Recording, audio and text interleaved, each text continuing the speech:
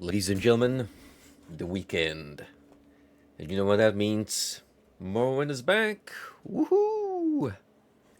Damn, I wish I could pull up a more consistent streaming schedule where, uh, I suppose me being able to go online once per week around Saturday, Sunday is the best we're gonna get for now, considering I've been busybody work-wise. Yeah, all those jobs have been piling up as of late, and it's been kind of difficult securing another day during the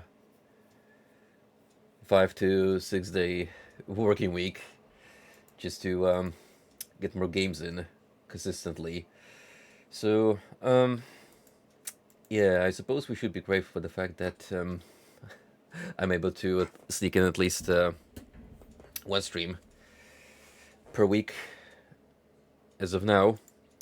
And hopefully things will settle down soon, and I'll be able to get online more consistently. To be fair, optimally, I would like 2 times per week, no more. I feel like that's a good compromise, so I can juggle streaming and my other responsibilities on top of what I do in my downtime. So yeah, I'll keep you guys posted. And for now, let's head back to the Elder Scrolls 3, because oh boy, we got a lot on our plate, including signing up to the Imperial Legion, which we managed to do last time. So that's a whole rabbit hole of a quest line associated with it. On top of us being fledgling members of the Tribunal Temple. So that's going to involve even more progression of that faction-based storyline. And I'm not even touching upon the main plot of Morrowind, which, well, at the rate things are going currently, that's gonna have to wait for a little bit.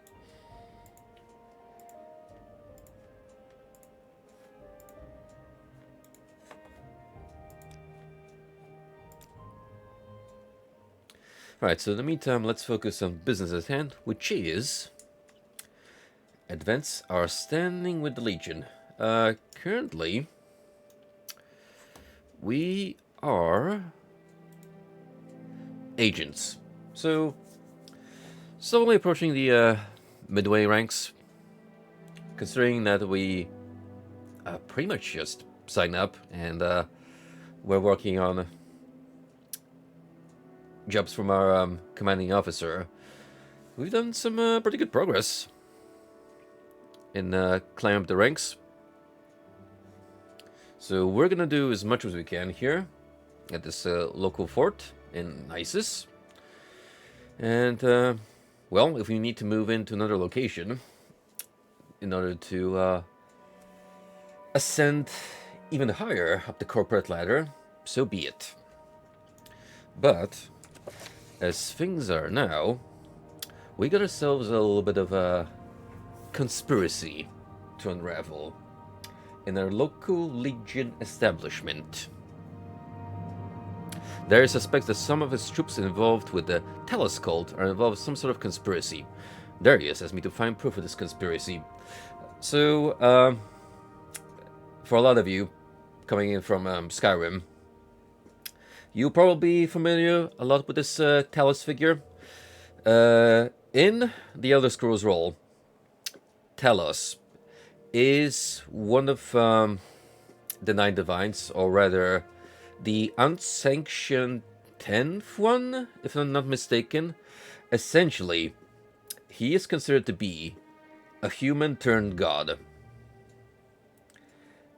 And in that sense, that raises a lot of controversy, because normally, that seat was reserved for elves and higher entities that just used to be gods to begin with. For a human to just go up to heaven and suddenly say, "Hey, I'm a deity now." That doesn't fly well with some of the races in Morrowind, especially the high elves. So I'm a little surprised about the Empire cracking down on these guys, especially since it seems to be in their interest. But maybe there's a different air surrounding the Tellus cult during the times of Morrowind as opposed to Skyrim. Yay! What's up, Third Impact? Thank you for following me, by the way. We have known each other for a while since the Frosty streams.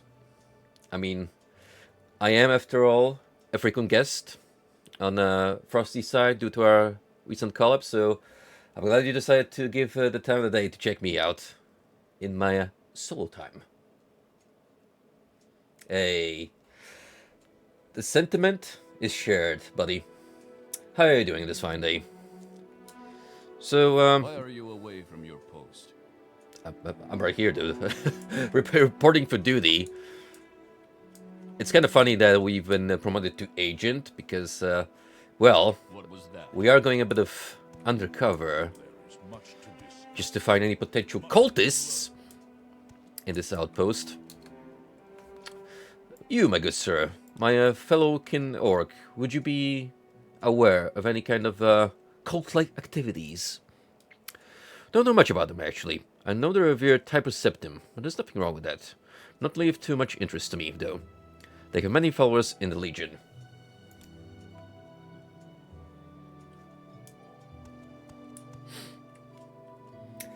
Nice, a little bit of father-son bonding time. Doing DIY stuff.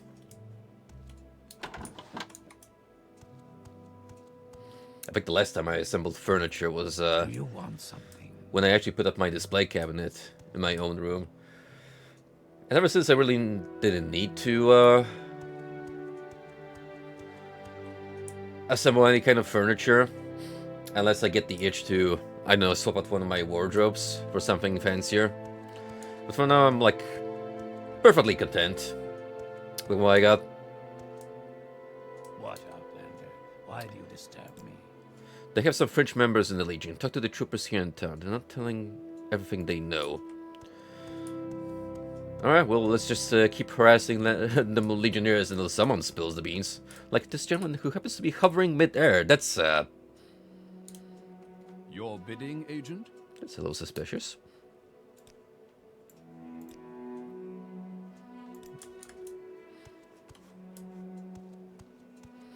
What about you?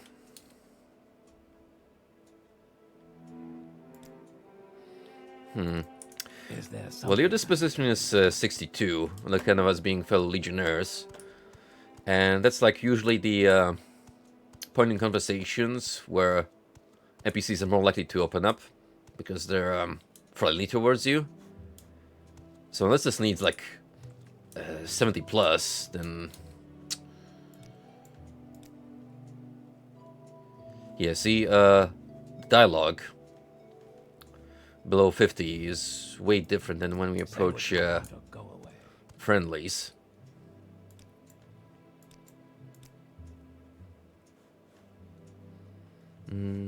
Okay. Go ahead.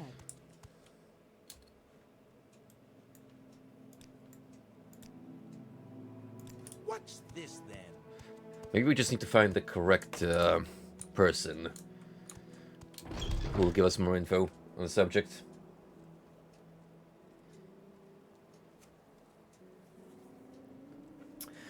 Oh yeah, I never actually got to try the multiplayer mod for Morrowind.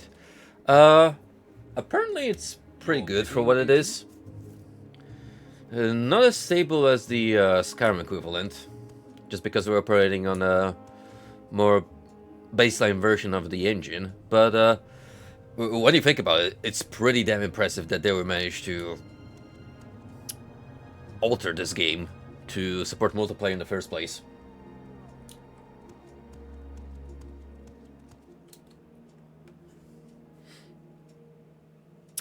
Well, I play on full screen, so if this looks tiny on your end, then not much can be helped. Might be mods for increasing the dialog box size, or I could try and possibly going to the options menu since this is open Morrowind. Yeah, it might actually have a bit more compatibility. I haven't really thought about that, but then again, you're actually the first person to bring up that they're having trouble reading through the text box. So let's see if I can possibly alter this.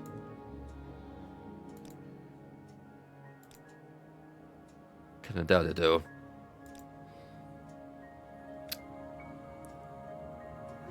Yeah, I think I would have to actually download some kind of dedicated mod to work on this.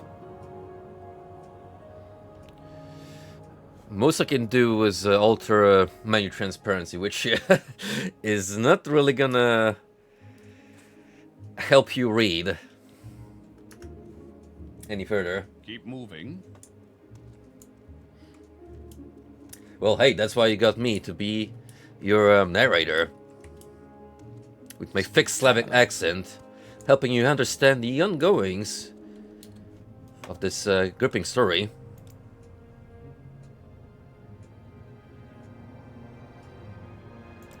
Your bidding, agent?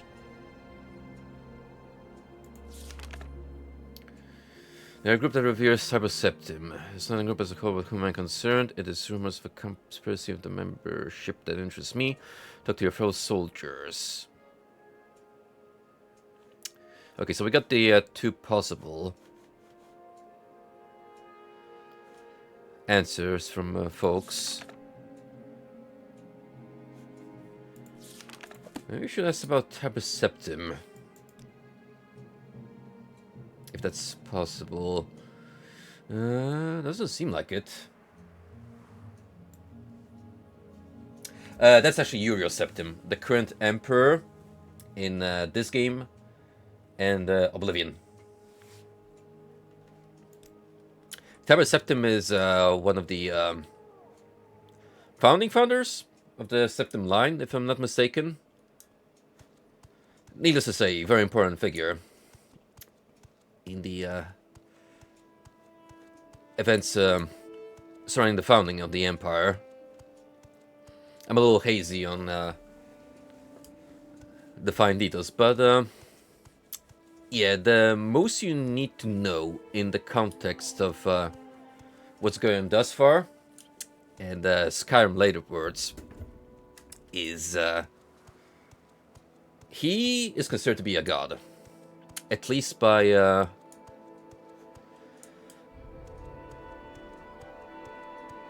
states that form the Empire. He is highly revered in the Skyrim populace, that's for sure. And by the events of the Empire crumbling apart and the Altmer agents basically imposing themselves on Skyrim and persecuting worshippers of Talos. They basically use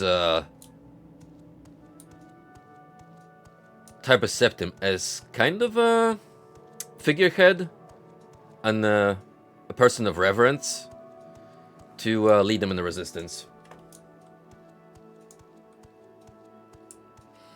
Your bidding, agent? Speak, traveler. I don't think your average citizen is gonna know much. So let's do a little experiment here. We're gonna try improving disposition with this legionnaire further, and see if there's anything else we can get out of him. Okay, look, I'm not into it, but I know someone who is. Oritius Marrow, that's all I'm saying.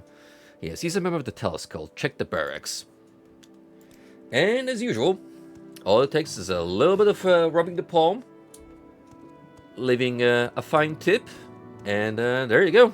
That unravels many a tongue. Your bidding, Oritius Marrow, you say? forget who that is exactly. The name does ring a bell. Maybe been tied into Greet you as a friend. previous quest line. Yes, sir. What do you want? I mean, the memes write themselves. It is a important part of the Morrowind narrative.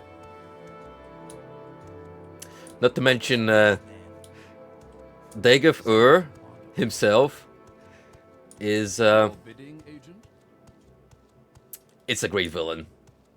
I love the way his character is written, where it's difficult to say at first that he's like How may we help? inherently evil, because it's one of those cases where he actually does raise some fair points that you could stand behind. It's more about the long-term effects of him potentially getting back to power that raises some eyebrows, because sure, his current motivations is repel the invaders and return Morrowind to the Dunmer. That's fine and dandy, but what's stopping him from potentially invading the rest of Tamriel in the long run, being like, well, we Dunmer are actually gonna need more living space sooner or later, so please die.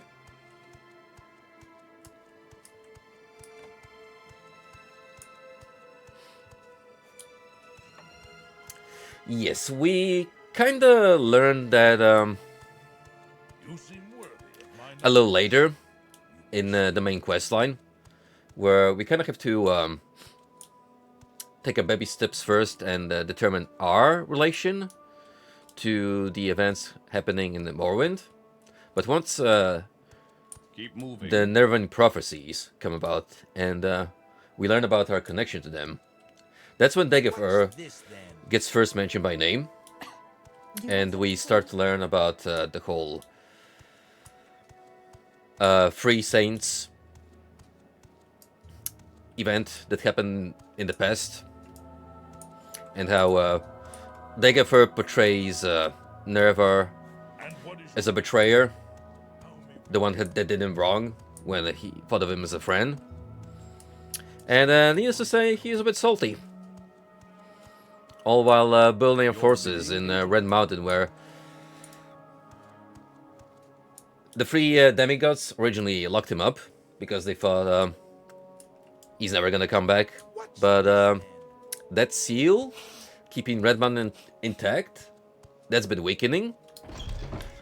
And Dagoth Ur's followers are on the rise. They're just kind of seeping through the cities of Morrowind thus far, preaching about the coming of their master. But we've already learned that there are several other fortresses scattered about this landmass, Your bidding, agent? where all sorts of monstrosities live and are waiting to be unleashed your actions upon the unsuspecting forces of the Empire. Your bidding, agent? Your bidding, agent? I'm looking for a dude, and that dude is you. What can you tell me about the Talos cult? You have interest in Talos cult? I can understand why. But I have nothing more to tell you about this now. Oh, I'm sure you will once, give you a little bit of gold, and we're friends now, right? No? How about more of an entry fee? But the old chum? I like you, Bracket, dude. I mean, I would like someone too who just handed me 200 gold.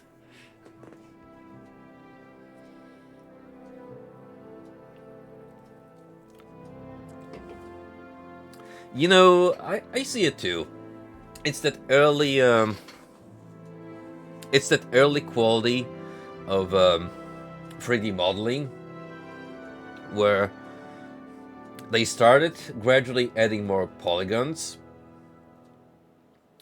to the characters' terrain, so it went beyond like very basic steps in technology so you could actually see it all coming together, but it's still like that in-between point from its infancy to what we had later in the 2010s, when it really started coming together and gaining a more quote-unquote lifelike aspect. But basically, the best way I could describe this is early MMO visuals. Like, think EverQuest, Asheron's Skull, that kind of like nostalgic 3D feel. Yes, please tell me more. I thought you might. Here, take this key. It will unlock the door to the shrine downstairs. Look in the storm from the door. While you're there, speak with Arius Rulican. He can tell you more. I see there's Thank you, my quite good a sir. bit of trouble around. A healer can help mend your wounds.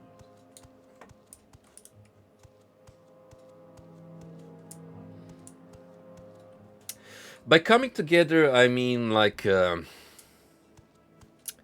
essentially polishing the 3D aspects to a point where the technology has been perfected on a technical scale. I do agree that it comes with the price of losing distinct personality, because a lot of games in the past had like their own distinct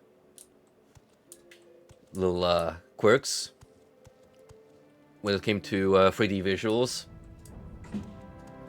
So rarely ever you could place two games together and you would say they look the same.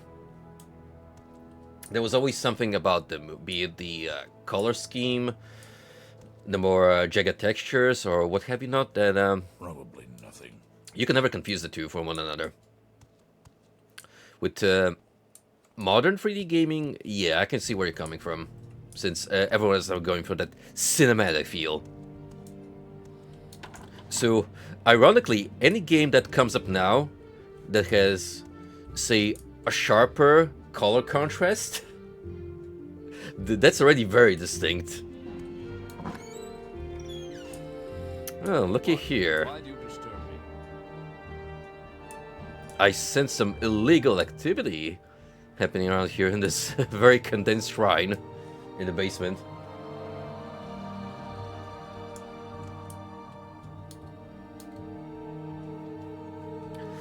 I've said this once before, and I will reiterate it. Skyrim's writing is serviceable. When you play it for the first time, there's some fun aspects to it. I feel like the general concept of playing as a dragonborn and the serpents returning from their slumber, or just straight up being raised from the dead by the main antagonistic dragon, that's cool on paper. And you being able to absorb their powers, like new and fancy abilities, that's rad. Again, on paper, fantastic. The way it's executed, though, it's kind of boring. Because it boils down from going to point A to point B, collecting words of power, absorbing dragon souls, and that's it. That's about as deep as it gets once you reach past the Elder Temple, where the game essentially teaches you how to use shouts and the intricacies surrounding the mechanics. What are you doing here? This is for Telescope members only. Ah, you've spoken to Retius then. Excellent. We're always interested in meeting those who sympathize with our cause. Feel free to look around and hear of our plans. Well, if you'd like to lay down those plans upon me, that would be excellent. We are those who worship the true following of the legions, protecting the glory of Tibus Septim Talos, the Dragonborn. See, that's that magic word.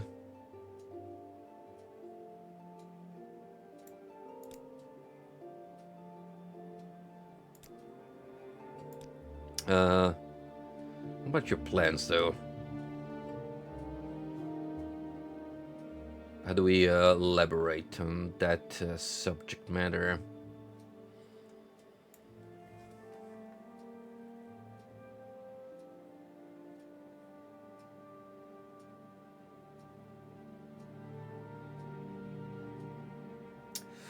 Oof, you kind of stung there bringing up Phil Collins because I remember seeing a recent clip of him just coming up to one of his drum kits and trying to, play a little bit on it, but because he's been suffering from a severe illness, his joints aren't what they used to be, so he can't like play consistently.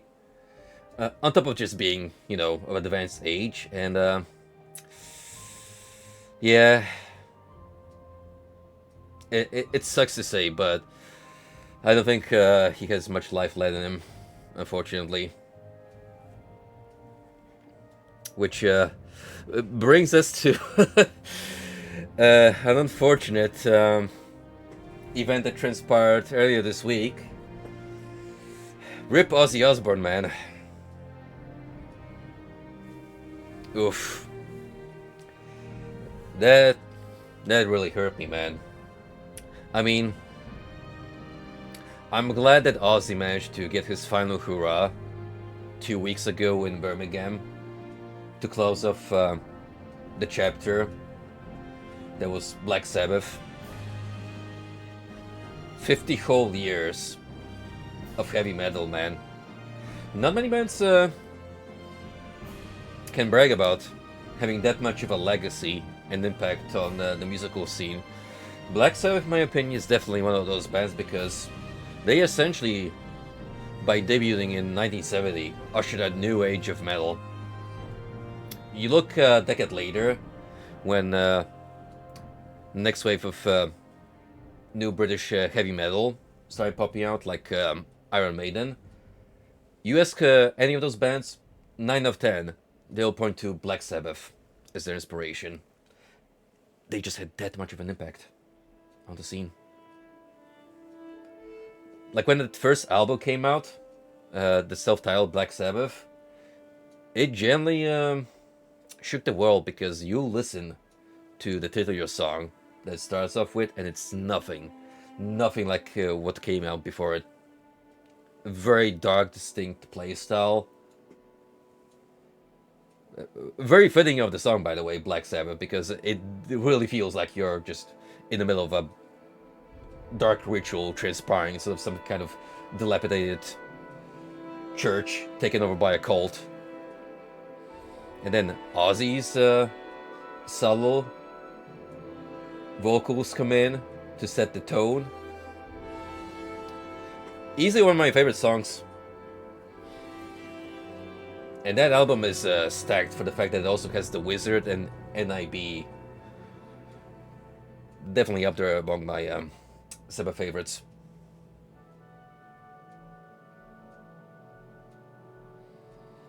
Yeah, I hope so too. I'm grateful for the fact that despite Ozzy struggling with Parkinson, which yeah, it was a little heartbreaking to see him just try to maintain his composure while sitting on the throne, because he can't really make any stable movements while that disease just basically messes up with your nervous system, period. But he still had that voice that was able to put on a great show.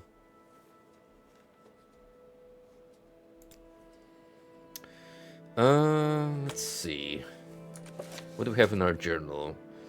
Arius Lucan has welcomed me to the shrine and allowed me to look around. He says the cult has plans and they are always looking for those who have similar beliefs. There is a small chest here. I wonder if we have to open it up and there will be something inside noteworthy.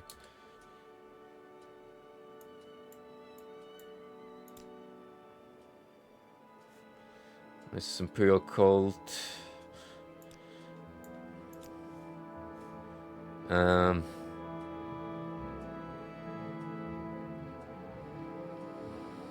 Okay, we can't really inquire of him much further. We might have to look into this chest.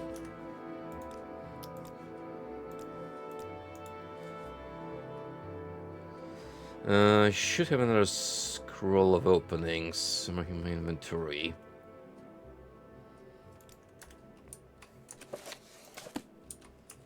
let's get that ready up. There you go. Somehow it's worth 1,000 Surrender gold now pieces. and I might let you live. Uh-oh. Surrender now and I might let you live. You've been expelled from the Legion. Oh. Okay, that's gonna be troublesome then. Because, Any time now. we actually need it as evidence.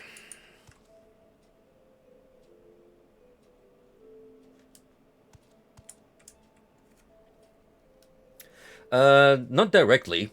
However, my grandmother's side of the family, the mama of my father, her family had a history pertaining to World War II and a deep-seated tradition in maintaining traditional Polish middle higher class values.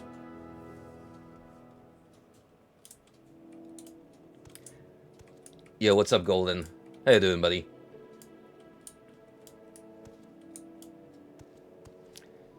So yeah, don't really have any cool war stories to tell in that sense. Funnily enough, said grandma got together with my granddad, who actually happened to be a firm believer in communism. He was actually very devoted to the cause, and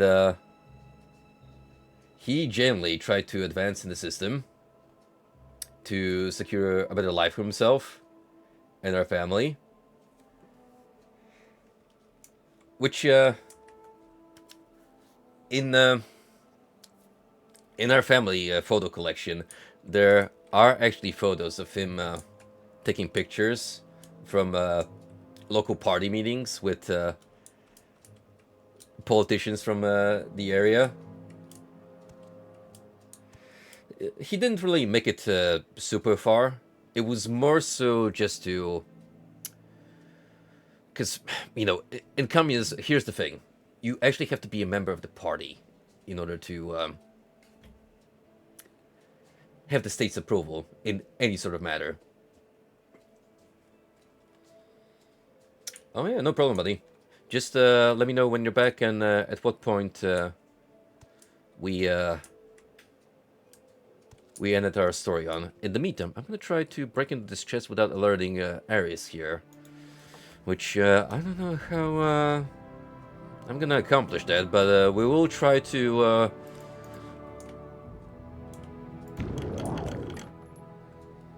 fool him a little bit.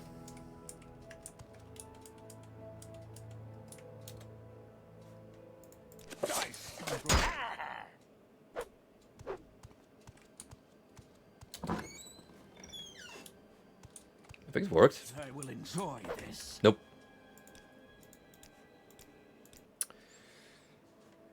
Damn it. I might need to check a potion of visibility. Well, not even regular. The stronger variant. Hi there, Greco, and welcome to the stream. Hope you are having a lovely weekend.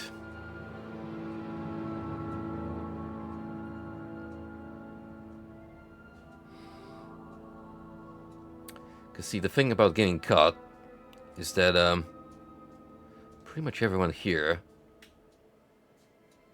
is gonna have beef with me. Alternatively,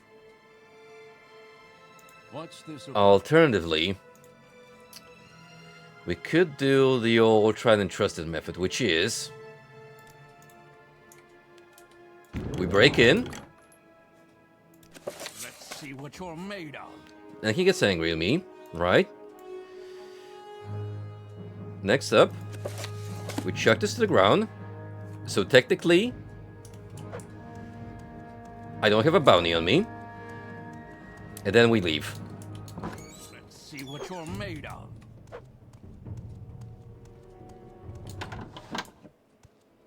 Wait, do I even have a bounty on me?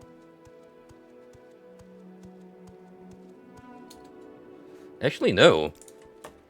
I think it's only the Telescultists that are annoying me. We could use that to our advantage. Well, it depends whether me fighting back.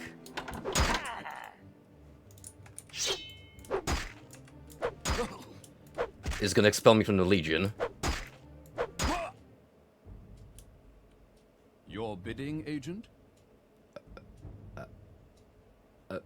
Don't blame me, just a friendly little scuffle here.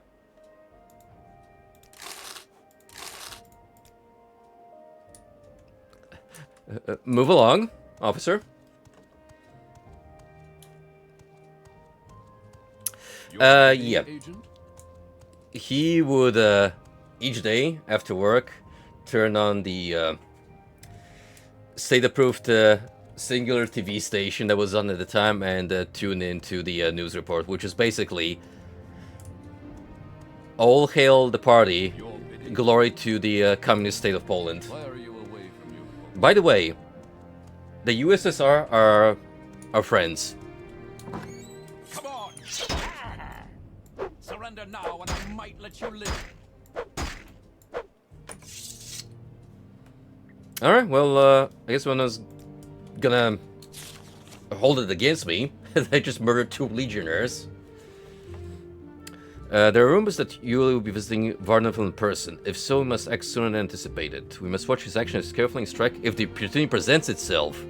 We must also recruit more and swear them to the oath. We shall die to put a strong man back on the throne of Tamriel.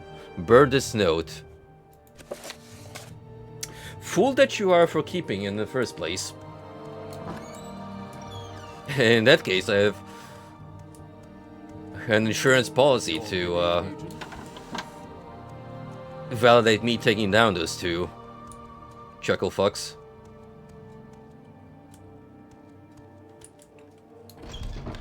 Your bidding, Agent? So, in the events of World War II, or rather, leading up to it, the Ribbentrop-Molotov Pact was signed by Nazi Germany and the USSR, basically splitting Poland into 2 halves of influence. So the West would be claimed by Germany and the East by the USSR. I happen to hail from the territory that was claimed by Russia.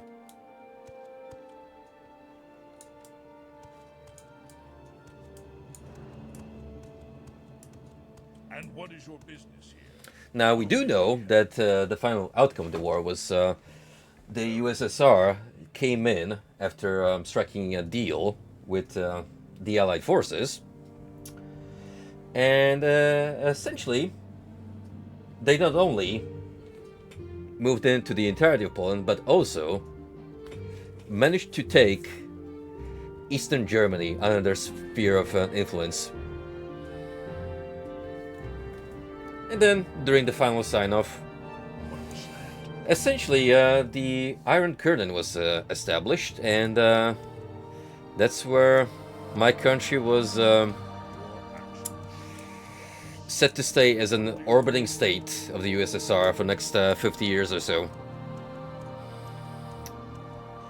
And interestingly enough, that's also while there's a very strong pro-communist sentiment in the US, because for a lot of folks, especially the younger generations, they see the USSR as allies during the war period against Nazi Germany. How may we help? Never mind that Stalin used to commit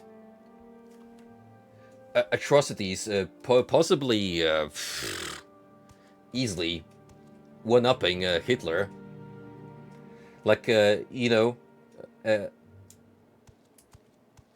seem worthy of tightening knot against Ukraine and basically starving the country to death.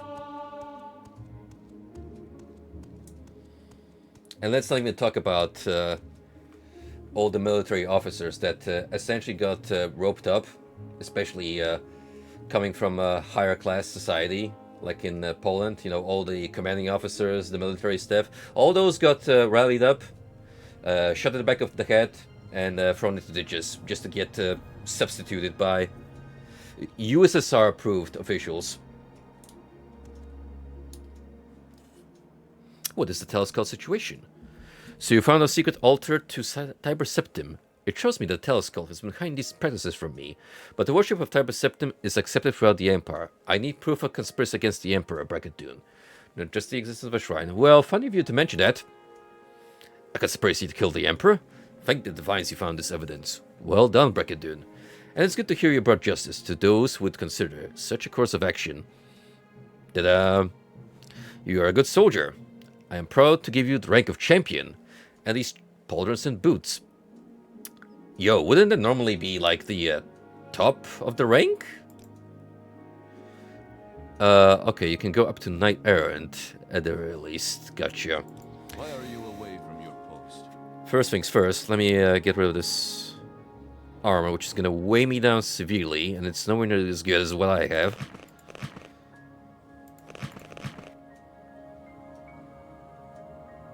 Not even close. You got any more jobs for me? I don't have any more orders for you. Check with the Knight Protectors in each of the forts when you're ready. Check with the Knight of the Imperial Dragon, Varus Vatinus in Ebonheart. Well, funny if you mentioned that, because we actually need to go to Ebonheart for the main story, but I think that's also to push one of the expansion packs. In other words.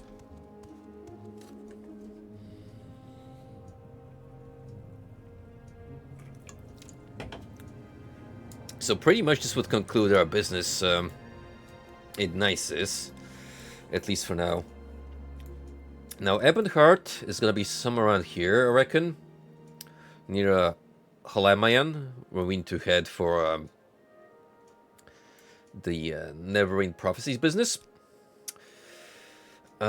Closest there would probably be Sage of Mora, or we could try teleporting somewhere. I don't remember which method of fast travel. Let's just go directly to Ebonheart at the top of my head.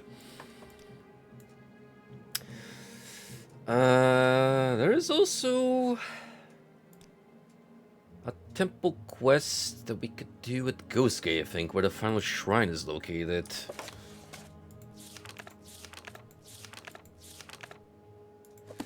No, wait, I need to check the Pilgrim's Path for it.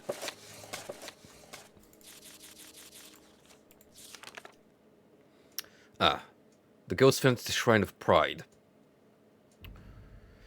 The Shrine of Pride is found within the Ghost Fence, just northeast of the Ghost Gate, so I pretty much am almost 100% sure this is where we escorted the lady prior.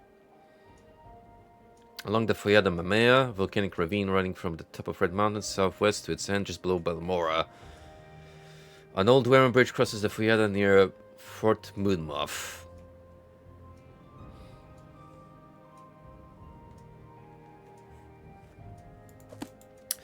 Okay. Well, either Old Rune or Balmora is gonna be optimal for us to reach that area.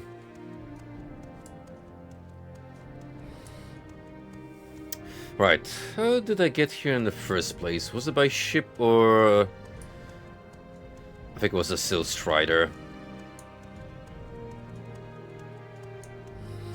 Oh dear, need to turn my fan on.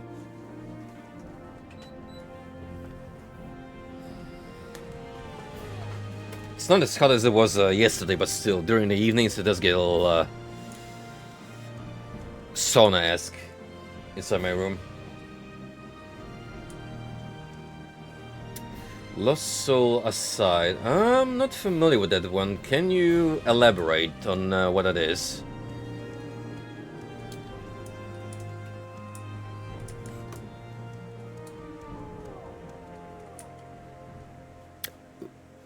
Again, why do all these riders insist on standing directly under the critters? Let's travel to... Wait, is Morrowind on the southwest corner? No, that's more like Mar. Different city altogether. Alright, take me to Eldrin. Oh boy. We got ourselves another Darude sandstorm. Do-do-do. Do-do-do-do-do.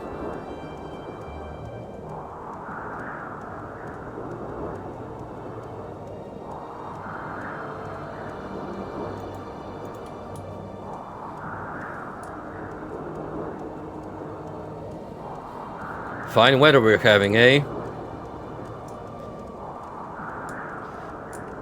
Oh, look at that. He's actually outstretching his arm to clear his vision a little bit. See, it's subtle touches like that that add more to a game's charm than anything else. That's good world building right there.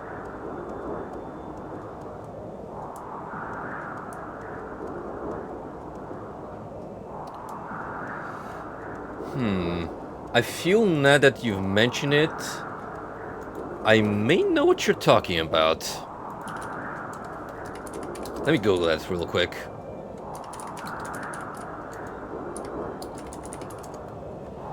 Oh yeah. Oh yeah, I've definitely seen a trailer of this. it actually cracks me up. the main pro tag on the splash art is just, we got Noctis at home. They're not even trying to hide it. Looks pretty cool though. I might keep an eye on it. See what comes of the game. I still need to try Final Fantasy 15, the full version. I only really played the benchmark demo when that came out originally on Steam.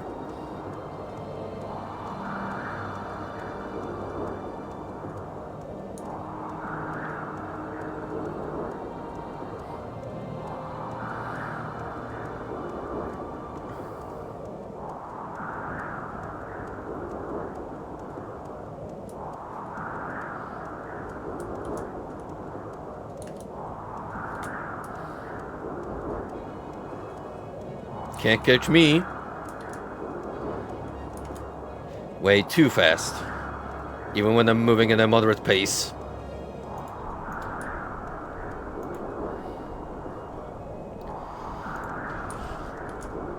Oh.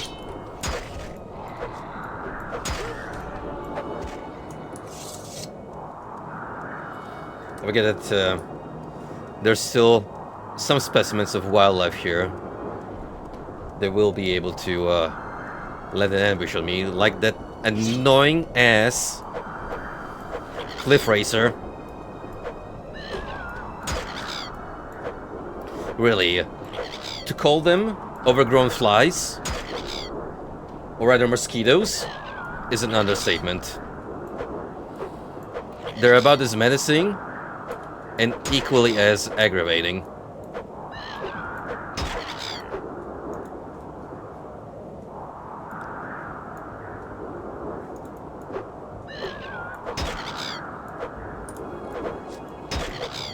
Come on. Just land a hit. That's all I gotta do. It's not even that this thing has a lot of HP. I can easily two-shot it. Maybe even one-hit kill on a good day. Which is not right now.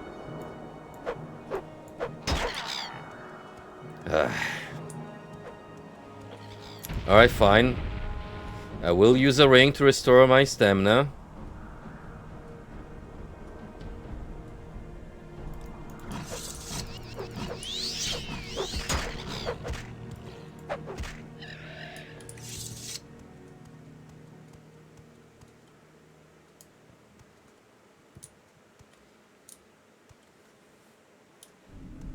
It genuinely sucks how Final Fantasy 15 got done dirty.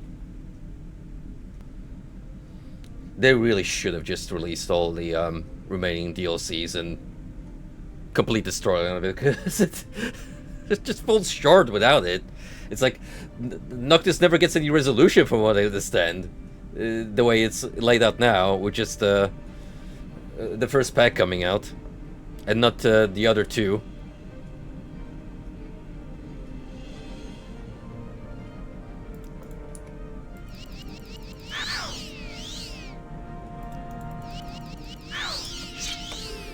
Not that I ever looked too deep, because, like I said, I do want to play through it myself.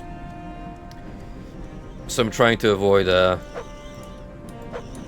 spoiler territory.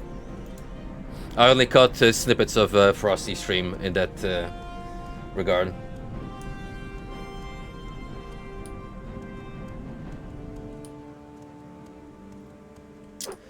I don't exactly remember the details. There was definitely something awry with the production of that game.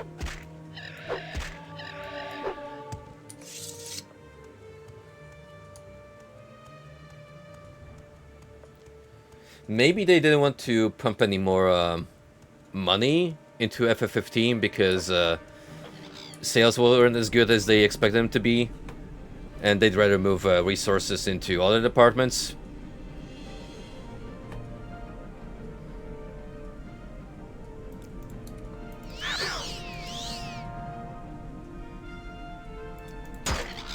It's Square Enix at the end of the day, so you can expect tomfoolery on their part.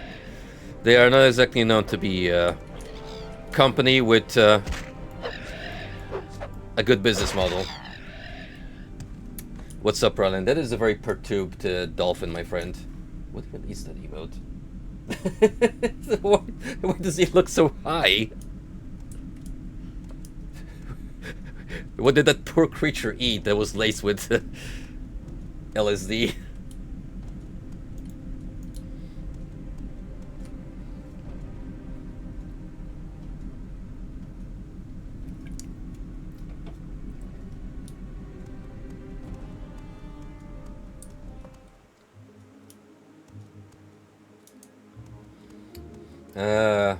I see. Well, ironically, him leaving the studio actually resulted in the game being a lackluster narrative. Because again, it never reaches proper resolution. But I kind of get it at the same time, because if you feel like the product you're delivering is not up to par, you probably don't want your name attached to it. At least past a certain point.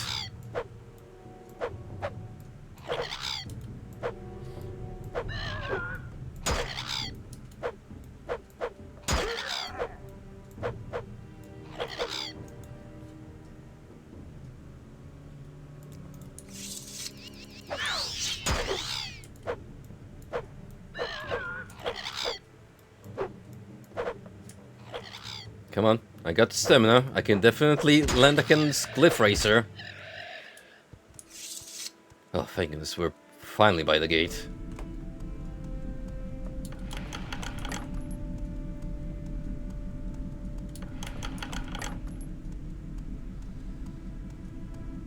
No wonder Echo is traversing through some interesting environments then. That's basically what he sees through his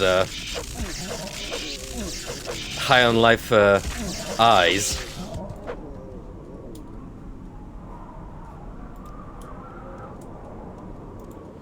Alright, we're gonna make our way further. Just to get to the shrine. It's not a long trek, but considering that we got some very nasty enemies sprinkled throughout this area, we gotta keep our eyes peeled.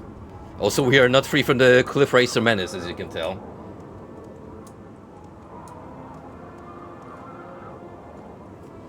Oh, you say that, but apparently it's so good that it's getting a sequel.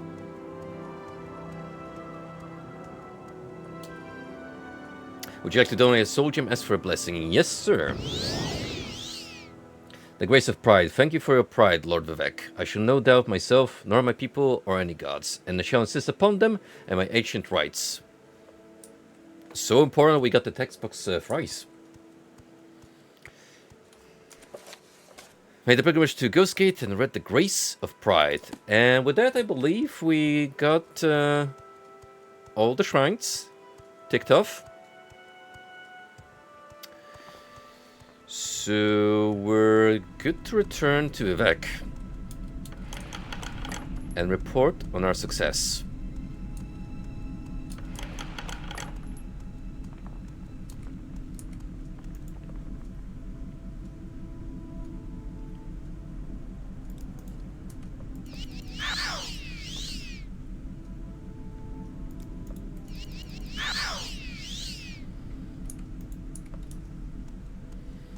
Your guess is as good as mine, friend. If you ask me, that game was just there to ride off the popularity of Rick and Morty, because it was pushing the same kind of humor. And that was legitimately like the only selling point it had. Did it really make it... did it really make bank to warrant a follow-up? I'm not sure. It feels more like an industry plan at this point.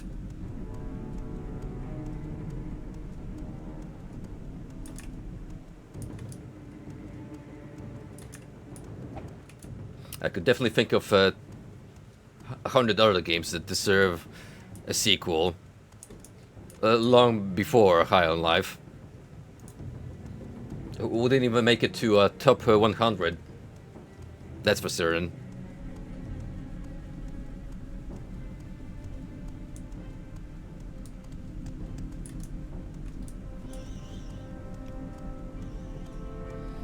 Anywho, we're gonna head back to Aldrun, then make a trip to Vivek, and maybe we'll focus on the temple quests for a while before I make the journey to Ebonheart. We'll see how far we can push that faction. Thing is, the Trinity Temple, it's a very interesting series of quests, because how far you can get actually depends on what's your progression with the main story, because from what I understand, if you are officially declared the Nerevar, then the temple won't want to have anything to do with you, because you are basically marked as a heretic by them, which from a narrative standpoint is actually pretty neat, I say. I do like how nuanced the faction system is in Morrowind as opposed to the sequels, where there's a lot more going in between various organizations placed on this continent, rather than oh, you can just sign up to anyone you want and become the top dog. The first instance where we saw this was the conflict between the Fighters Guild and the Thieves Guild, where you kind of had to make a hard choice on who you want to side with. So I like the fact that there's more going on with that.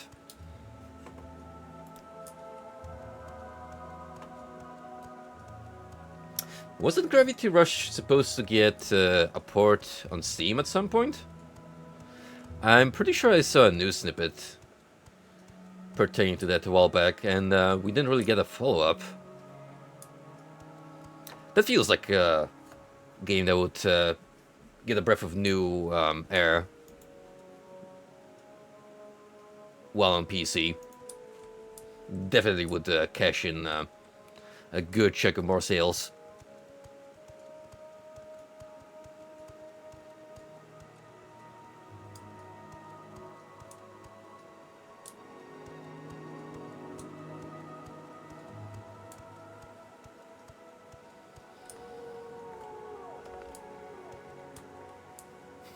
Xenogears is its own sequel. I mean, you're not wrong about that.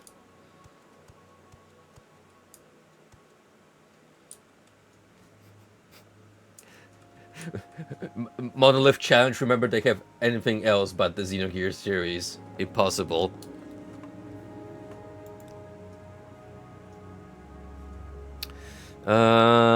You can take me to Belmora. From here... I think we could just teleport to Vivek. From the Mages Guild.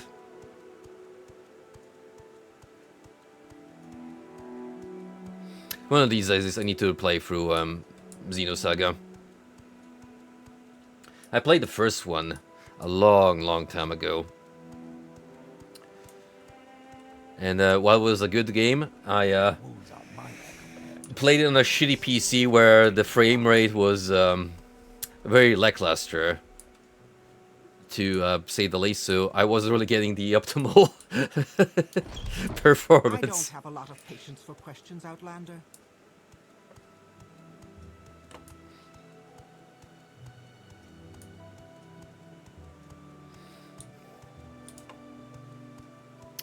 Oh, there's so much going on my plate at the moment, my friend. Still in the middle of casually playing through Heroes 3, Umbragena's Blade. It's just, whenever I want to beat a map in one of those scenarios, I'm in for a couple of hours worth of commitment, just because they tend to get pretty long now. So, I hop onto the game like every once in now, when my batteries are recharged, so I can make the commitment. Divinity Original Sin 2, that's been on pause for like 2 months now, I think. Just because I was distracted by other games. Come on. I haven't got all day. Really need to get back to that one too. Then again, I have fallen into the rabbit hole. That is Girls Frontline 2. Yep. I already mentioned this, but I got myself involved with another gacha after putting away Genshin Impact and being, you know, clean for like well over a year at least. But I'm back on my BS again. Thankfully, since this one's a mission-based game, where you can just kind of hop in for even like half an hour to do the dailies, as per usual with that kind of game structure. I don't have to like make long-term investments. I mean, I have a fresh account, so the thing is, there's a lot of story-related stuff on top of timed events, where I could really get into it if I wanted to. But I don't want to necessarily burn myself out just yet. So yeah, with GFL2, I had like 10k worth of collapse pieces, which is the in-game currency. So went bonkers on the new banner rolls. I got Vector and dupe for a QJ. So yeah, I think I'm pretty good in terms of rolls until I get enough in-game currency to try my luck again. Because mind you, I'm not paying real-life money to get anything I want. No, I'm just gonna grind those in-game coins, put them away, and spend whenever I want to. Which I still have about 3k at the moment, so it's not like I wasted all my resources. Probably can save enough for another guaranteed pull on this banner.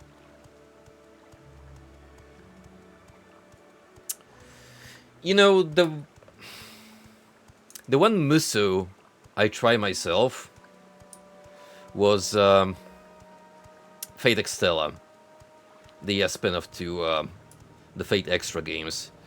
And it's fine, but the gameplay loop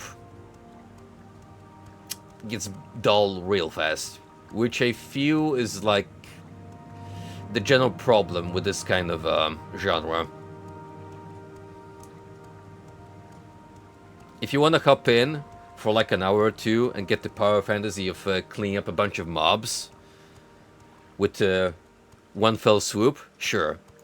It definitely succeeds in feeding you that kind of dopamine rush. But playing more than a couple of hours at a time,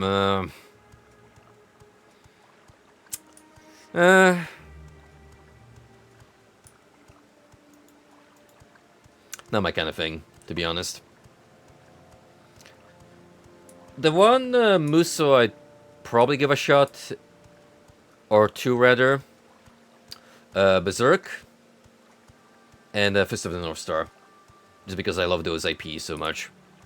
So I feel like that would probably carry me from start to finish. We're watching. Keep moving.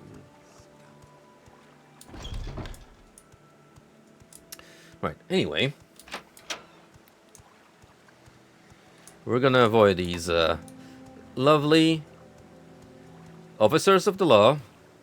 Very respectful of foreigners, as you can tell by their demeanor.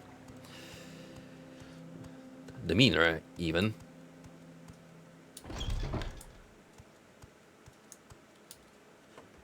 Hey, I done the Holy Pilgrimage, so if you wanna like promote me or whatever, because I think I did all of them.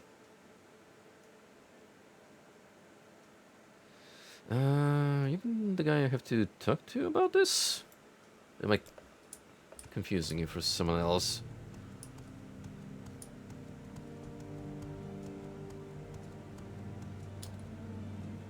Oh, there you go. Making the Pilgrimage of 7 Graces. Yes, you have finished the Pilgrimage of the 7 Graces. I commend you for this. You're now ready for more challenging duties and advancement. The temple recognizes you, Brackedoon. You are now Brackedoon the Novice. They really have a high entry bar, where you have to basically, first and foremost, prove your worth by making a pilgrimage all along the western coast of Morrowind. A holy woman here in Vivec is spreading the divine disease to others. Someone must convince Tenusa Velov to leave Vivec City. Tenusa Velov is a holy pilgrim and well loved by the people. Do not kill her unless there is no other way. Try and convince her to go to the Cupressarium before she spreads the divine disease to others. She is very devout and would be most easily impressed by some show of your devotion to the temple's teachings. You may find her in the Arena Canton. So basically she has corpus disease, which we suffered from, and we were able to get over it, or rather, the crazy, several 1,000-year-old magician basically was like, you still technically have corpus, but you are symptom-free. So, kind of like COVID, in a weird way.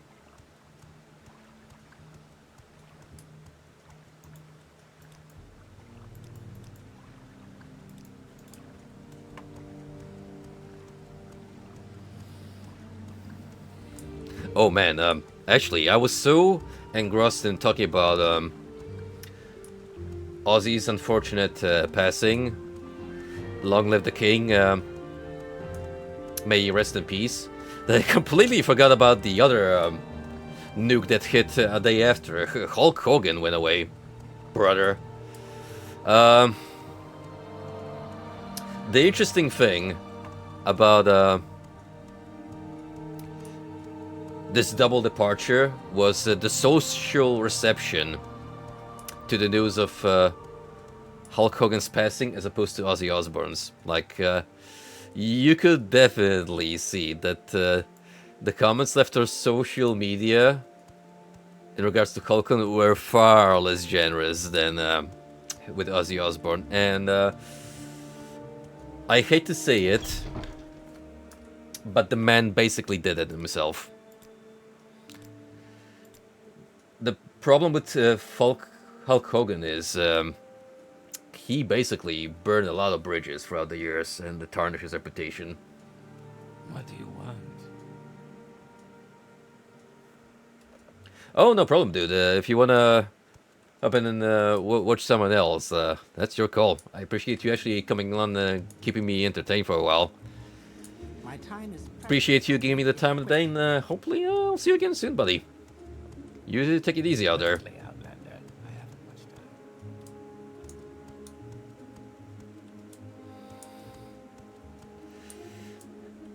But yeah, see, with the Hulkster, the thing is, no one's actually gonna take away the legacy he established as a wrestler himself. I would like to think a lot of people are gonna remember him that way from the Okay. heyday What do you want? when he just used to be the face of wrestling, essentially, for a good while, bringing it to mainstream popularity, and not what happened afterwards, where the gradual fall from grace happened. Because, I mean, again, a lot of it is just stupid bullshit, like those notorious porn tapes leaking out, or the train wreck that was his family falling apart. Live on air, by the way, because there was a Hulk Hogan and family reality show where Speak actual drama was budding in the air, even if it was exaggerated a little bit for viewership. But you can definitely see the What makings is of this about? that household just gradually falling apart.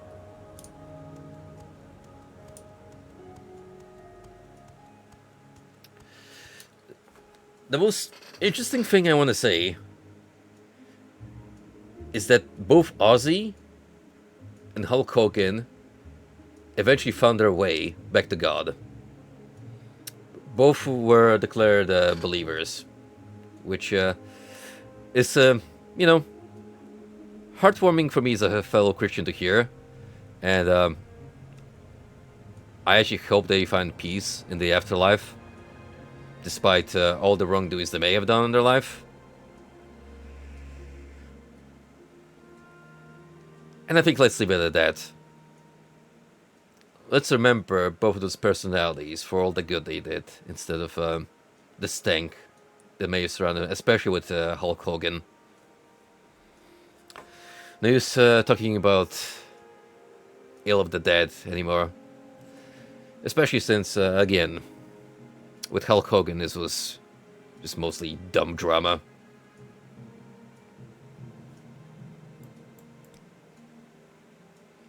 Anyway, I've heard that you are carrying a very fatal disease here, and you're not welcome. So if you can kindly go to the Corpusarium on the other side of the Morrowind landmass, that will be cool. So how do we bring that up with her?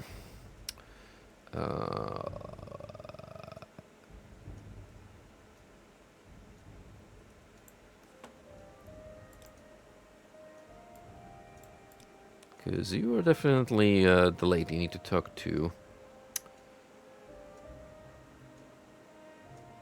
Ghost fence?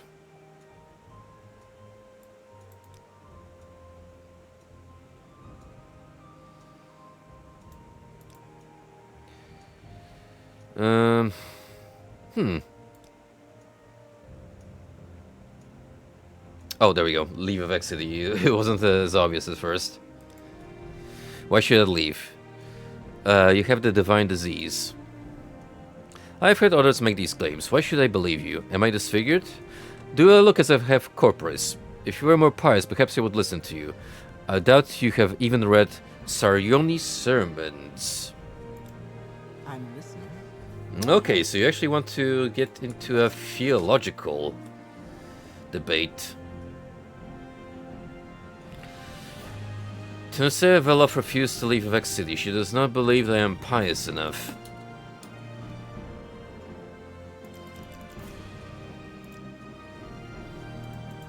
Do this as a favor for me? I've been with my places here in Vex City. You have not yet persuaded me otherwise. I wonder if we could fix that the conventional way. And by conventional, I mean... I'll pay you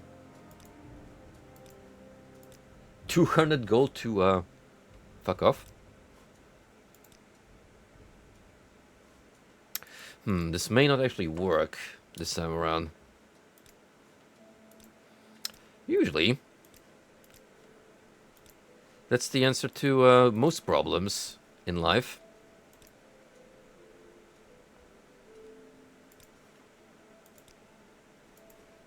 Yeah, but even with 90, she is unwilling to cooperate. So let's see if maxing this out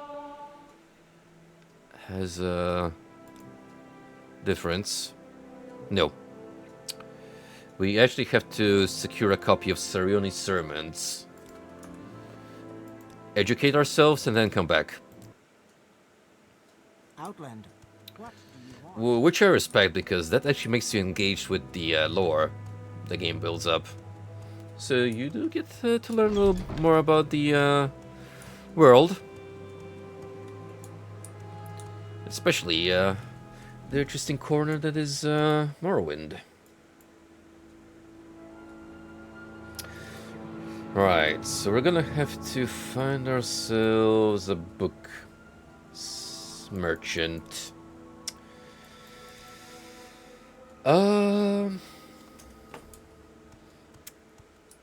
I'm forgetting where the dude was who got us a copy of an important book for the main quest. I think he would probably have that in his stock.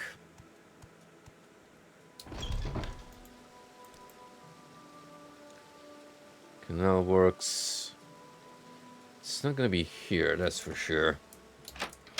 Or we could actually go back to the temple and see if they happen to have a copy of the sermons. It's not a bad idea either.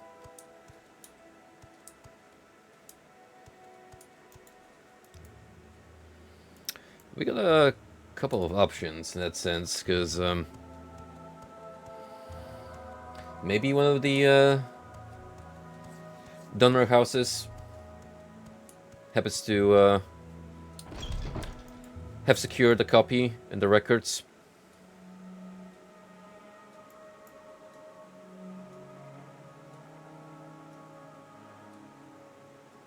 Evan Nations Corner Club, Lalu.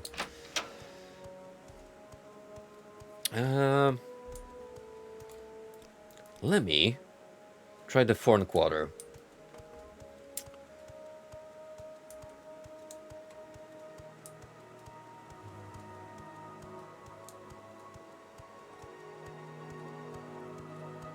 It's possible that the vendor I'm thinking of is located over there.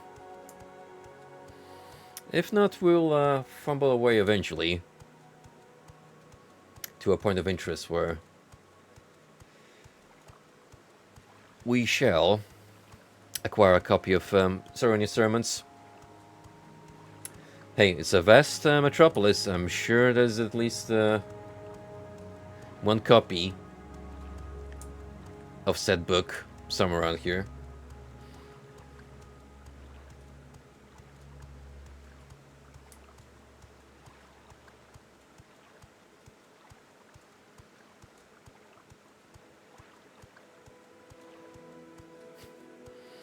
I do appreciate this next temple quest being entirely localized within the VAC instead of having me run across the entire country again.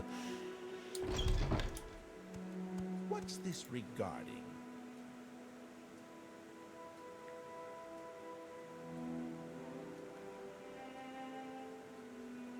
Oh, there we go. Jabash's Rare Books. That's the fella I was thinking of.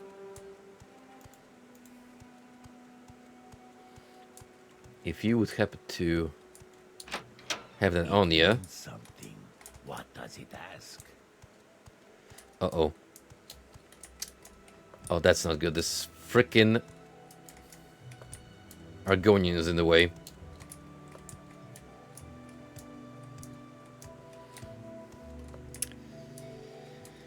Actually, blocking my path.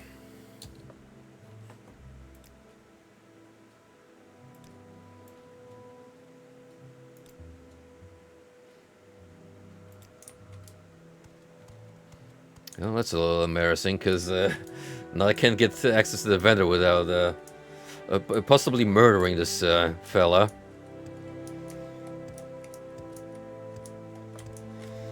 Uh.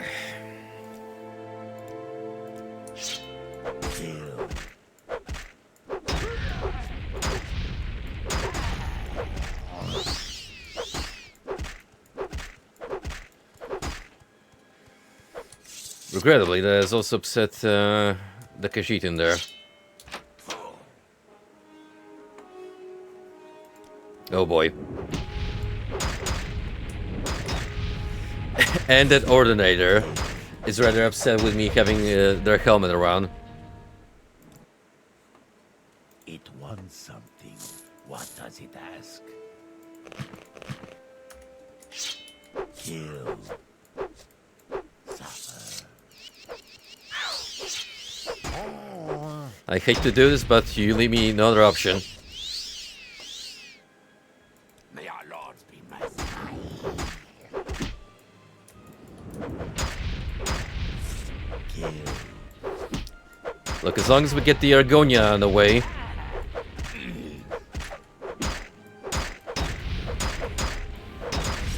Well, not like that's gonna be easy.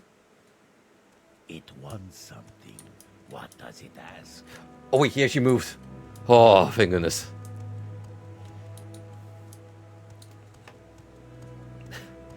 Oh. Tidy.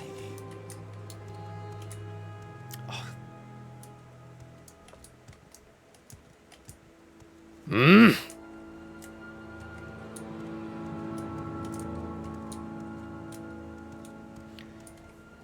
I swear, the NPC pathfinding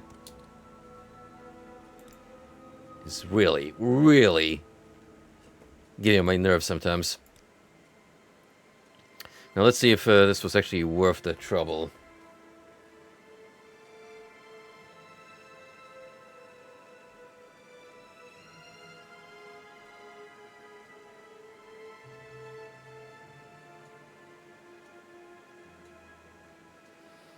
So far, it's not looking too good.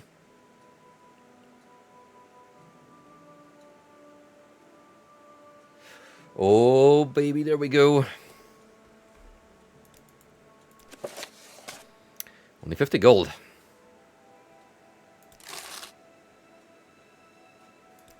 Khajiit has no time for you. Move along. That's exactly what I'm doing. Alright. Now we can actually make our way back to the Holy Woman. Speak, traveler. And with the teachings in tow, we can consult them on the fly. And then, you know, engage in a little bit of a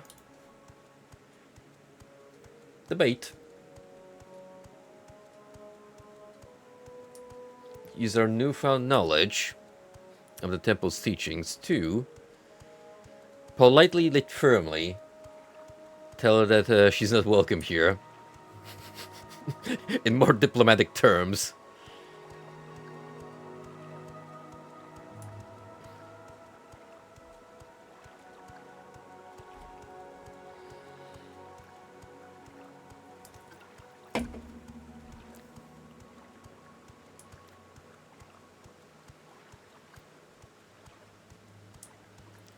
Because mind you, her having a corpus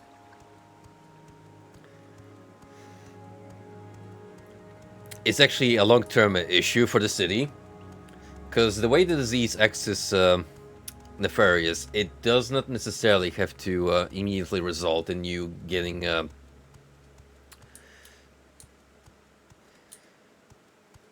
symptoms like bodily disfiguration or skin disease in order to be able to tell that you are afflicted.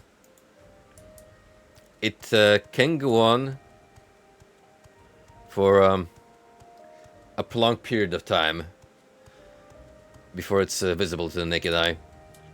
But until that happens, you can actually continue spreading it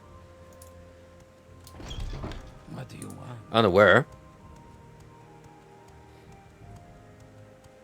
Speak, traveler. And thus you risk the entirety of Vec being compromised.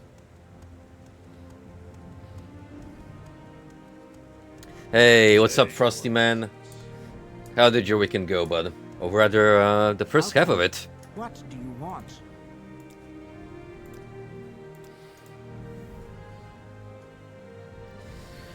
Alright.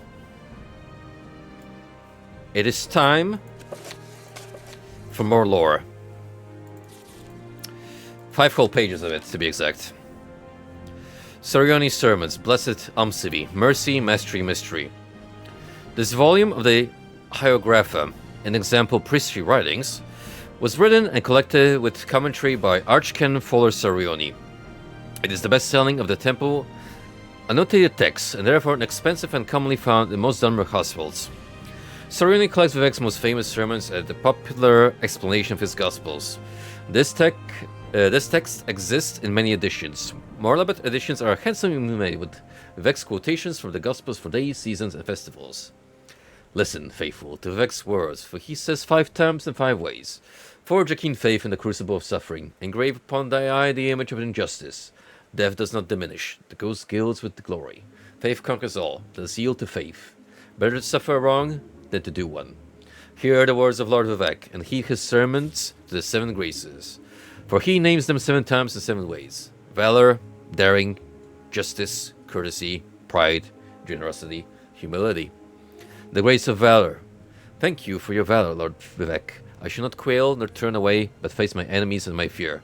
Kind of elaborating on what we've learned from the Path of Pilgrimage. Because, after all, we did visit all these shrines dedicated to the virtues of Vivek. So now we're just getting a little more exposition on what they entail. The grace of daring. Thank you for your daring, Lord Vivek. I shall not shun risk, nor hide behind the mask of cautious counsel, for fortune favors the bold. The grace of justice. Thank you for your justice, Lord Vivek. I shall be neither cruel nor arbitrary, for fair dealing earns the love, trust, and respect of our people. The grace of courtesy. Thank you for your courtesy, Lord Vivek. I shall speak neither hurtful nor harsh word, but shall speak respectfully even of my enemies. For tempered words may turn aside anger. The grace of pride. Thank you for your pride, Lord Vivek. I shall not doubt myself, nor my people, or my gods. I shall insist upon them and my ancient rights. The grace of generosity. Thank you for your generosity, Lord Vivek. I shall neither hoard, nor steal, nor encumber myself with profitless treasures, but shall share freely among house and hearth. The most difficult of virtues so far as I'm concerned. Hey, it's not my fault that the game consistently keeps throwing good loot my way. So it's difficult not to become a hoarder. The grace of humility. Thank you for your humility, Lord Vivek. I shall neither strut nor preen vanity, but shall know and give thanks for my place in the greater world. Alright. Now that we learn more, let's see if we can actually talk it out with our friend here. Quote from Sorioni's Sermons. Enough. You don't need to quote from your copy of Sorioni's Sermons. I will do as you ask and go to the Copersarium. That's all it takes. A good book can change your life.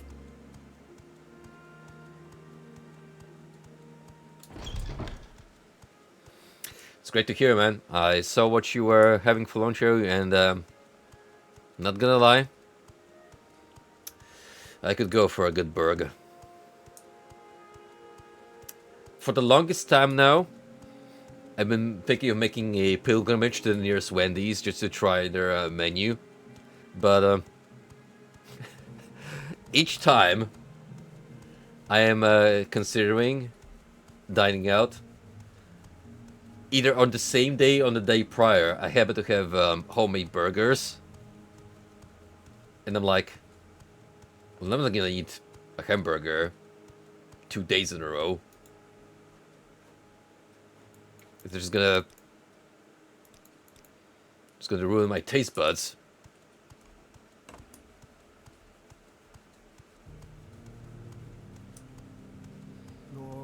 One of these days I will.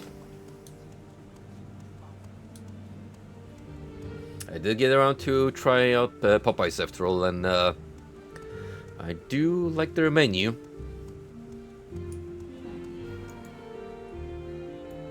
So looking forward to see what this so-called Wendy's is all about.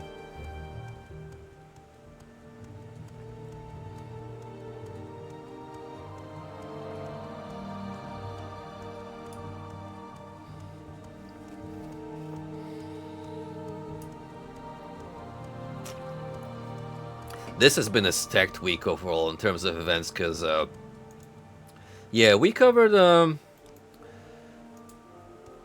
up to this point chronologically. So Ozzy passed away on Wednesday, followed by the Hulkster on Thursday, and guess what happened yesterday in the UK? A little funny bit of legislation came through. The Online Safety Act. Now, for those unaware, recently a bill made it through where, quote-unquote, pertaining to online safety and protecting young people, the UK government decided to enforce new regulations that essentially command social media to verify the user's age in an attempt to make sure that young people are not exposed to, let's call it volatile content. Said volatile content is an umbrella term which pertains to a multitude of factors. So, violence, terrorism, porn, drugs. Basically, it is, again, such a vague definition and encompassing all the factors that already, from the very principle, it opens up room for a lot of mishandling. Now, the most bearing out of these changes is actually the age restriction process, which is already taking place on social media, including Discord and Twitter, where some posts and channels will be outright locked unless you prove that you are over 18. How do you do that? Well, either you send a selfie of yourself or present a government-approved ID. Now, let me ask you guys, which one of you would willfully, when asked, present your legal paperwork to a bunch of furry mods on Discord and, out of goodwill, believe that this sensitive information will be stored safely or outright disposed of immediately after it's verified? I wouldn't. And neither I would trust Elon with it.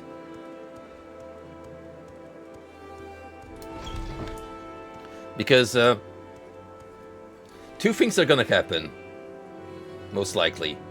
Either that info is eventually gonna be breached through hackers, and it's gonna be all over the place, or What's stopping those guys from just outright selling it to advertisers?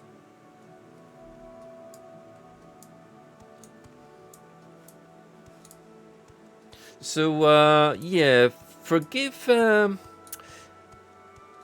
if common sense prevents me from just busting my driver's license and Speak your needs.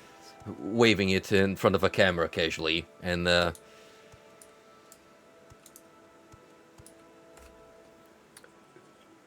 trusting a small-time company like Discord not to fuck it up.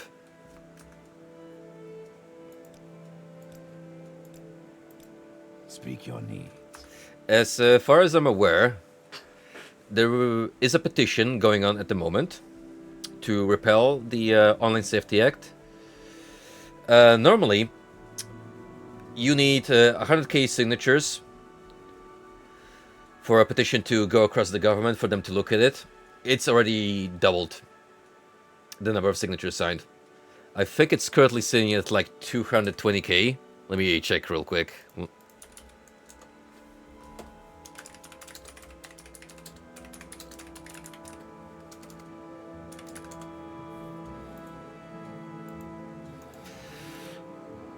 234,000 and still going. Right here. At this point, they basically have to take it to a parliament session and look into it, because with that many signatures, there's no excuses. They have to look at that bill and revise it, or at the very least hold a discussion on it. I will say though, unintentionally, the UK government has certainly raised online privacy awareness by introducing a whole slew of people into the wonderful world of VPNs. Myself, I signed up to one. I took up on one of the smaller, lesser known ones that works on an online monthly subscription base, and you don't need an account for it, so it's not like they actually hoard your information. Which, fine with me. I can like shill out $5 a month just to change my location and make sure my information stays for my eyes only. And Frosty here has actually raised an interesting point. People have already found ways to actually get around at least the Discord side of the verification process by using the photo mode from Death Stranding to pass the photo ID checks.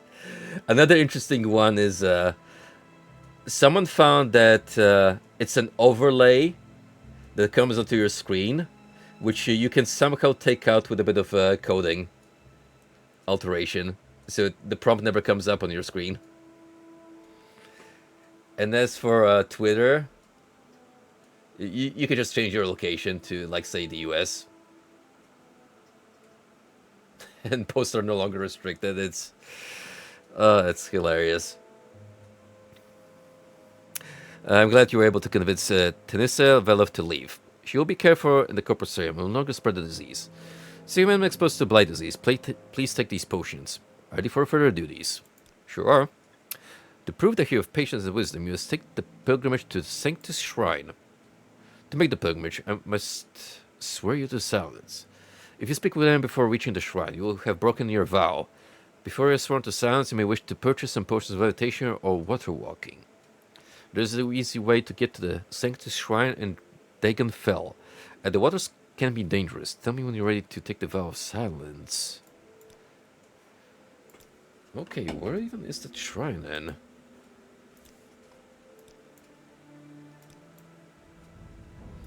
Or do I only get a marker for it once I accept the quest? It is a rather intriguing challenge, I have to say. Even involves severe commitment, because essentially I just have to focus on doing the quest.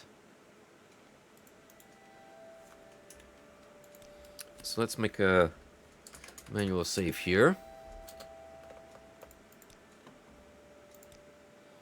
I swear you to silence. You may not speak again until you reach the Sanctus Shrine in Dagenfell. The shrine is an island west of Shergorod. Look for a shack with a trail beside it. I will mark it on your map. Alright, and that is... where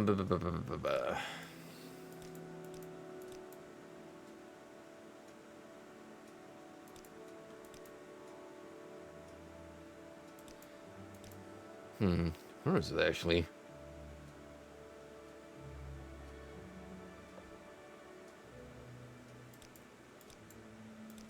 Hopefully you're not making me go to the other side of the continent again.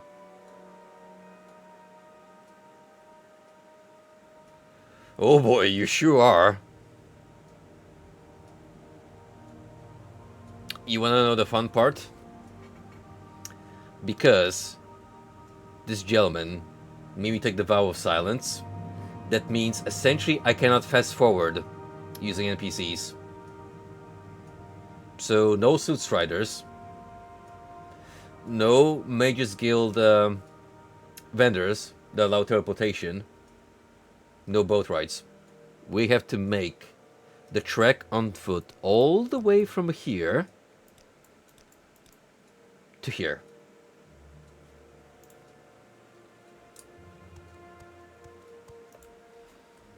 Now he said something about potions of water walking and levitation being useful. So let's check our stock to make sure I'm prepared. Flynn, through the brandy. Fortify speed.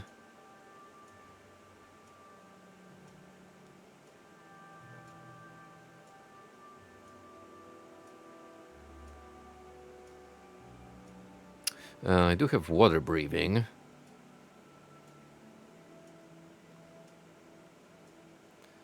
For the challenges. Rising Force. So we do have 5 charges of levitation. That's very handy. I think we should be good.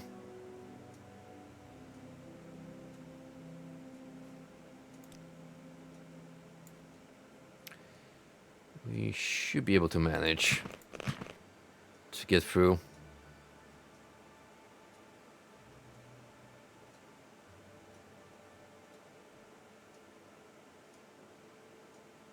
Okay, that's 27. Wait.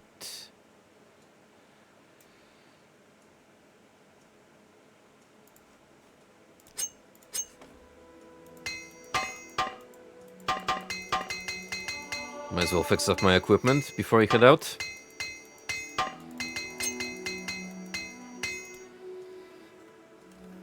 Yep, now I have a little bit of more carrying capacity to spare, in case you find something interesting in the shrine itself. Now we're just gonna make sure we don't casually interact with any NPC whatsoever.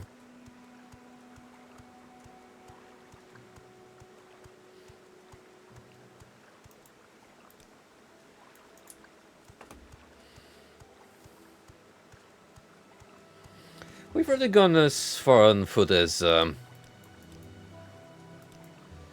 Caldera. It's not a particularly difficult stretch. The actual fun starts from Caldera upwards. We're going into the Ashlands. But, thankfully, we do not have to trek directly through Red Mountain and its surrounding volcanic wasteland, so we are gracefully spared from dealing with Dag of Ur's minions.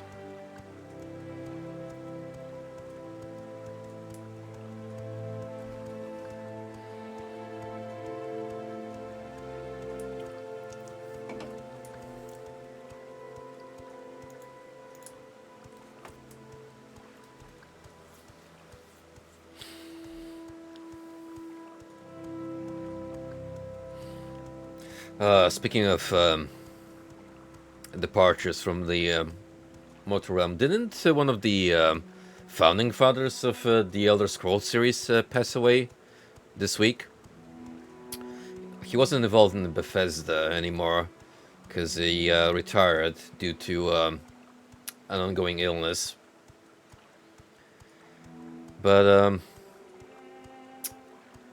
wasn't he involved in development of that Elder Scrolls like title? Julian Lafay, damn. Rest in peace. Man, so many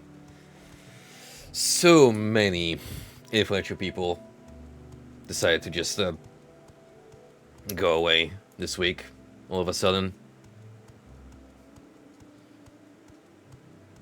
Wayward Realms. That is a game I was genuinely looking forward to because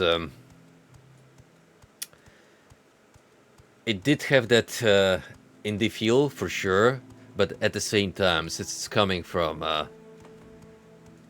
well, it was coming from an Elder Scrolls veteran, you know that it would have at least a bit of that classic touch.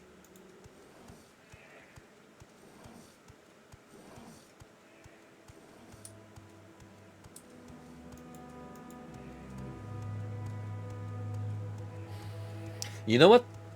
I'm actually gonna self-impose a challenge on myself here. Just to make this a little more fun and immersive. We're not gonna be using the Boots of Blinding Speed to make our way to Sanctus Shrine. That's right. We are gonna slowly advance towards our goal. Just as the game developers intended.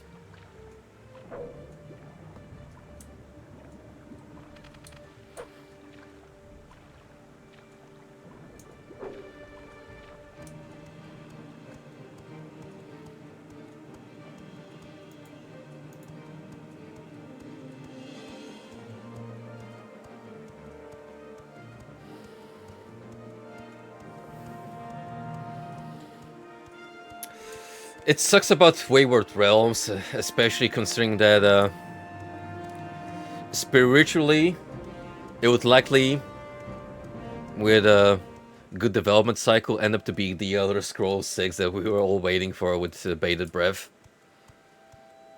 Or like the closest stand-in. Because I certainly do not trust modern Bethesda enough to put out a good entry in this mainline series anymore.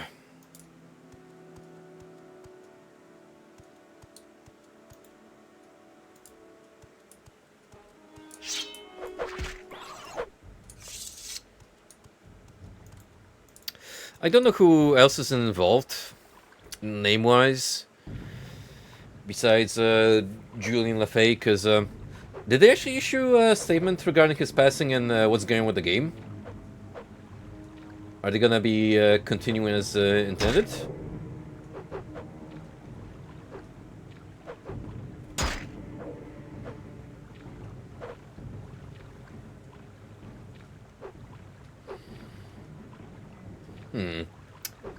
Might want to fact check that in a minute.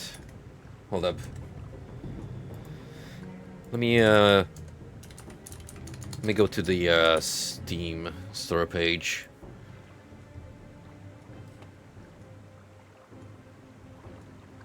I'm sure they made some kind of announcements pertaining to it.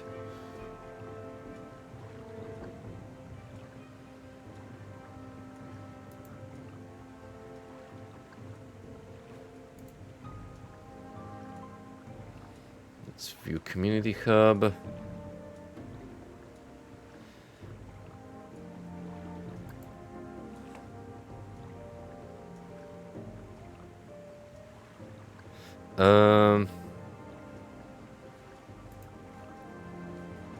Don't see anything on the Steam page. Maybe I have to look up Once Lost Games, the developer.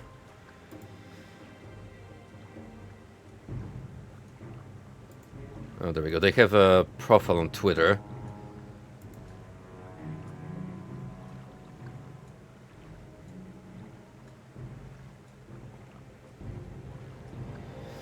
Oh, there we go. Honoring Julian LaFay's legacy. Kind of just scrolling through the announcement.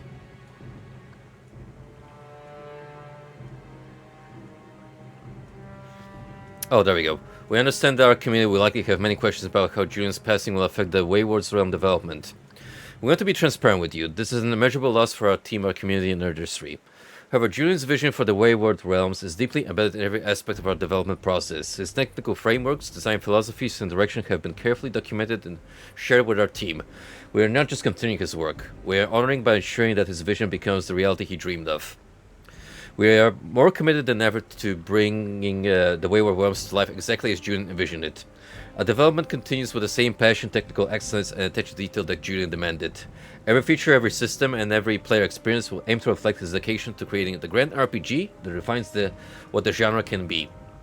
Ted Peterson, Eric Heberling, and our entire development team remain fully dedicated to this mission. We'll continue to share development updates, maintain our transparency with the community, and ensure that the Wayward Realms becomes the groundbreaking experience Julian knew it could be. Oh yeah, I forgot Ted Peterson was also attached to this project. He's also a Bethesda veteran.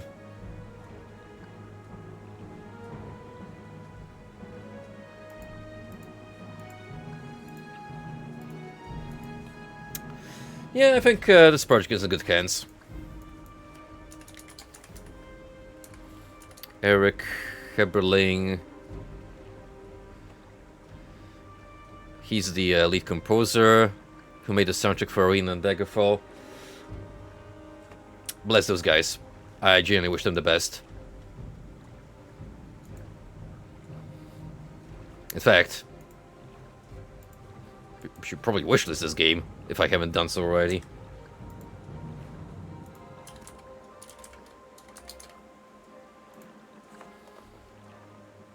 Oh yeah, I have. Good, good.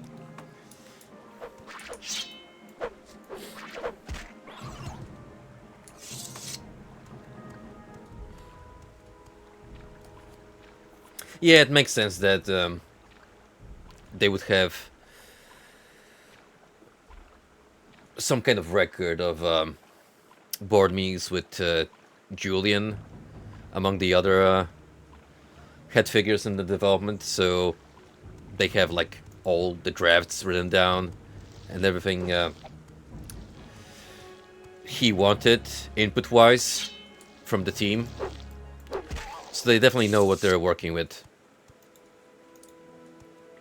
Plus, again, we do have other pros in the team, as equally experienced as Julian in the original Elder Scrolls game. So, fingers crossed, and hopefully they'll put out a banger.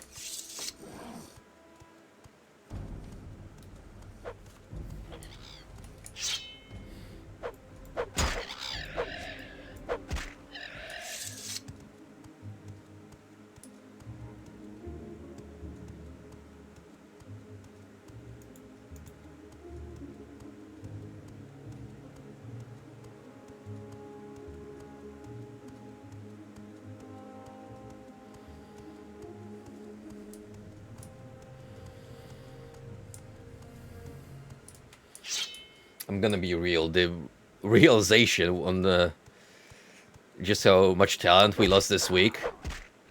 I haven't felt this soul crushed as a couple of years ago when David Bowie passed away around.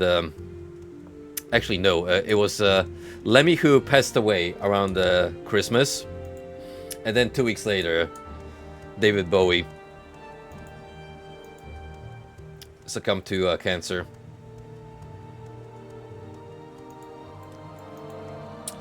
Let me tell you, I was in a state of grief for like a month.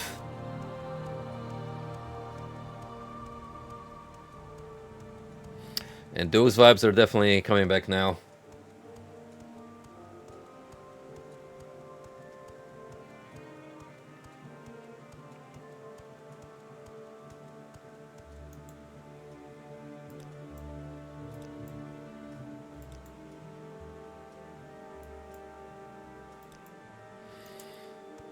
I don't exactly remember the circumstances when I learned of Lemmy's passing, but David Bowie. We happened to be with my dad at a job in central London, and I turned on the news. Actually, I tuned into my favorite UK rock station, and it happened to be right before a newscast, and it was just relayed that David Bowie passed away, promptly turning into them putting on Starman, and I was like, uh.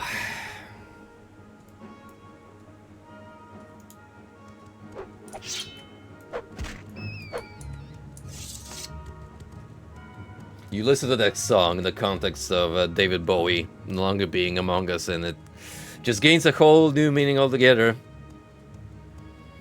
He truly is waiting in the sky for us now. Up there with the other rock legends, gradually growing in numbers.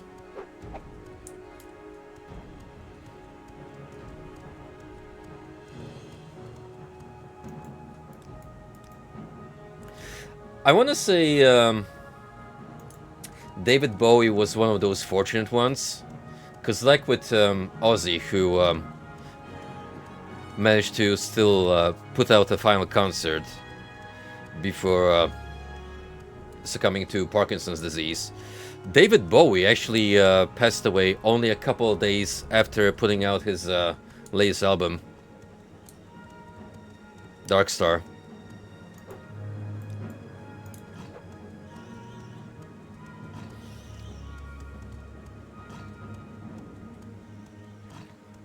So the guy was just there, probably laying in bed, hearing news that his new album is doing well in sales, and then he was like, you know what? I've gotten what I wanted out of life, so peace out.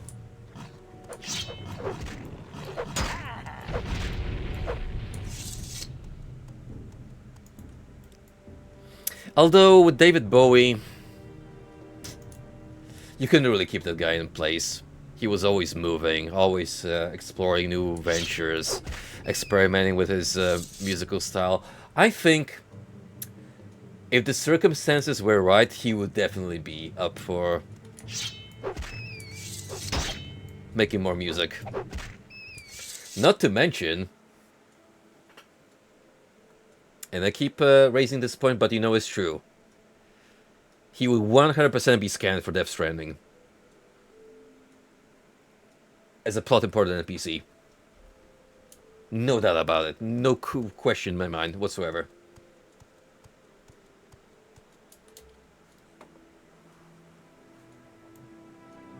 What say you? Guys, I fucked up. I forgot I had the oath of silence. Is there something you need? Oh. I was like, hey, did I talk to this NPC before for a quest? And oh. Whoops.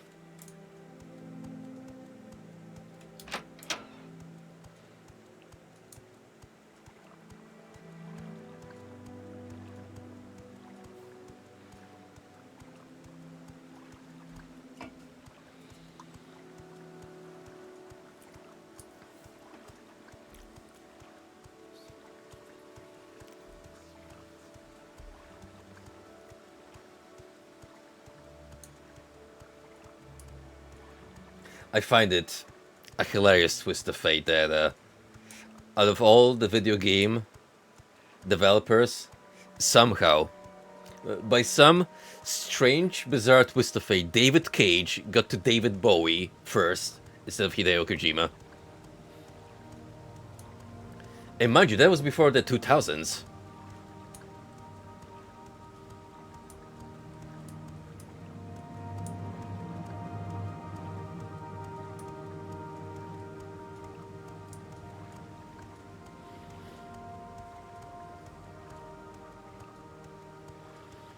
For a first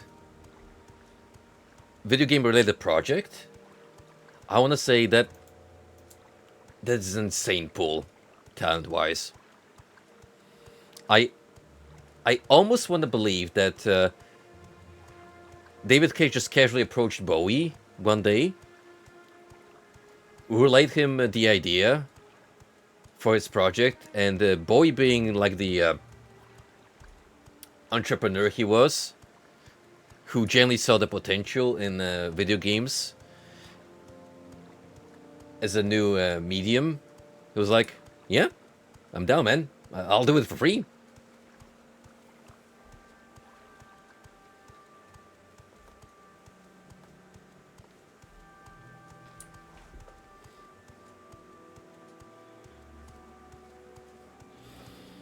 Oh, and as a cherry on top, he did get face scanned. So that's an extra. That's an extra insult to injury in Kojima's part.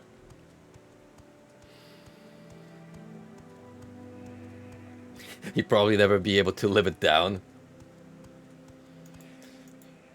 Oh, damn it. If only he lived another 20 years, I could have done a full body scan.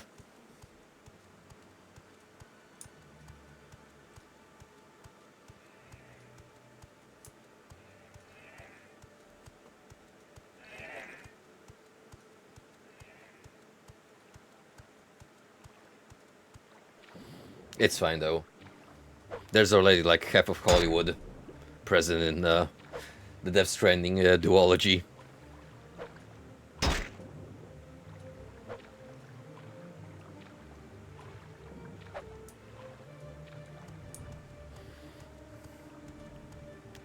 Whenever I get to Death Stranding 2, I unironically half expect Al Pacino to show up as like a quest giver, and he's gonna make a Dunkachino reference.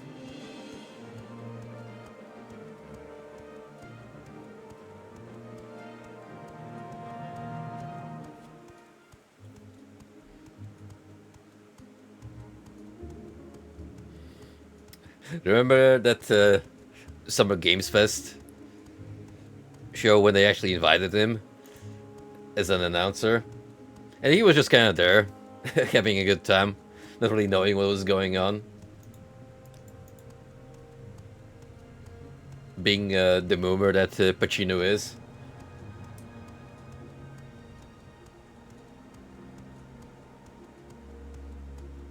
Still more graceful than when they had Dwayne Johnson on. He was like, oh, by the way, have you guys heard about my new energy drink? And instead of making the announcement, he just made the whole clip about promoting his product.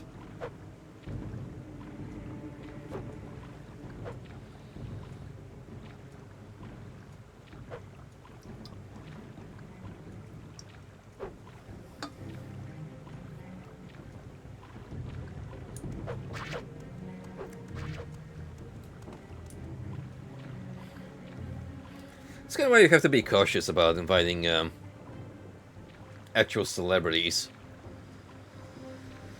to your video game events. Because if it's someone who is known to be affiliated with the field, or they have like a interest,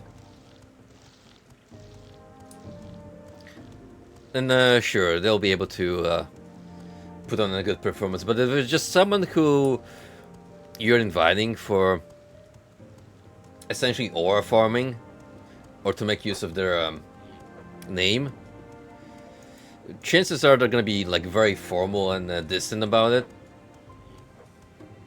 and it's just going to come off as disingenuous in my eyes. Or, in the case of Al Pacino, kind of awkward.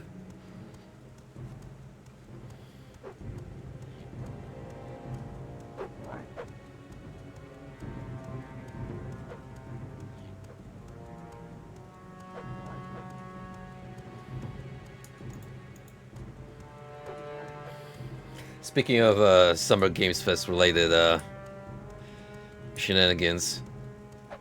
I still won't forget when they had Keanu Reeves on stage just to make the Cyberpunk Phantom Liberty announcement, and you could tell that something is a little bit off about the guy, because he seemed visibly drunk to me.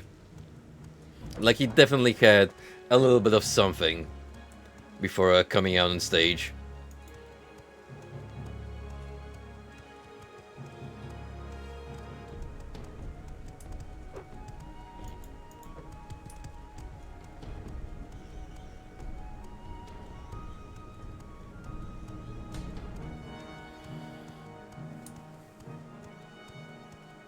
I'm actually impressed that they're still patching the game to this day.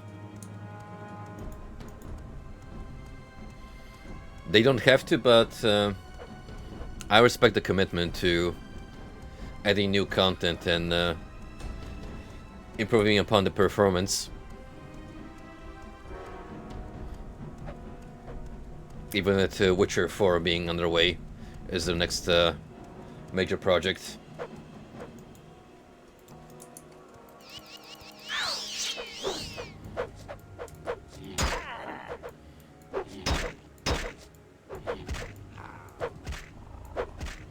I wouldn't exactly say that Cyberpunk had a No Man's Sky like public opinion turnover, but the reception to it has definitely warmed up over the years.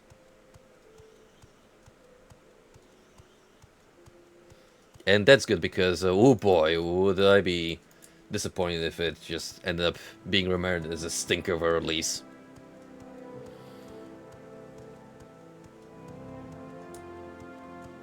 Despite all of its inherent flaws, it is actually a great game, which I thoroughly enjoyed. And it had a bang of a story.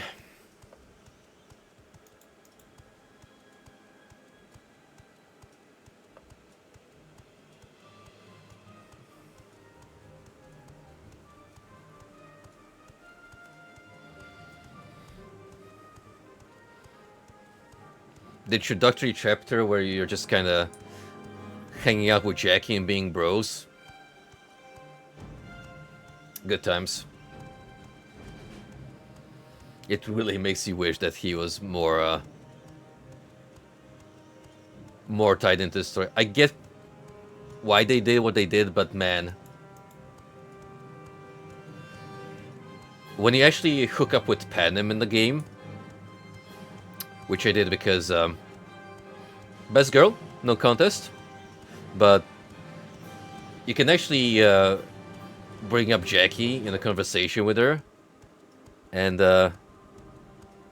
V says that he feels Jackie and Panem would get along well because they have similar personalities. I'm like, fuck, now I wish I actually would have the opportunity to listen to Jackie and Panem chat together.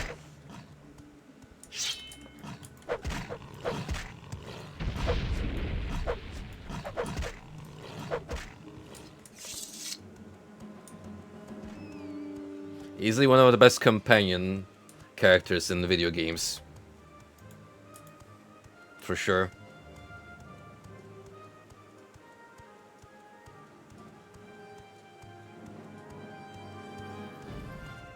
I will be looking forward to the sequel and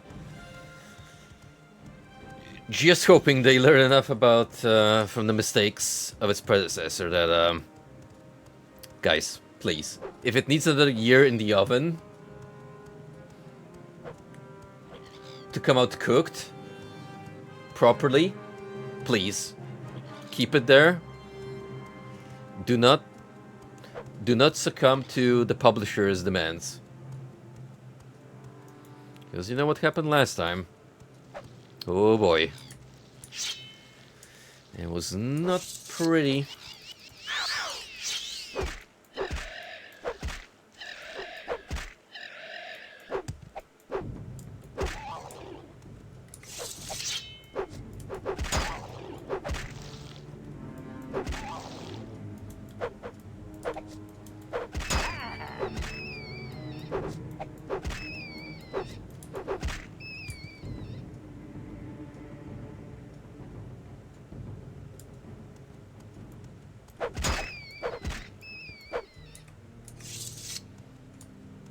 Wouldn't be surprised if half of these critters follow me all the way back from Vivek.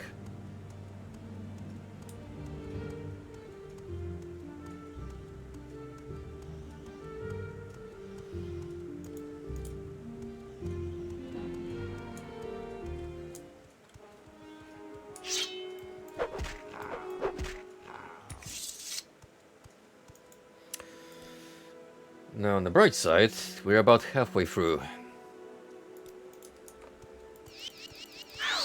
On the downside, we're only halfway through. That's not counting the exploration of inside the shrine.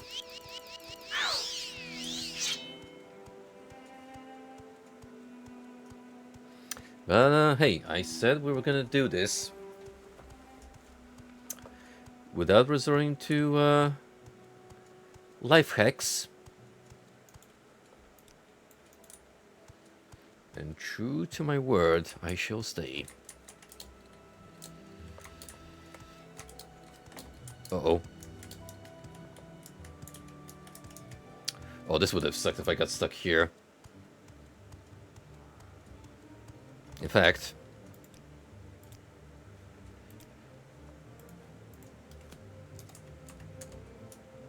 let's make sure we don't make a blunder that will cost me this whole progress.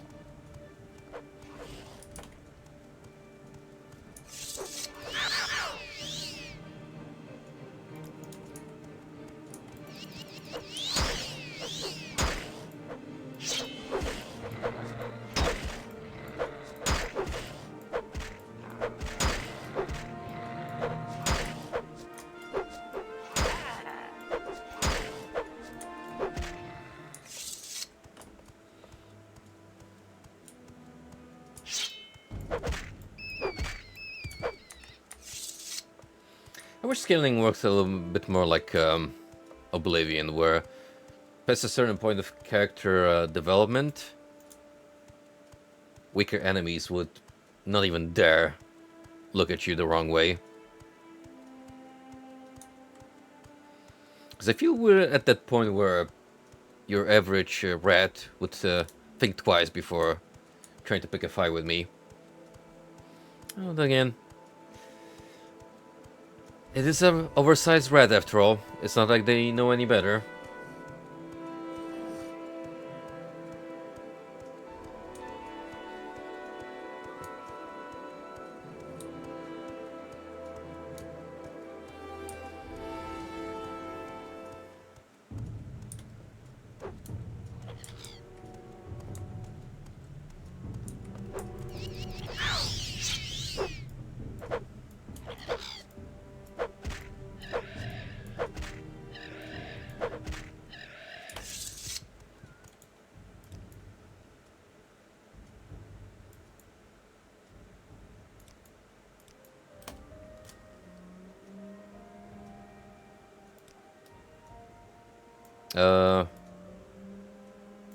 Wait, why do I have the shrine marked?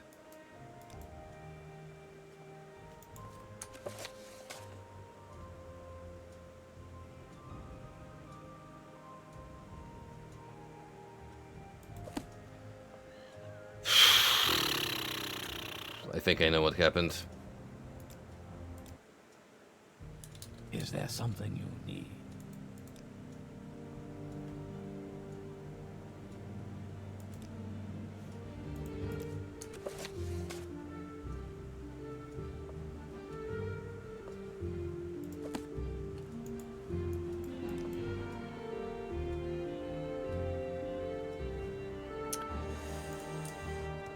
Well,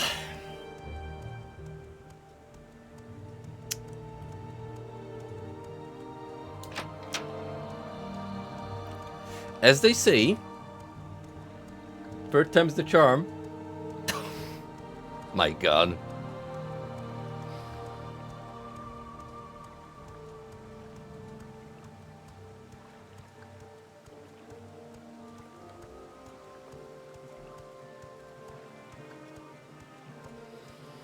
At this point, I'm gonna make sure to save in the small increments, just so we don't have to repeat this over and over again.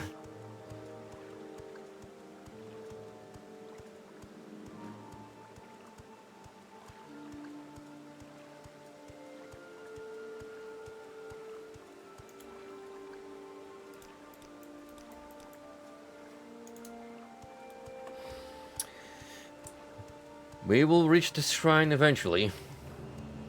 Rest assured.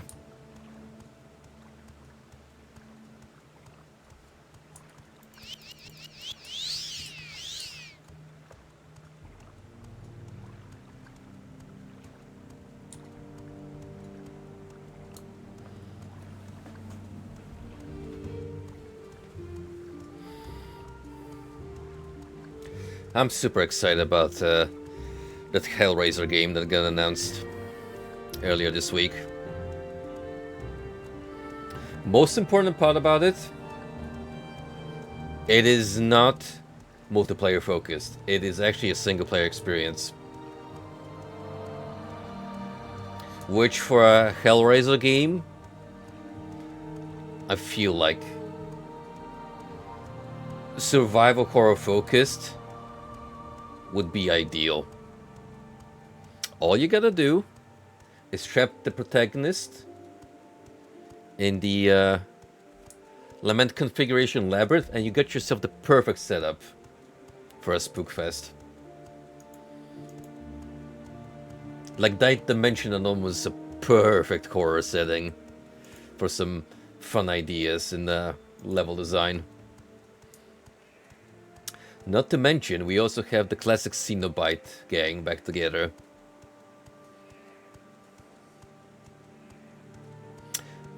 Along with Pinhead's actor reprising his role.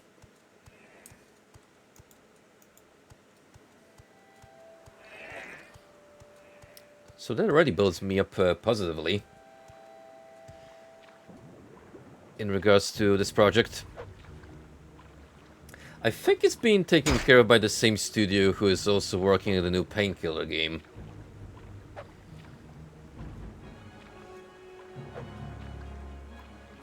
Which is kind of striking, because you think them working on a multiplayer title would be a sign that that's also the direction they would take Hellraiser towards, especially with the recent climate industry, where they're kind of forcing all these well-established IPs to be multiplayer-based experiences, like in the vein of Dead by Daylight, because that's the new hot thing to emulate. And it works for a lot of these games, but I'm also kind of tired of it, to be honest. Yeah, we had Friday the 13th, we had Evil Dead. And, I mean, you can only do so much with the same formula over and over again.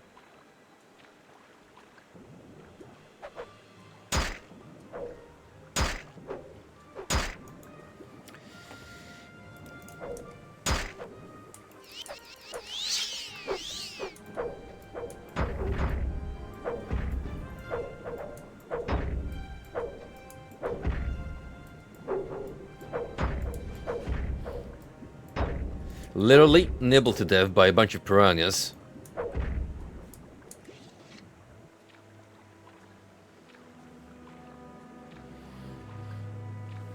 Remember that guy we helped back in Nisus who had a slaughterfish related condition? It was actually kind of like rabies, but he was experiencing severe delusions from it.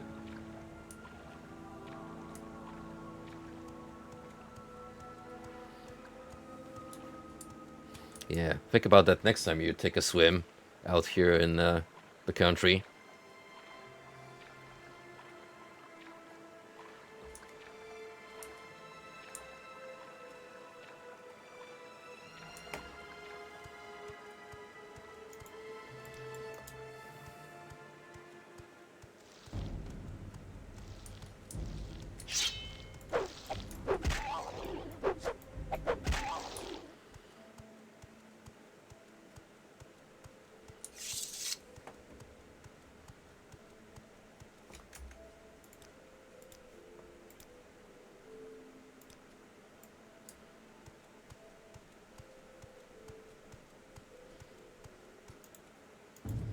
just to make sure, yes, we have that marked in our journal, so the quest is underway. The one thing I'm grateful they actually changed with the journal system for the better in later games. It's much better organized. Because in Morrowind, essentially, all the journey entries stack upon one another in a chronological order, and you have very little in terms of managing it. Essentially, meaning that if you trigger a quest early on, and then kind of forget about it for a while, you're gonna have to do a lot of digging for your notebook to actually check upon it if you happen to stumble on the quest location. So that's why I'm grateful for an active and completed quest taskbar that got added later on.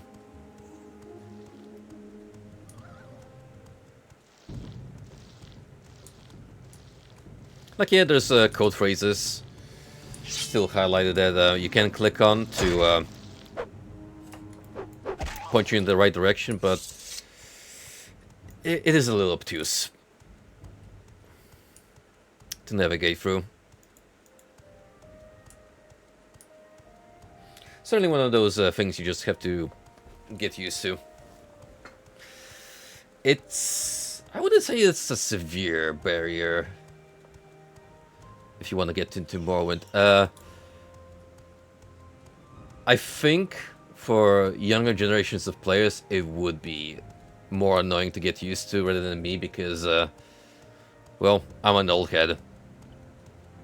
I remember when the games were still a set of beeps and boops with a couple of pixels running through the screen.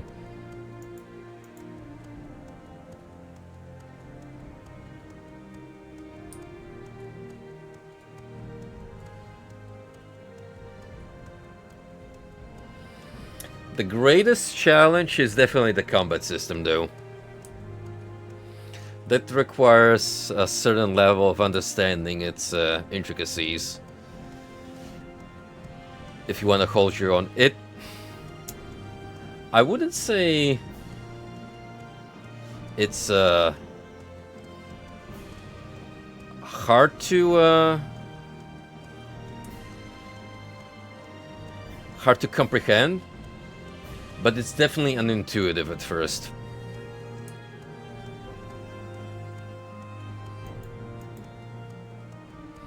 Definitely need to get a hang of micromanaging your stamina bar, and comprehending that you actually need to specialize in skills in order to make good use of them. You can't like spread your attention around the whole skill tree and hope for the best. Nah. You gotta commit, brother.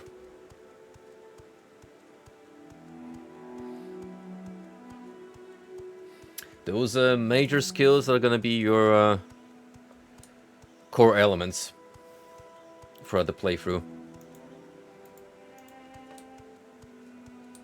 Minor skills, yes, to a certain degree, but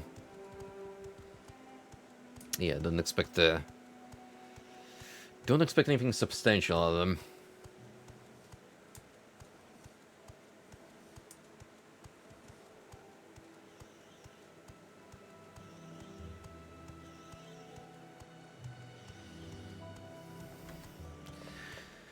Well, gentlemen and ladies, we made it to Caldera, which is our halfway point. Again, disregarding all the blunders of the past.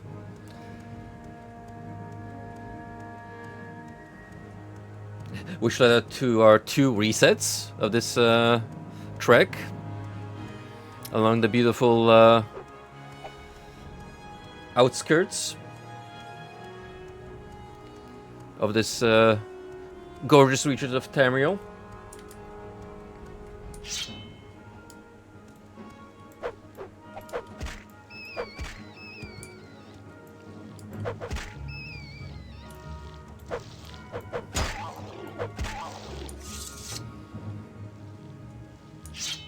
Alright, come along, come along. I know you want a piece of me so badly.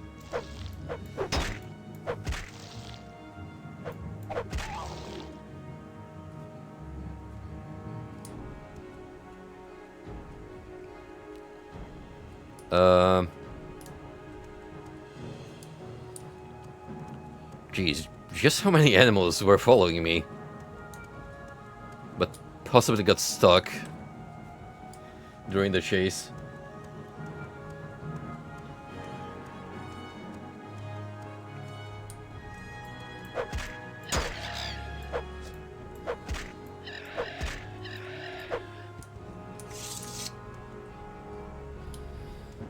Well, I guess we'll just have to get accustomed to listening to Jeremy Soule. Beautiful combat theme.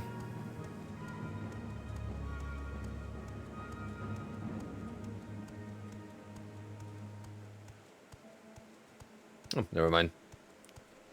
Peace is once again restored.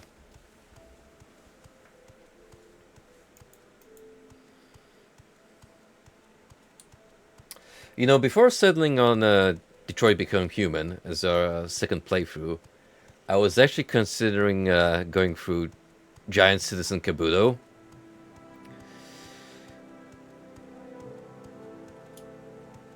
The big project coming from the MDK team that left Interplay to set up their own studio. Because that also happened to have Jeremy Soule helming the soundtrack. So I thought it would be actually funny to have the two games run on stream with him as the lead composer. Hey, it's not too late for it. If we manage to get through Detroit swiftly enough, I might just revise that idea.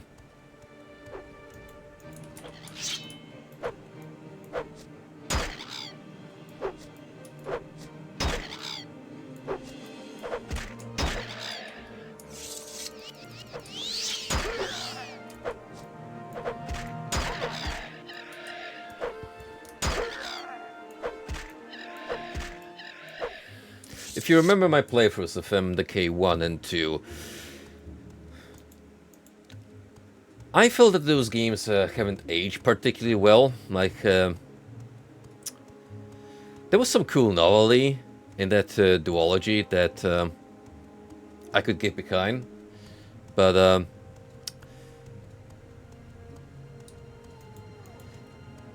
I wouldn't exactly consider it memorable experiences. The thing about Giant Citizen Kabuto is there is a lot of DMDK DNA in that game, but they went a little more experimental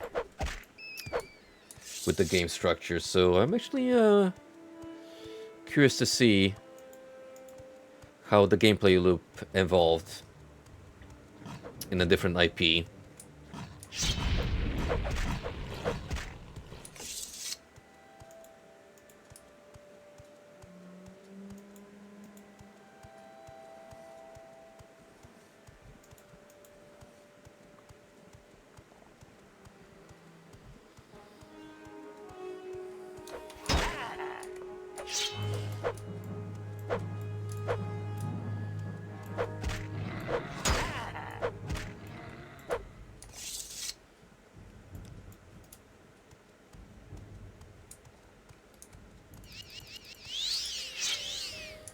Well, we are more or less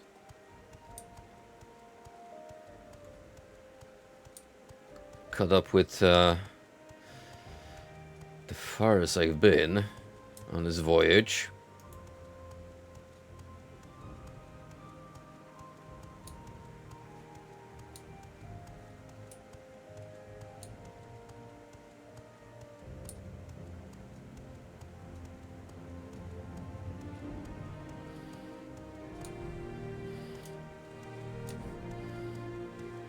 Don't know about you, but there's something particularly cozy about traversing the mountainside when it's a little bit gloomy in the skyline.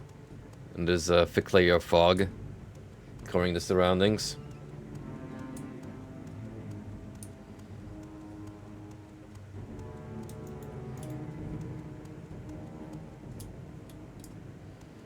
That's the wall, brother.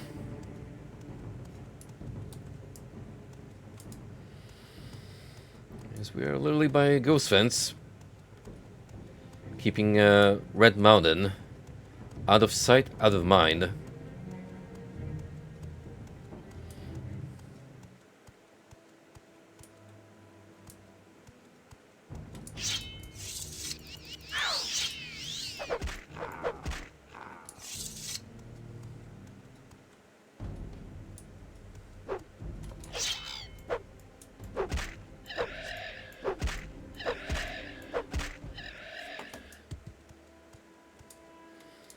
The good thing about finding you, Pest, is that you still give me XP. Case in point.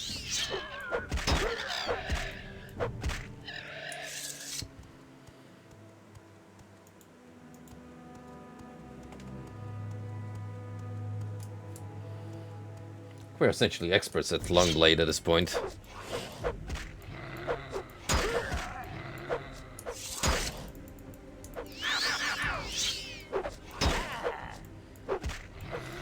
So even if our stamina happens to be lacking, we can still pack a hefty punch.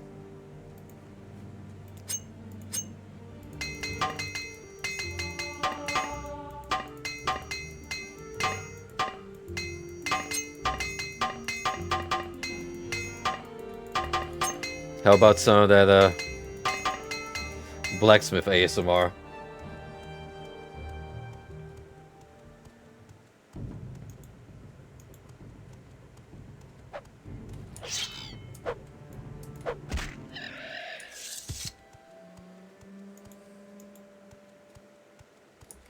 Gotta make sure to keep that mage band in check, because there is a striking difference between two-shotting and one-shotting enemies.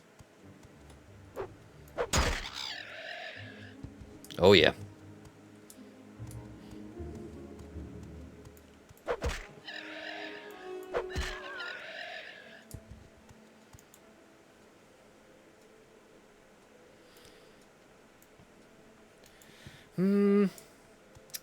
I don't mind going the longer way.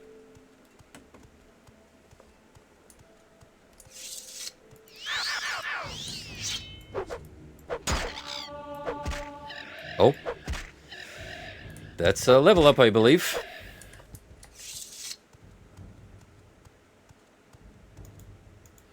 So, when we reach the next settlement, or the Ashlander camp, whichever will come first, we will be sure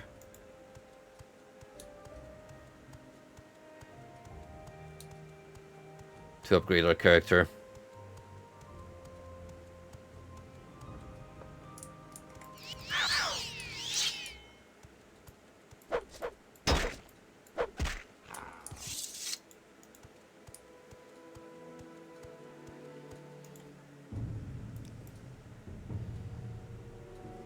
Yeah, let's go straight for the Ushilaku camp, where we'll make our final pit stop before the pilgrimage to the shrine.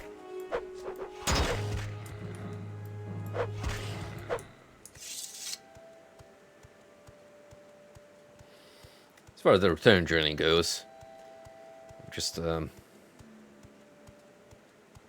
take us back to, say, Morgan, and from there travel back to Vivek somehow.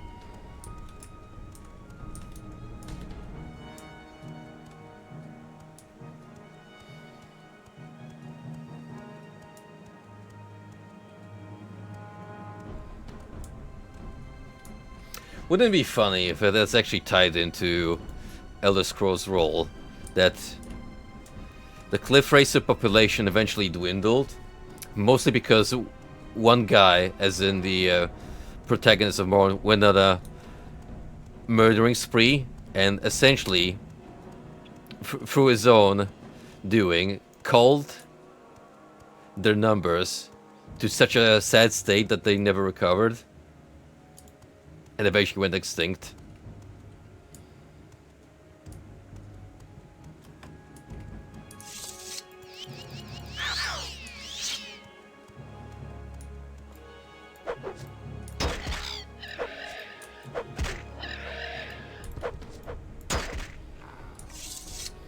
Oh, they'll be fine. There never seems to be not enough of them.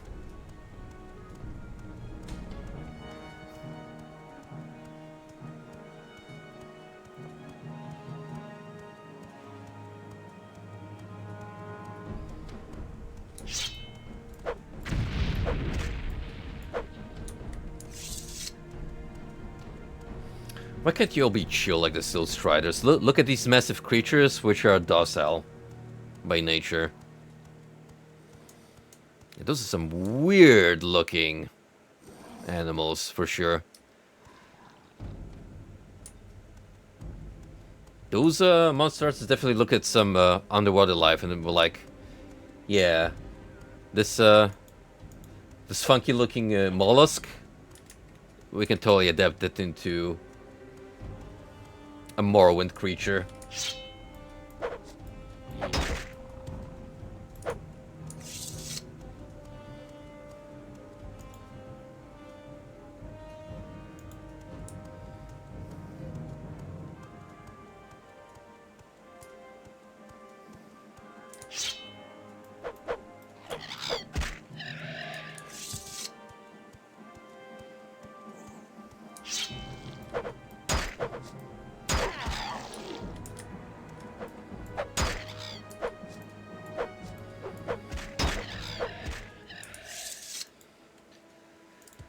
Whew, okay, we're almost there.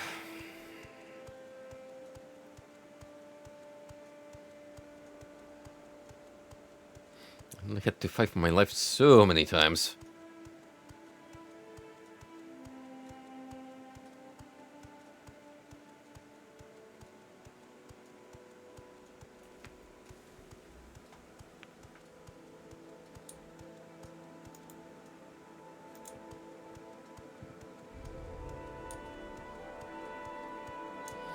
But hey, a beautiful day rises upon the lands of Morrowind.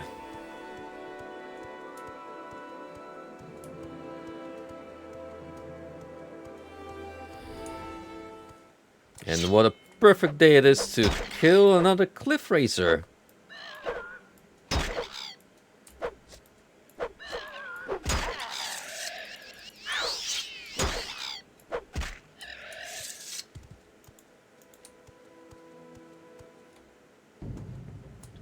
Oh. Daedra here actually respawned. I guess that's way to farm resources from them.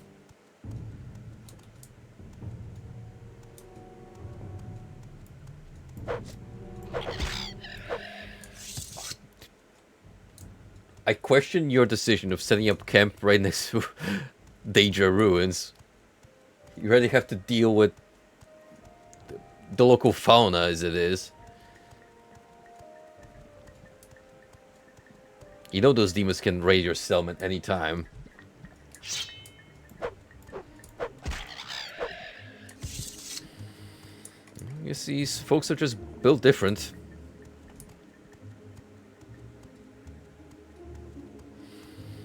Living out here in the wilds builds character, for sure.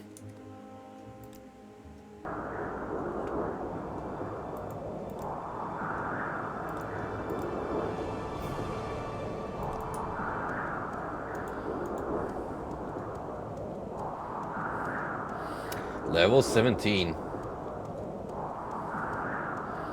If this was D&D, we would actually be close to capping out a regular character.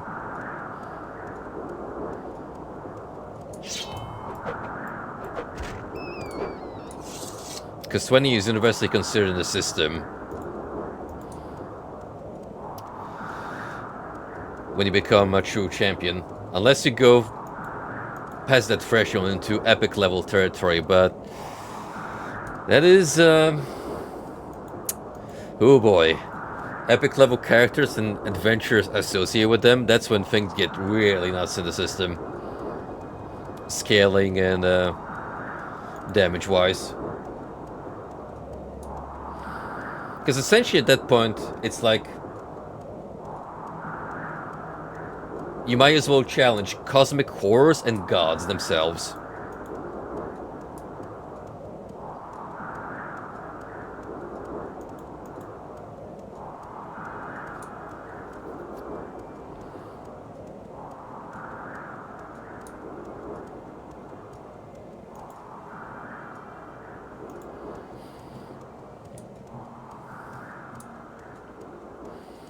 I still remember the description for the Tarask from the 3.5 D&D rulebook, where essentially that was supposed to be like the ultimate boss to put against level 20 players, because that creature is just from a mechanical standpoint an absolute tank with so many ridiculous resistances that it's just built to be the final challenge from a rulebook standpoint to put the players against.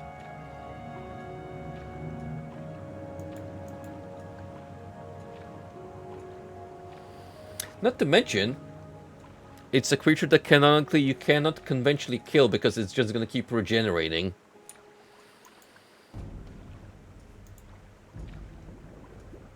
So you can really only stun it for a brief period.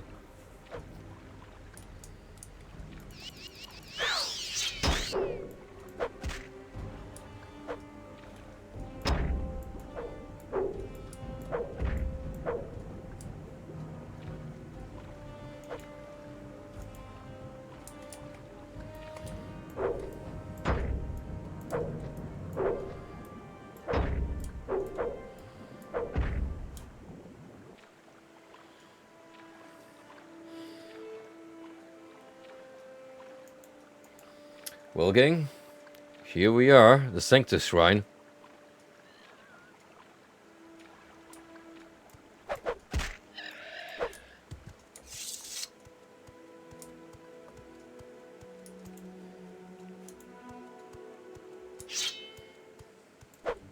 Imagine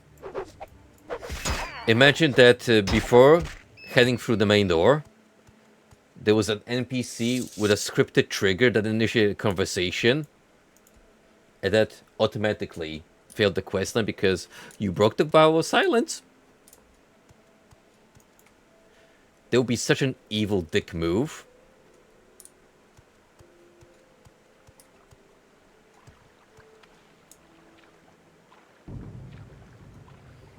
Believable, though.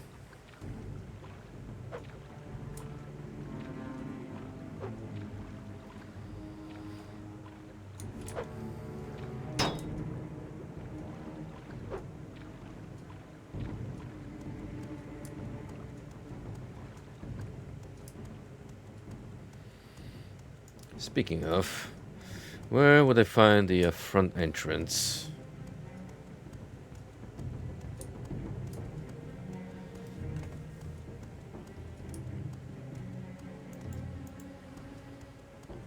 Definitely at the right place.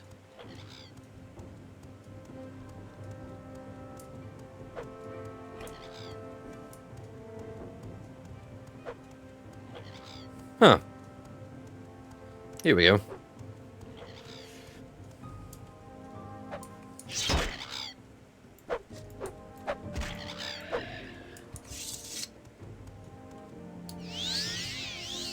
You have made a pilgrimage. Your vow of silence is lifted. Do we actually have to go inside for the quest?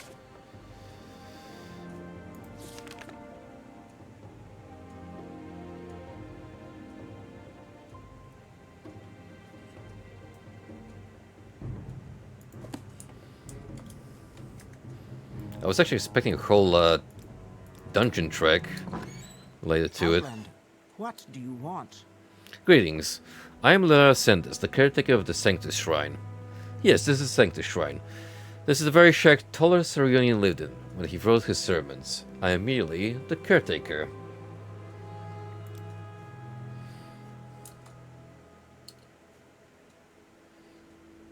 Whoa. 50k? I mean, if this is supposedly the original, I can see why. That is a mighty damn precious item you're holding on to there. Thankfully for you, I already have so much on me I could easily sell for profit. They really don't have to worry about money. Probably for the rest of the playthrough, to be honest. Unless there's a big story-related expenditure.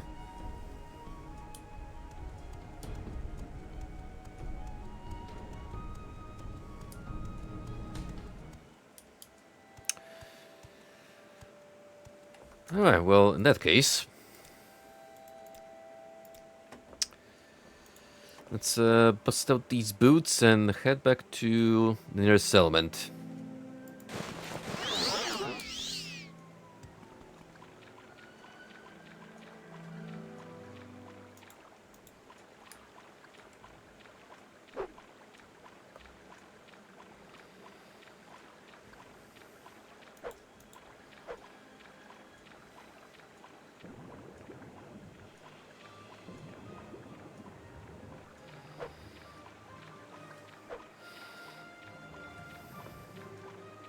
I could have made the exact same journey through conventional means back to Vivek, but you get the idea.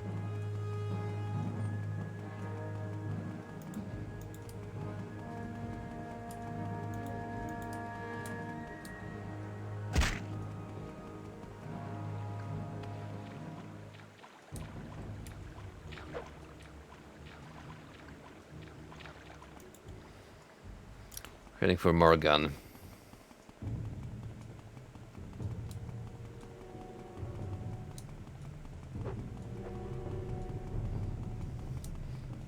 It is gonna be a little dark. You're not gonna be able to see much, which is the point because these are the boots of blinding speed, so...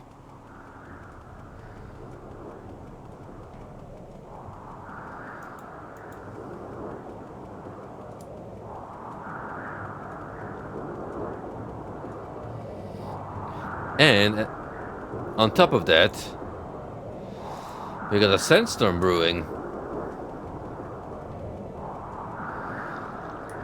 Yo, bro, we heard you like decreased visibility.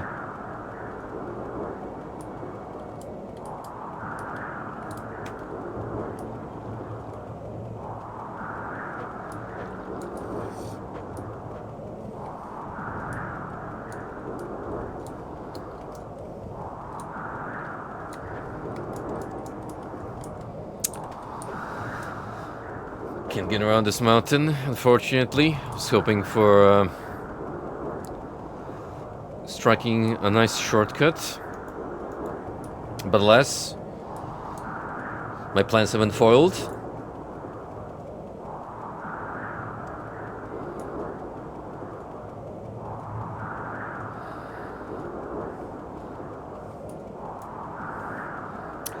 That's the Dagger outpost that we cleared earlier on. So no need to worry about it.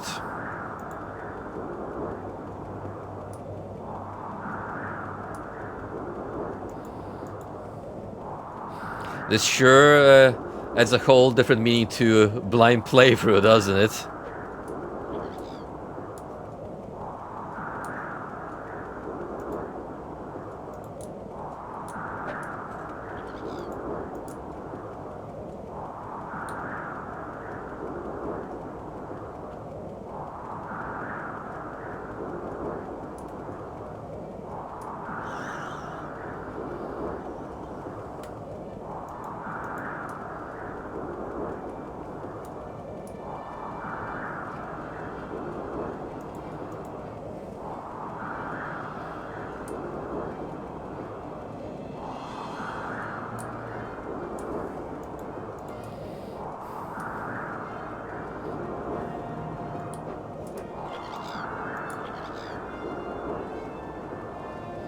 Oh, trust me, even with the gamma increase on my end, I can barely make out what's happening on screen.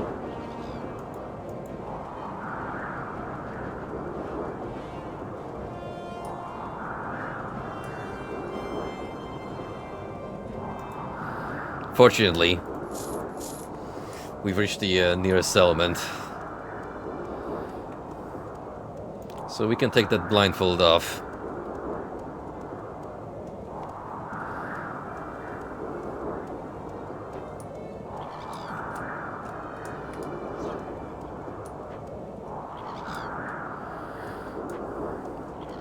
It's kind of interesting how it's actually lower on the capturing software's end. It must be either an OBS or a Twitch thing with how it captures the game.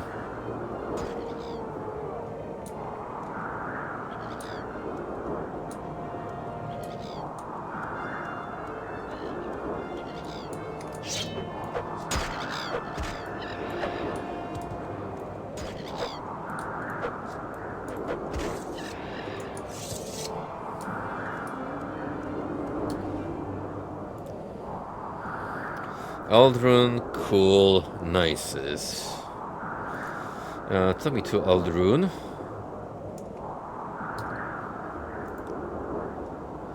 Belmore, yep. And from here... Can we take a direct flight to Vivek? Probably.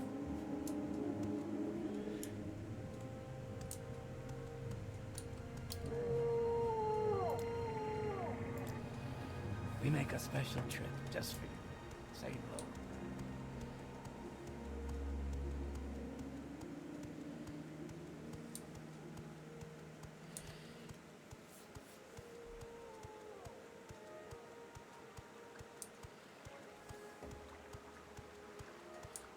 You know, for a while, I almost forgot about the New Blood Fallout-inspired RPG. Until Dave Oshie made that recent announcement about the gameplay formula being changed around. Which, I'm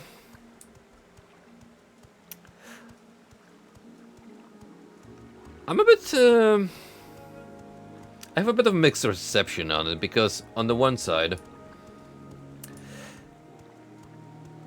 It's disappointing to hear, because the concept of having an over-the-top isometric view, then shifting to first-person based combat in encounters is a really cool concept,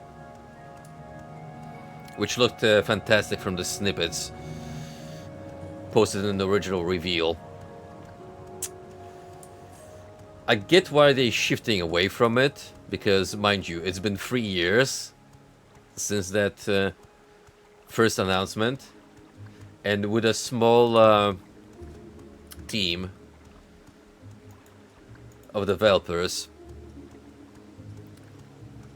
that sprite-based art style is a nightmare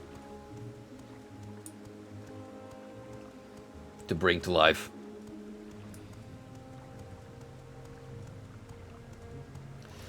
So I get why they're doing it. It essentially evolving into classic Fallout 1 and 2. I don't mind.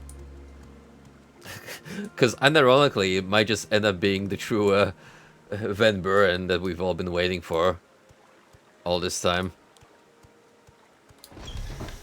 And on the flip side, there's still Bakersfield, which has the same artist doing the sprite work. So you can have a bit of this and that. Just split it into 2 games, essentially.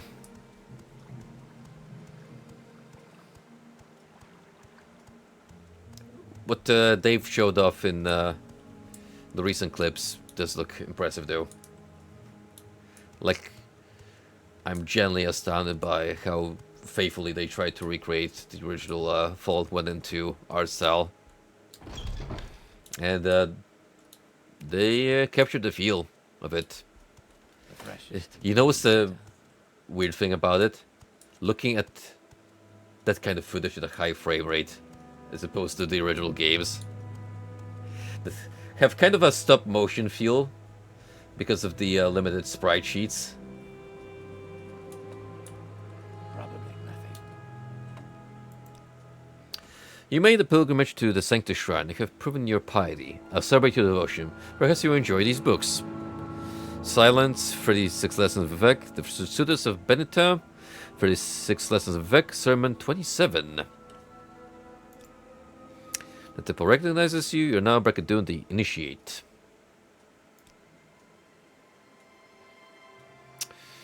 What about other duties? Speaking again when you're a curate in the temple. Until then, you may ask Fair Rufflov in Molakmar or Tulsvan at the Aldrun Temple. Molakmar is actually here. Not far off from where we need to go. So that's kind of a logical step, I would say, for us to make.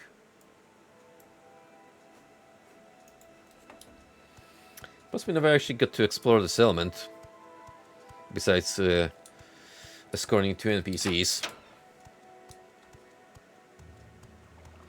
So you know what? I'm down.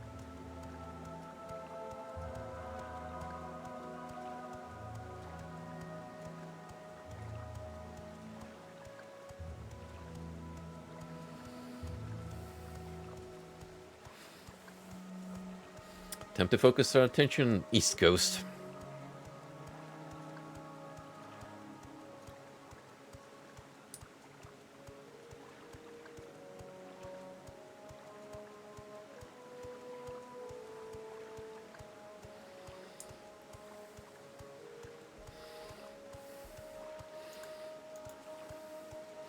Tomorrow I'm gonna do a little investigation work in larger supermarkets around the area, because I have noticed that Monster Energy Ruby Red has appeared on the market here. Now, I know for a fact that some gas stations sell it at the moment, and Tesco has it in stock. Now, I haven't seen any of the smaller shops, so I imagine so far it's the bigger branches that keep them on the shelves. So I'm gonna make a couple of stops here and there and see if any other supermarket chains already happen to have them in circulation. You know, oddly enough, when I was on a job outside the city, and a client happened to treat me to some cold drinks from the fridge, with the corner of my eye, I caught Monster Energy Vice Guava. And I'm like, wait a minute. Did they actually import that? Or they happen to be on an overseas journey? Because I don't think you can buy that just by walking into a convenience store anywhere in the UK just yet.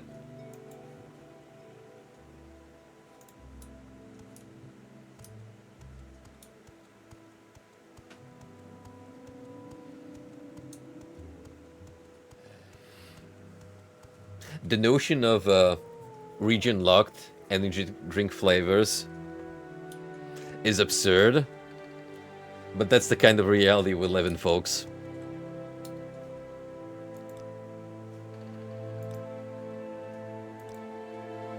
Where would you like to go? Anyway, welcome to Molagmar, which seems to have a little in common with Vivek, as far as architecture is concerned, because look at that familiar structure.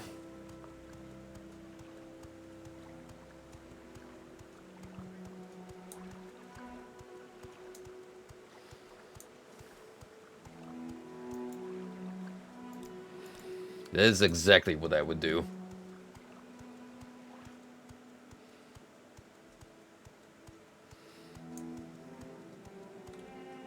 One of the craziest instances I've seen of like a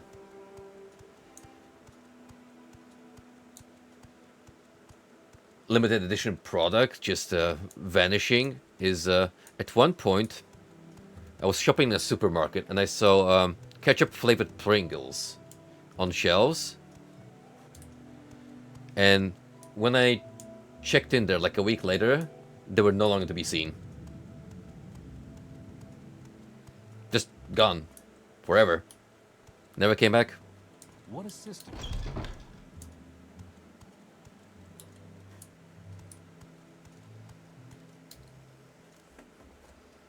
We're busy the temple initiate. You've been lax in your duties. A villager in Telemora has fallen ill, but there is no temple in Telemora we should go for healing. Go to Telemora and cure Lette. The temple does not proselytize, but we do good works for non-believers. Lette, a red goat in Telemora, has swamp fever. Cure her of swamp fever and turn to me. The symptoms include high body temperature and delirium, but there are no easily visible signs. It can be cured with a standard potion of cure disease, or you may attempt to cure it with a spell.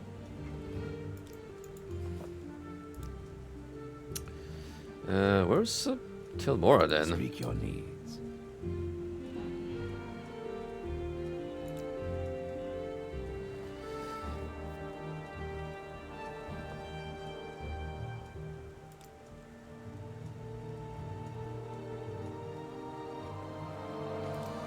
Because I'm not seeing that on the map here.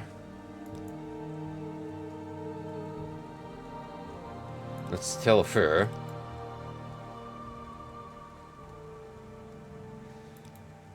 Is that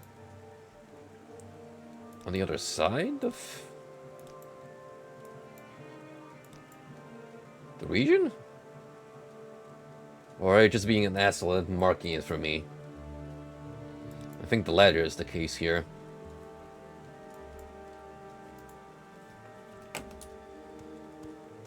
Speak, traveler.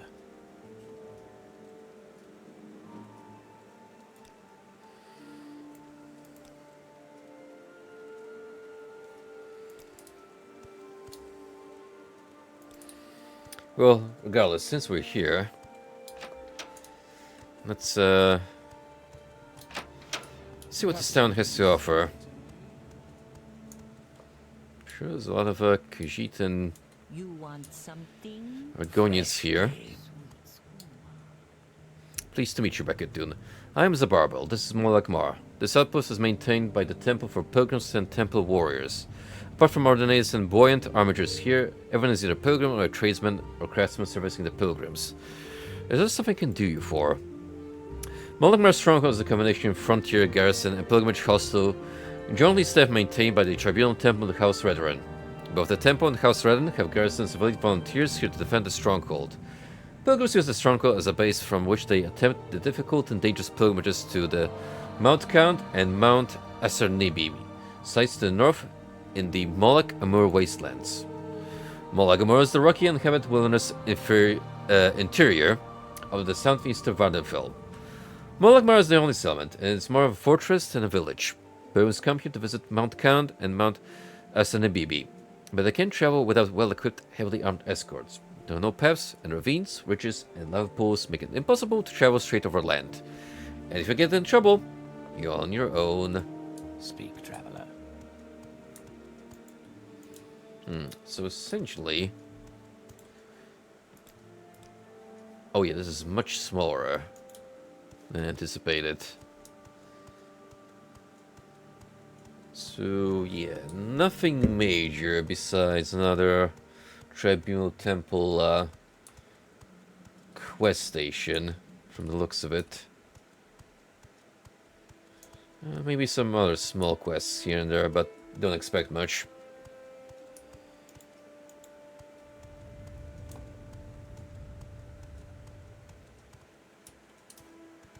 Move along.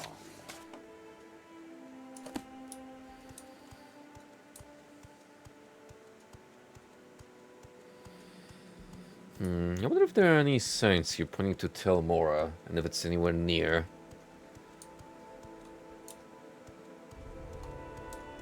It's still bizarre to me that The quest giver didn't have the courtesy to actually mark the location on my map.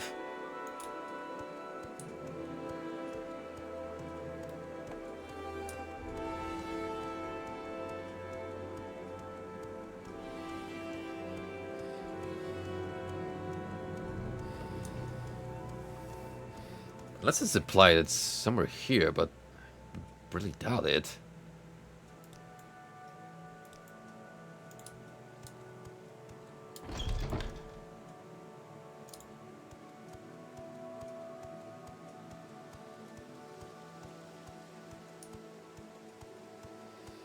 Ooh.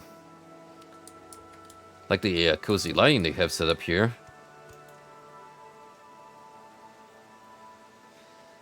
Yeah, this is just going to be a trader outpost. Pretty much.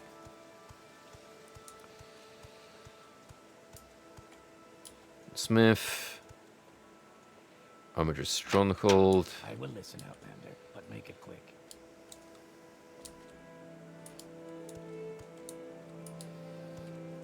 Do I know you? Glass armor really looks goofy in this game. It's almost like a proto-futuristic combat suit.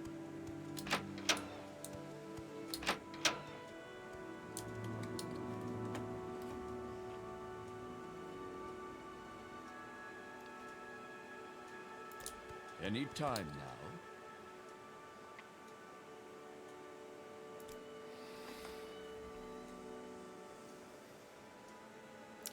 As far as stock goes, the NPCs don't seem to have anything all that impressive in their selection. You do have some Dwemer armor, but I'm kinda above that now.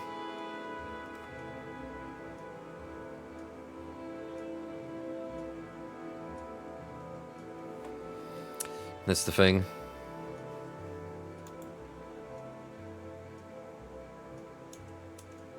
You like to dance close.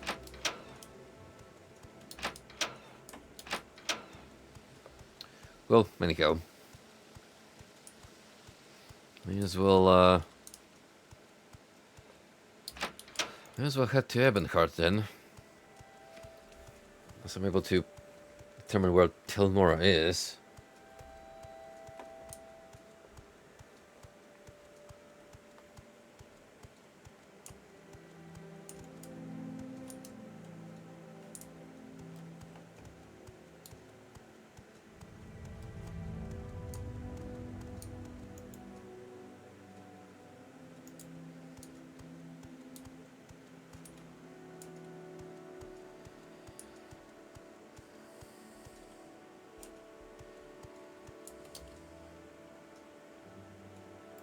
What assistance do you need?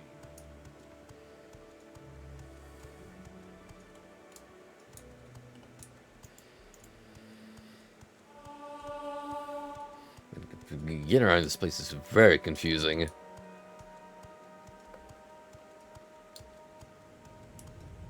Somehow made it a level above the bridge leading into the fortress, but now I don't know how to get down. Where's the staircase downwards?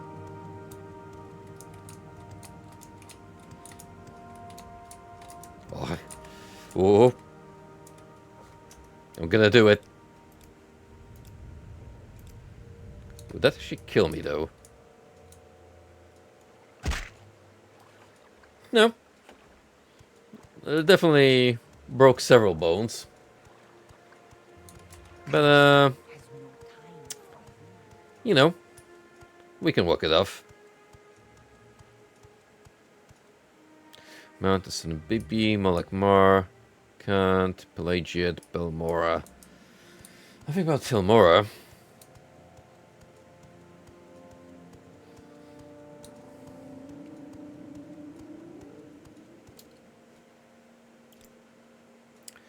We can only go to Serrano Vivek from here. What the fuck is Tilmora?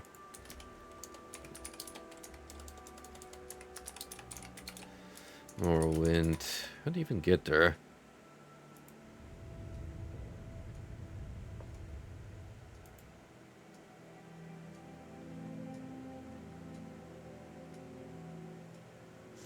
Okay, you get there by boat.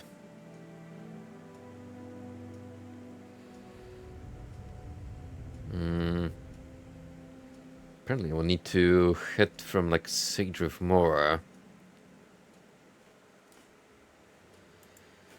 So it's not really along the way.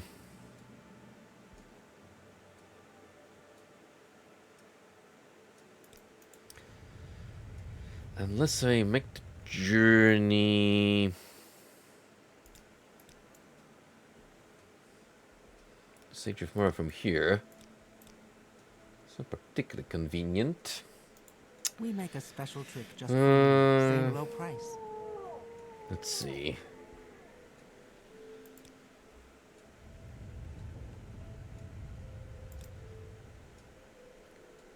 How do I want to go about this?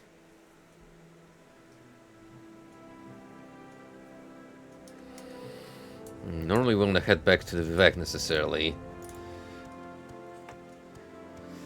Just to take a different means of transportation, so... I may as well walk there.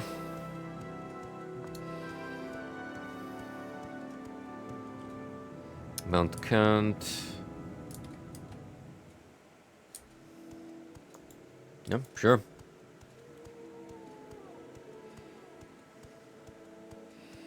Maybe you'll find some interesting landmarks along the way.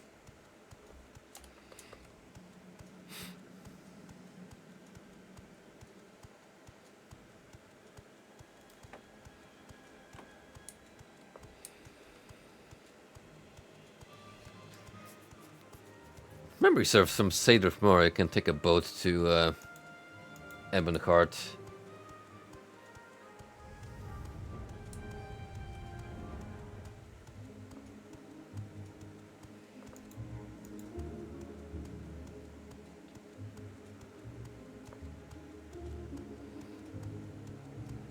I think I'll just move over there for the main quest and the expansion pack quest on. Yeah, remember all those assassins that tried to kill me in my sleep earlier? And I was supposed to report to a Imperial officer all the way to Ebonheart, apparently, because no one else cares about that.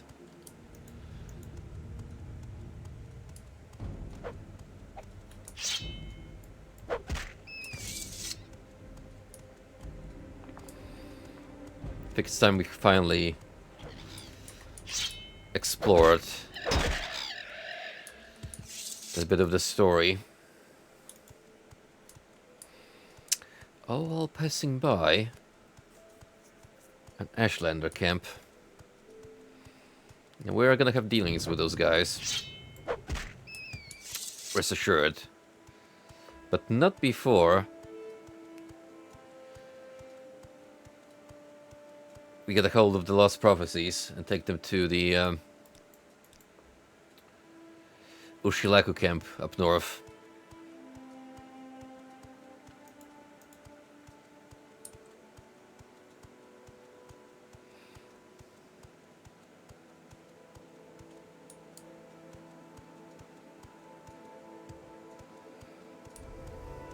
Is that a skeleton? It sure is, just chilling by that door.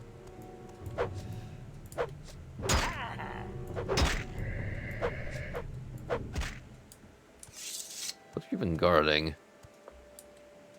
Alice Ancestral Tomb. Yep, makes sense.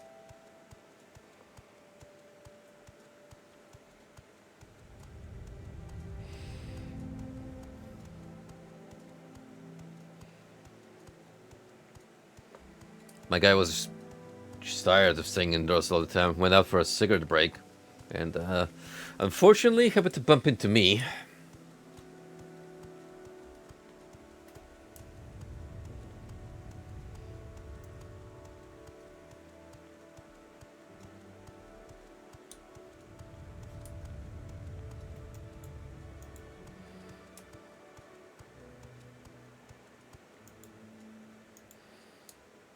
There's some Dwemer ruins. Daedra.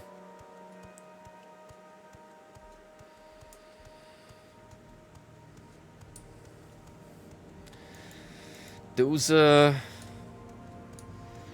dumber locals sure like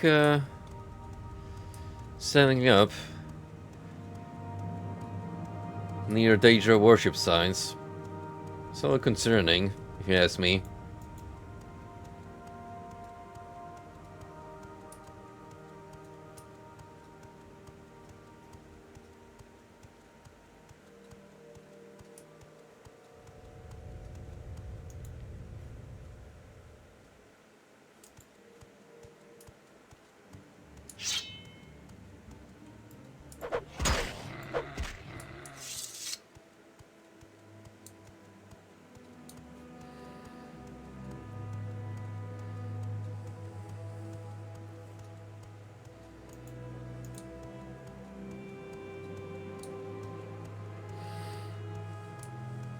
Either walk into the next major settlement by pure chance, or I will end up in Sage of Mora and go on a boat ride. The latter is looking to be more probable.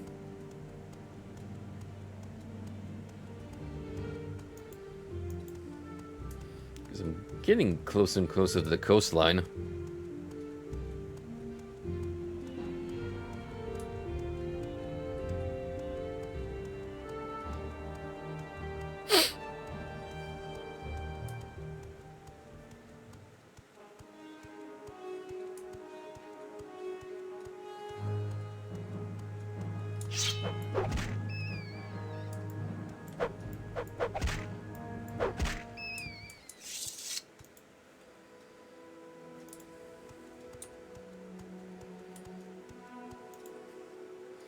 You know, I am actually so close to this place that there's no reason for me not to head directly to it.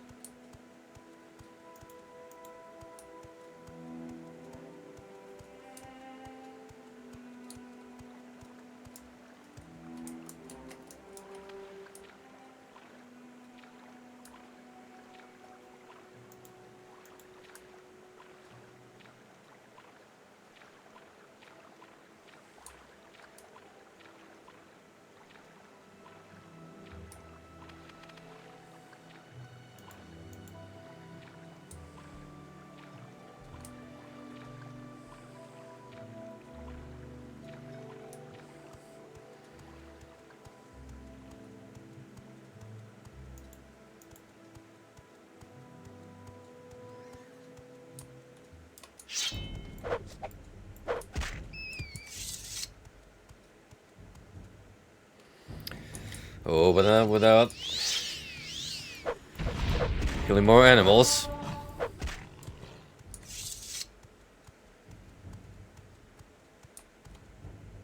Muck sponge. You ain't fooling me. That is a xenomorph facehugger egg sac that is erupted.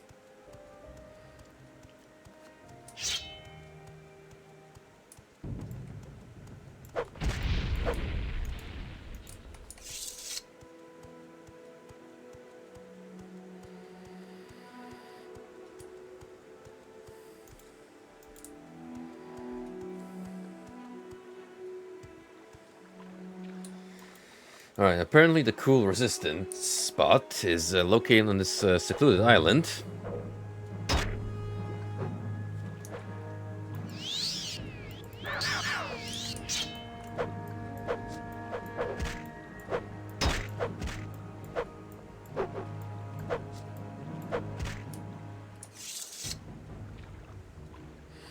Which, hey, if you're gonna be a descendant priest,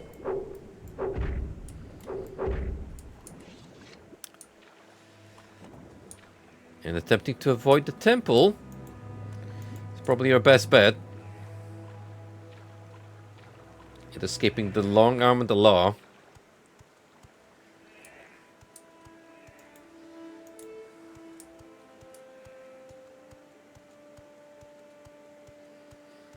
Do I have to go for that grotto I saw at the bottom?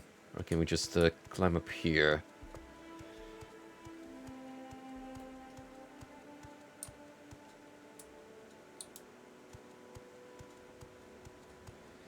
does seem to lead to some kind of entrance, possibly.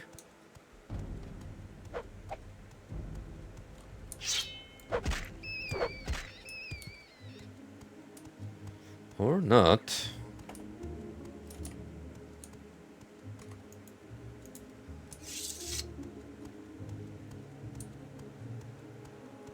Oh.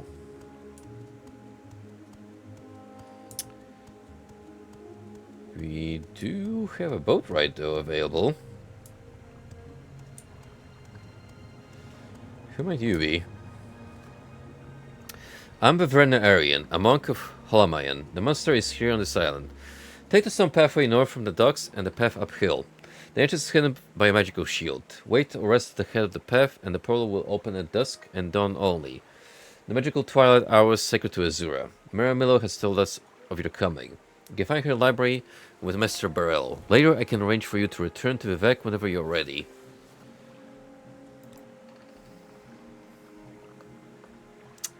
Okay, well. So it's, dusk or dawn. Make it quick, Outlander.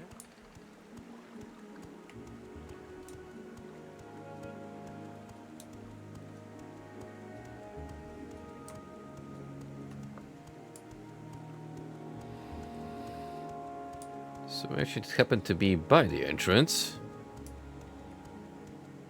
So we need to wait for the right time for it to crack open.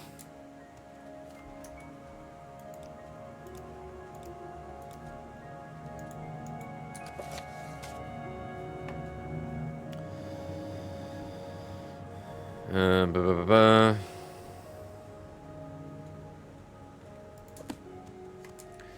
So it's 4 a.m. Let's wait till midnight then, I suppose.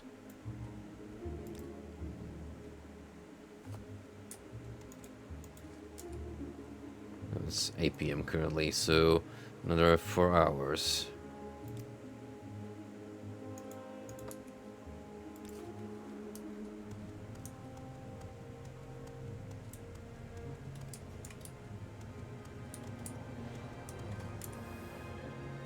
No. 6 a.m.? There you go.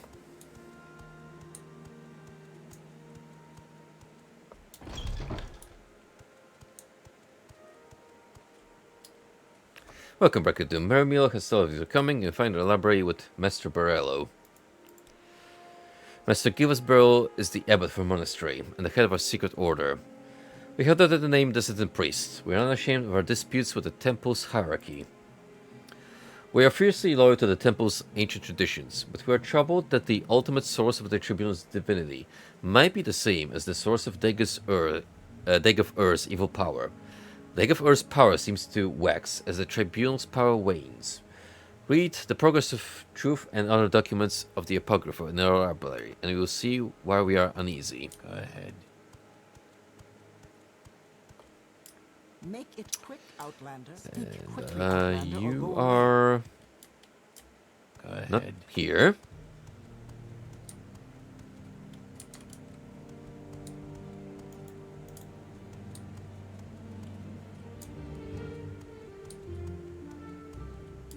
You're on your honor. Don't press your luck. Don't mind me just looking for the library here at your cozy setup. I don't know where to begin. It Speak, is such traveler. an honor to meet you. Thank you, Brakadun, for rescuing me. Now I'll stay here at Holamayan with Master Burrow and assist him with the monastery's library.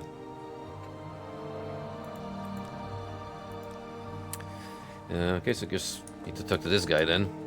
How can I help you? So long as the Ordinators, buoyant armatures, and tribunal could contain the blight and egg of Earth's creatures within the ghost fence, faith in the temple's protective power was strong. But now travelers and settlements suffer from bright storms and marauding monsters, and the people fear the temple is losing its ages-old battle with the devil, Dagoth Ur. A significant part of the temple hierarchy might be more inclined to accept and tolerate differences of opinion and dogma, but other parts of the temple, in particular the Ordinators under Beryl Sala, claim that the threat from Redman and Dagoth Ur can only be resisted with a unified, resolute faith. The people are afraid, so they support a hard line. But if we can show ourselves able to confront Negafor more effectively than the Ordinators, the temple and the people will support us. I have reviewed the Apocrypha, and I found 2 passages of particular interest. We've made copies of these passages to give you. Many are familiar with the 2 Neverine prophecies current among the Ashlanders, called the Stranger and the 7th Vision. We have the 2 other prophecies, the Lost Prophecy and the 7 Curses, that may offer additional insights into the riddles surrounding the coming of the Incarnate. Perhaps these are the Lost Prophecies that your friend, the Bani Maisa, told you about. We have also prepared a document for you called Kakarnak's Tools. This document will explain to you and to others the terrible secret that the Temple conceals about the true history of the Tribunal and the corrupt nature of the divine powers. It is to conceal the secret that the Temple persecutes the Neverine and the descendant priests. This persecution must stop. You must be unified against the true enemy, Degefer. And if you are the Neverine, you must lead us against him. Our interest in the Neverine used to be a matter of principle, a willingness to consider the validity of mystical insights rejected by the Temple doctrine. Now Degefer grows stronger while the Tribunal grows weaker, and the return of Saint Nerevar, even if only reborn in spirit, may be our best prospect of salvation. By the way, here are a few books from our library you might find of interest. Each gives a different impression of Nerevar. We have so much reading material now, it's insane. Viverna Arian, a monk at the docks outside, can arrange for travel back to Vivek. You can only enter or leave Helmine at dusk or dawn. The entrance is sealed at all other hours, but please make yourself comfortable here. Rest on our beds and make good use of our services. You may read our books, but don't take them. Do not abuse our hospitality. Do not take personal items or chemical apparatus or ingredients or other private property. This is a new threat, and not yet widely recognized as an interface of the devil, Dagov-Ur, but it is clearly a sign of a coming crisis, and the temple may no longer be able to protect Morrowind. In such troubled times, the Dharma may turn to the ancient pillars of faith, the ancestors and the Daedra, and especially to the prophetic visions granted by Lord Azura. Then they may look at the Neverine, Saint Nerevar Reborn, to lead them against the grim armies of Dagov-Ur.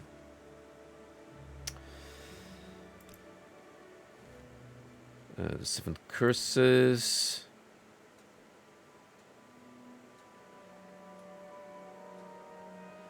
The 7 Curses read as follows. Through the doors of the unmurned house, where scoffers scoff and schemers scheme. From the halls of the outbreaking house, ring 7 curses the gods blasphemed. First curse, curse of fire. Second curse, curse of ash. Third curse, curse of flesh. Fourth curse, curse of ghosts. Fifth curse, curse of seed. Sixth curse, curse of despair. Seventh curse, curse of dreams. Your copy of the 7 curses bears our guesses at interpreting these verses. In short form, 7 curses come from House Dagov, or House Dwemer, or both. Fire and ash come from Red Mountain. Flesh is corporous. Ghost, seed, and despair are unclear. But the Curse of Dreams seems to refer to a recent case of soul sickness and sleeper attacks in the towns. The Last Prophecy, from 7th sign of 11th generation, neither Hound, nor Guar, nor Seed, nor Harrow, but Dragonborn and far star-marked, Outlander incarnate beneath Red Mountain. Blessed guest counters 7 curses. Star-blessed hand wields thrice cursed blade, to reap the harvest of the unmurned house. I've anointed your copy of the Last Prophecy with our best efforts at interpretation, but the rough summary might be: an outlander, foreign-born, but welcome as a guest, confronts 7 curses beneath Red Mountain. His hand, blessed by Azura, uses a cursed blade to bring justice to House Dagov, or House Dwemer, or both. The Neverine? An outlander? They won't please many Ashlanders, and many may explain how the prophecy got lost. Curse of Flesh. What's up, chefs, my dude? We are currently stacked on lore. Very relevant to the plot. In fact, there is some particular spice located. Where's the note on that subject matter?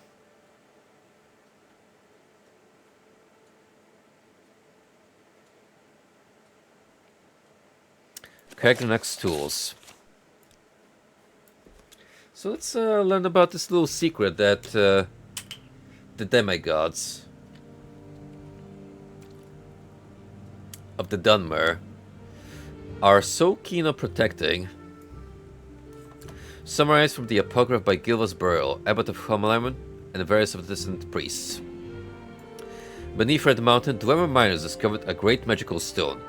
By diverse methods, Lord Kagranet, High Priest and Magecrafter of the ancient Dwemer, determined that this magical stone was the heart of the god Lorcan, cast here in the Dawn Era as a punishment for his mischief in creating the mortal world. Determined to use his divine powers to create a new god for the exclusive benefit of the Dwemer, Kagranet forged 3 great enchanted artifacts, which are called Kaganet's Tools. Graveguard is an enchanted gauntlet to protect its wearer from destruction when tapping the heart's power. Sunder is an enchanted hammer to strike the heart and produce the exact volume and quality of power desired. Keening is an enchanted blade that is used to flay and focus the power that rises from the heart. When Kagranet used these tools on the heart in the Battle of Red Mountain, no one knows what happened, but the Dwemer disappeared entirely from the mortal world. Lord Nerevar and Lord Dagoth retrieved these tools and didn't know what to do with them. Nerevar asked Dagoth to guard these tools while he went to consult with his counselors, Vivek, Amalexia, and Sophasil. He left and spoke with his 3 counselors and decided to return to get to Red Mountain to decide what to do. But while Nerevar was gone, Dagoth was tempted and confused by the power of these tools. When Nerevar and the counselors arrived, he refused to give up the tools, claiming he had sworn to Nerevar to protect them. Then Dagoth fought with Nerevar and the counselors, and was mortally wounded and drew enough, and the tools were recovered. Then Nerevar and his counselors decided to take the tools for safekeeping. They all swore a great oath never to use these tools, but after Nerevar's death, Vivek, Amalexia, and Sophasil yielded to temptation. They took these tools themselves and went to Lorcan's heart buried beneath the mountain and gave themselves divine powers. But Dagoth had not died. We don't know what happened, but this is what we believe. His experiments with Kagnak's tools had joined him to the heart's divine nature in some way, so that he learned to draw power directly from the heart. We conjecture that Dagoth driven by anger and greed, used the heart without caution and restraint, and as a result has become terribly powerful and terribly mad. But the tribunal showed great care and restraint in their use of the tools, and so they were not driven mad. They did many good things. Nonetheless, the tribunal too appeared to have been corrupted by the heart's power, though most subtly. Kaganak's tools are cursed. Seeing power from the heart of a god is a terrible folly, and fated to disaster. The tribunal is losing its battle to control the power of the heart. They are sustained by the same tainted power that drives Dagoth mad. They grow weak and cannot protect us from Dagoth. But if they could, would it be wise to worship gods such as these? They conceal the truth from us out of shame. They persecute the Neverrain and dissident priests out of shame, when they should be welcoming them and enlisting their aid against Dagoth. The tribunal have done much good for Morrowind and the Dunmer, but they succumbed to the temptation of Kaganak's tools. And though these tools once may have seemed the instruments of salvation, now they must be seen as instruments of doom. Well now, doesn't that shed interesting new light on the Trinity and the relation to Dagoth?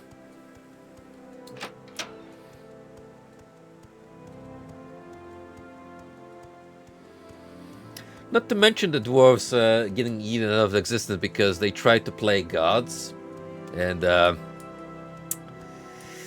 didn't work out so well for them, now did it?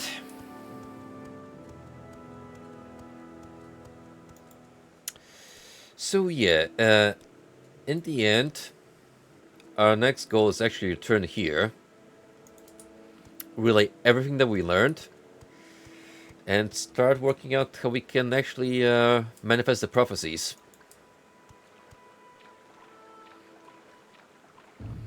Now, while we could do that, there is some other business I want to get through first.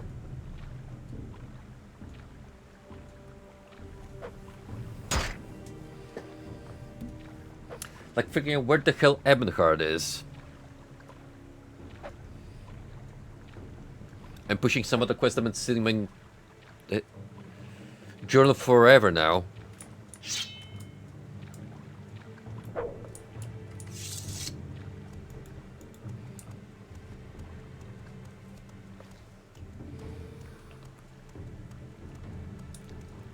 I feel like the most consistent way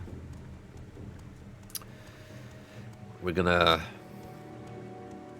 be able to accomplish this is actually swimming over here and then taking a boat ride.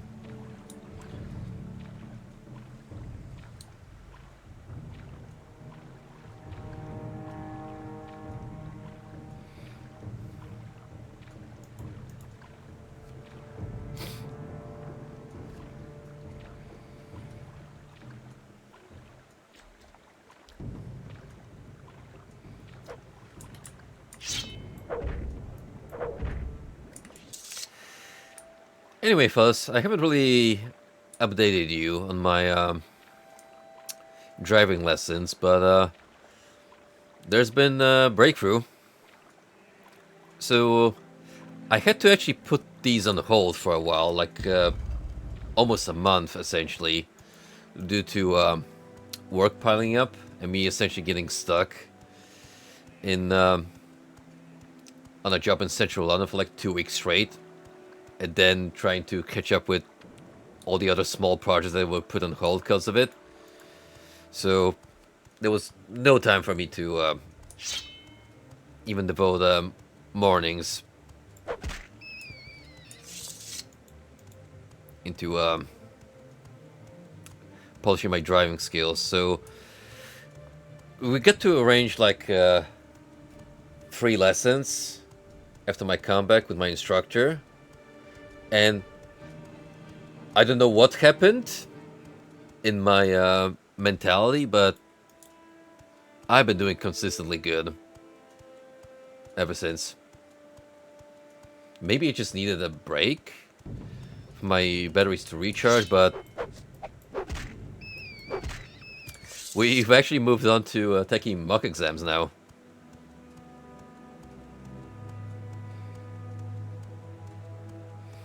I think soon I'll be actually ready to take on the real thing.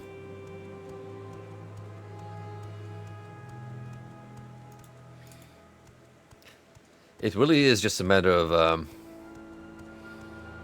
getting me accustomed to how the exam is gonna go and what to expect. Learn a couple of useful maneuvers like emergency stops, which my instructor said not to worry about because that can be taught on the fly once we're ready to like finalize the lessons before the exam. He's currently on the break till mid-August, so I'm gonna try and arrange a couple more lessons so we can work through more mock exams. And I'm not sure if I'm actually gonna take my proper exam before or after my planned trip to Japan. We'll just see how all of that aligns. But I'm hoping to go away late August or early September, depending how things go at work.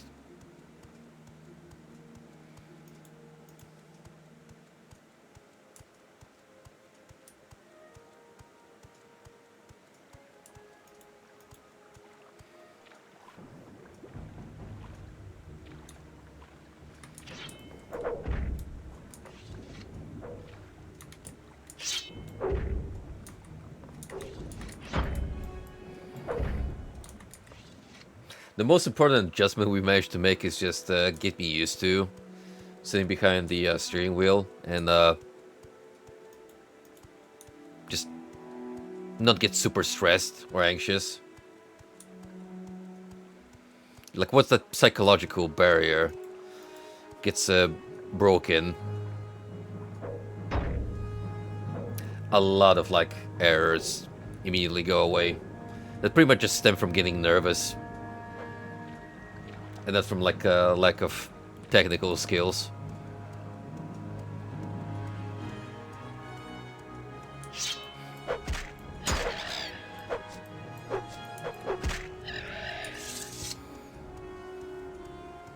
What's especially ironic is that the clutch that used to cause me so much issues, especially at the beginning apparently now, from what the instructor told me, I'm one of the better students he has that are able to consistently operate the clutch and change brakes on the fly. Not brakes, I mean gears.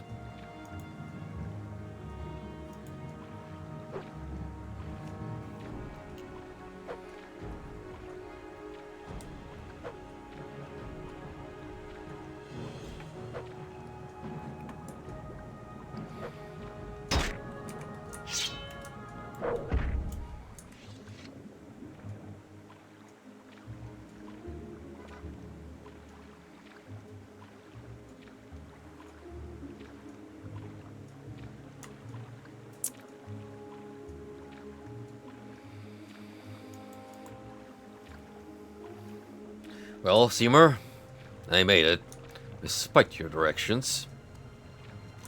Still, gonna make it to the other end of the town, where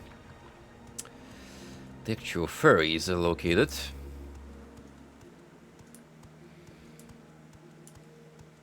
Oh, if only I could squeeze into this gap and make my way into town, but no. I have to take the long way around.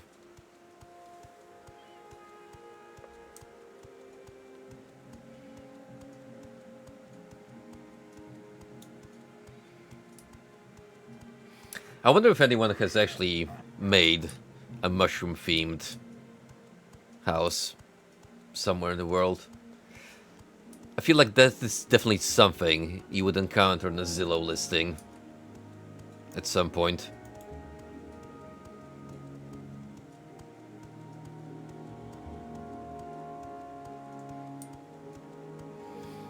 And trust me, I've watched a couple episodes of Jabroni Mike and Frederick Knudsen going on bizarre Zillow listings for housing, and I've seen some shit.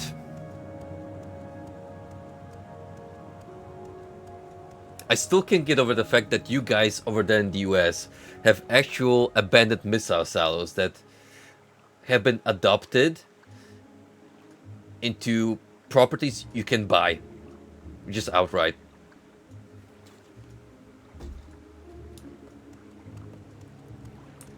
And the best part about it, they're not even that expensive. Because former missile silos, they used to be placed further apart from settlements, so you don't have much going on in terms of infrastructure there.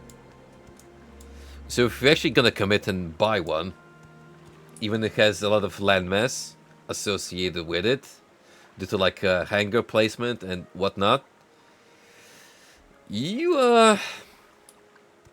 don't have a lot as far as adapting the property goes for options. I mean, you could definitely set up some kind of manufacturing business there, for certain. Or you can make like a fall-themed shelter as a tourist attraction.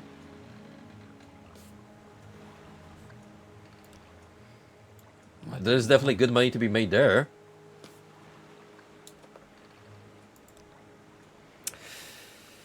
Oh, right. You can actually take me to Telmora too. We're gonna start with Emmenhart. And that is right here.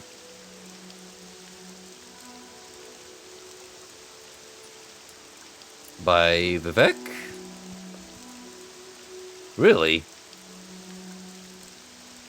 I thought it was like on the other side of Morrowind for some reason. Huh. Okay, well, now I feel silly. About as silly as this Santa elf with his pointy hat.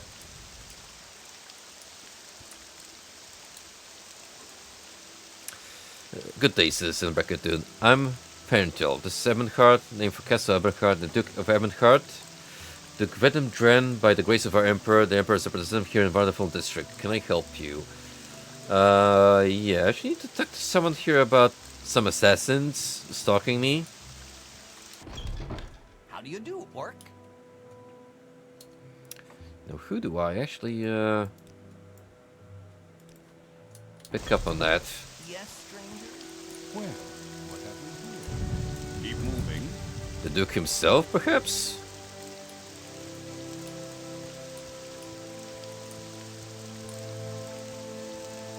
You seem to be all right.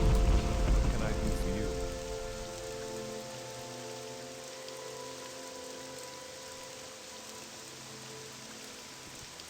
You have my ear. Citizen. Do like that helmet design. Some pretty neat swag you're sporting there, my good sir.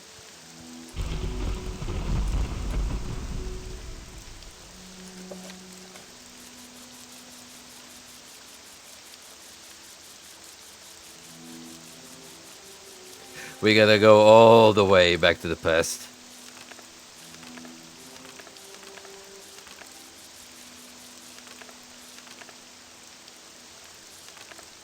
Oh wait, you do actually have a quest listing.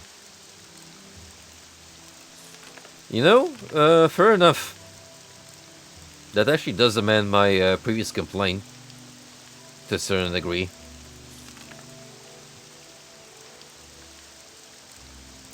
Apelles Mages in Ebonheart. Lucky found him inspecting the grounds at Ebonheart. Okay. Your bidding, agent? How do you do, Orc?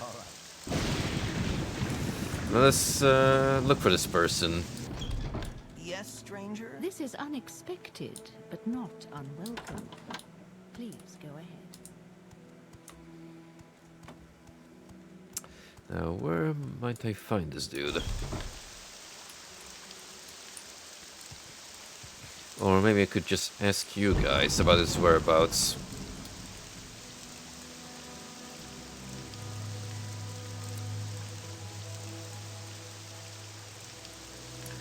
Uh...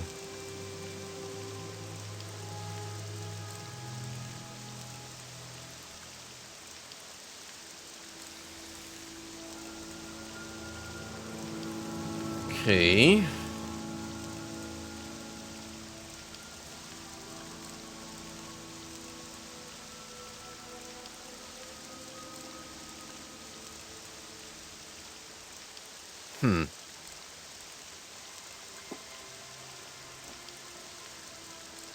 I do not see him brought up by name anywhere there.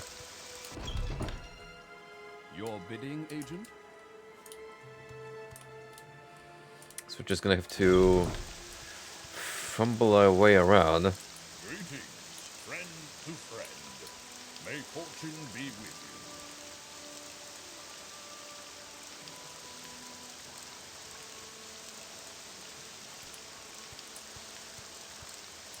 Well, friend, what brings you here?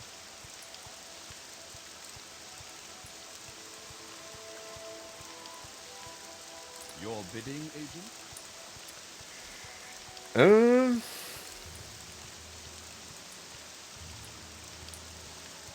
You'd think it'd be an easy job in such a small fort, but no. It's like actually looking for a needle in a haystack. The search for this person.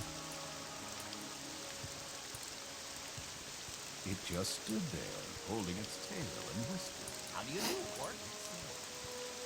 Unless it's down here.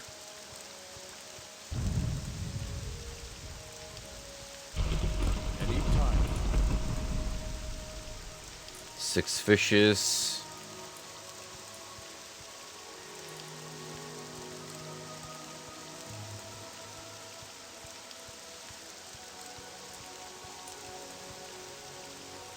Argonian mission.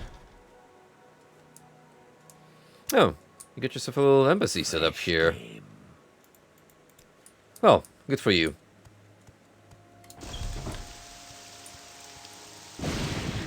The Skyrim mission. I take it you want something. Today is your lucky day, so let's hear it. Having you guys neighbor the Argonians is an interesting choice. I'll say that much. So what's this regarding? Anytime you're ready. Keep moving. Just don't keep me waiting.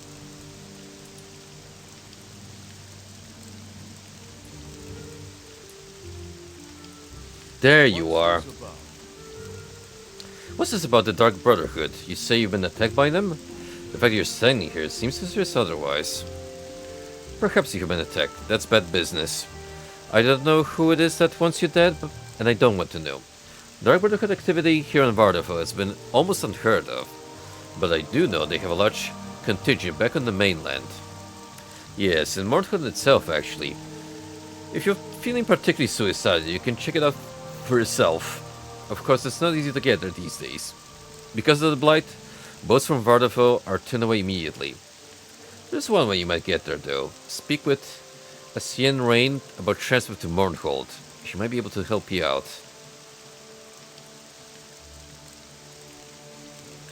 She's a mage who arrived with Vardavel the same time I did. Special appointment to Duke Dren himself. Nice woman and a powerful mage. You should be able to find her in the Grand Council chambers here in Emberheart.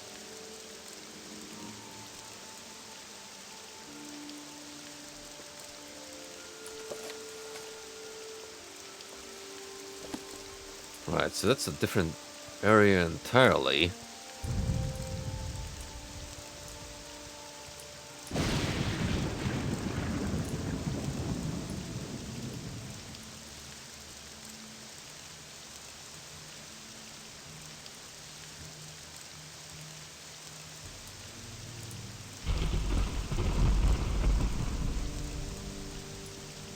How can I help?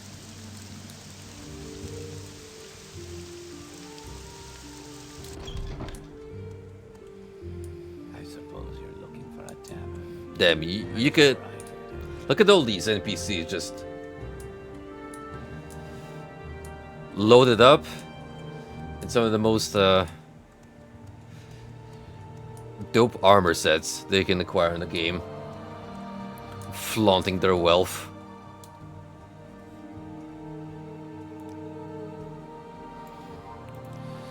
What do you mean, lay servant?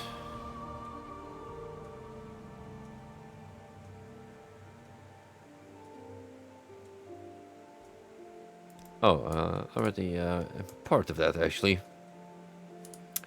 Fun you should mention.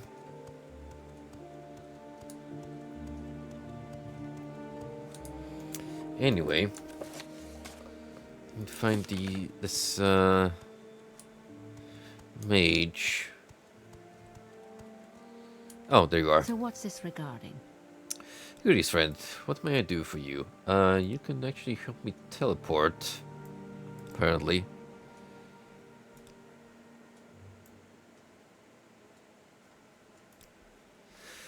You wish to go to the mainland. That's highly irregular. I'm sure you've heard that they've restricted travel to Mernhold. They've been a bit worried about the Blight. What's your reason for wanting to go to the city? I fear I've been marked by the Dark Brotherhood and I wish to investigate. Oh my, I can see why you want to get that cleared up. That's dangerous business, though. I can't say I'd be happy to send you off on that sort of fool's errand. If you're sure, though, I suppose I can oblige you. If you need to return to Vardavel, speak with Efete in the Royal Palace. Take care, friend. These people are not to be taken lightly. I'll send you there when we finish speaking.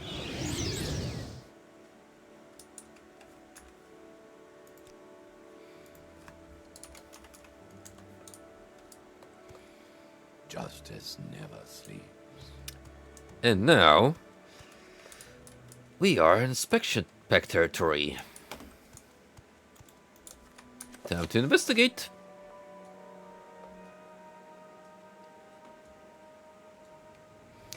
I should speak with one of the Royal Guard for more information about the Dark Brotherhood. Well, didn't have to look far for that.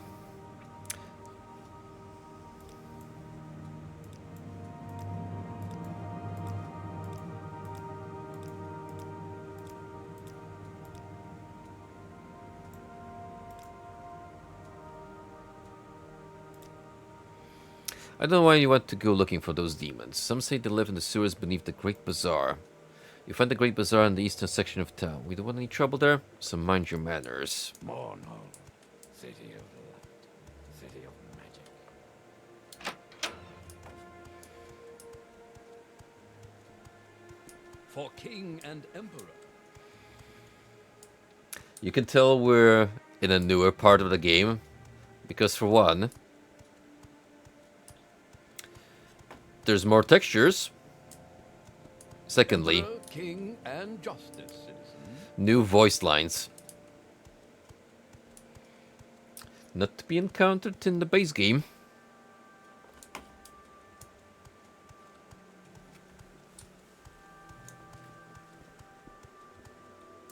Emperor, king, and justice.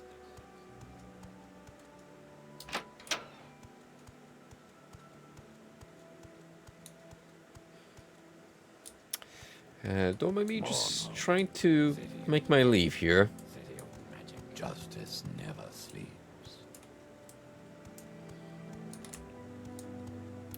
Please let me through. Thank you very much. Justice never sleeps. You're about to sleep forever if you don't move out of the way. City of magic.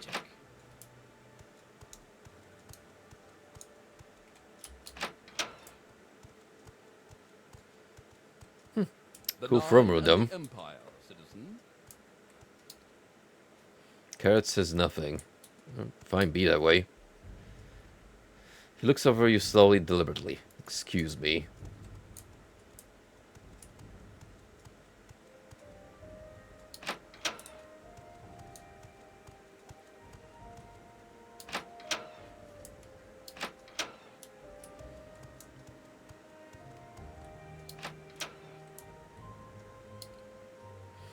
Ah, you are the one recently arrived from Vardenfell. What is it you wish to ask? Not a group of people to be taken lightly. Their reach is far, and their methods well honed. Take care when dealing with them.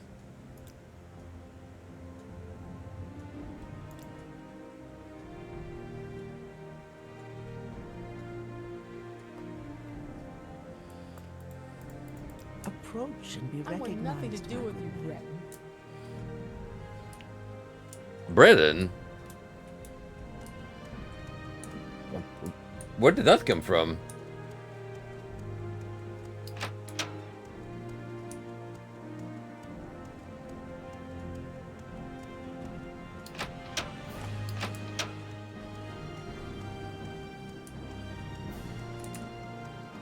Justice never sleeps.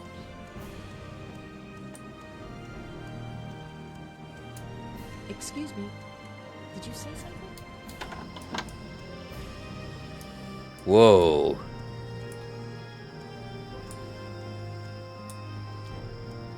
Oh, this is sweet. Good to see you again, friend. This is actually a gorgeous looking area.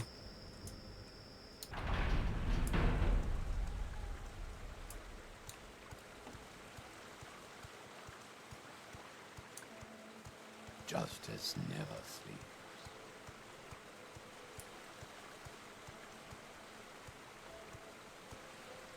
Hell yeah. Morrowind, city of Environmental storytelling. city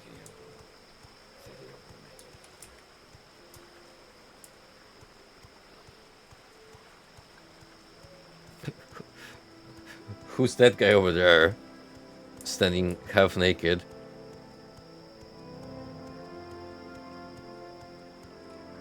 What say you? Forstack the sweltering. What are you looking at? No, I'm not paralyzed. And I've never even met a witch, much less been asked to escort one anywhere. Why am I naked? Because it's too damn hot here. You people think that every time you see a naked Nord barbarian, he's been tricked by some witch. So never mind, now leave me alone. That's a great throwback to that quest.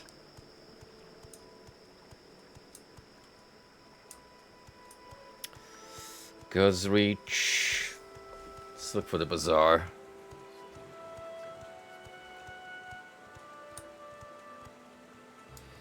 Royal Palace.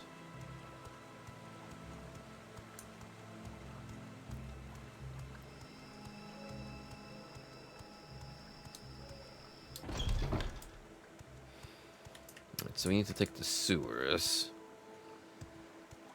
to get there. In the meantime, we could check the stalls. See what these fine vendors have to offer from their selection. Not much on your end.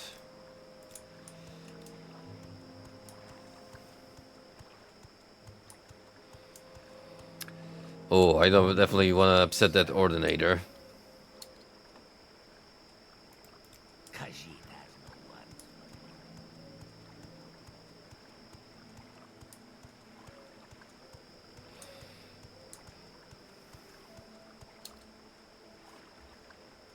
Greetings and welcome, sir. I'm in the market for trained scribs and rats. I think you find my prices quite reasonable. My rats and scribs are fine as pets or beasts of burden, or as tasty little morsels.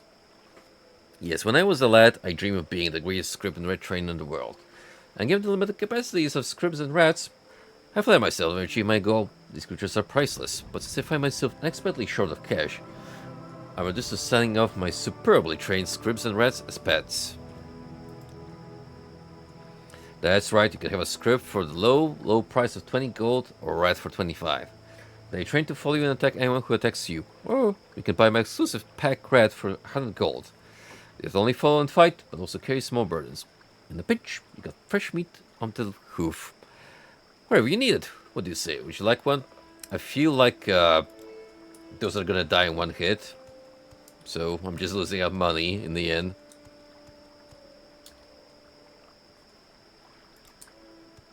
Mournhold's piece.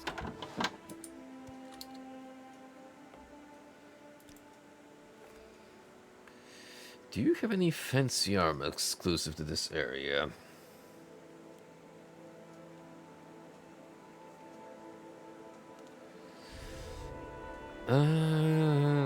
Not really.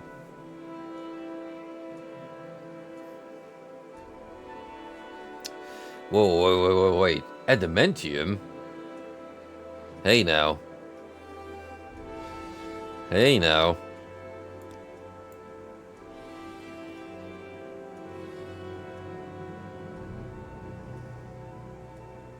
I am intrigued. This is better than what I'm currently wearing, that's for certain.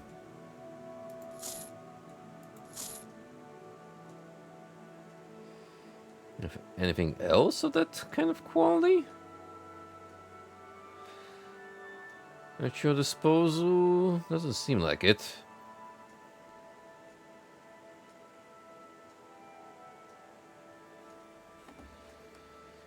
Tell you what. Since you have a lot of gold on you, you can have these glass boots.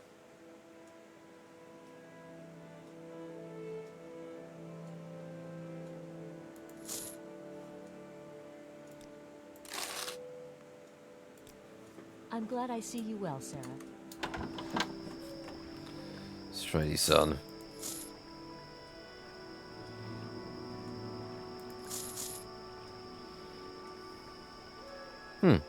Neat.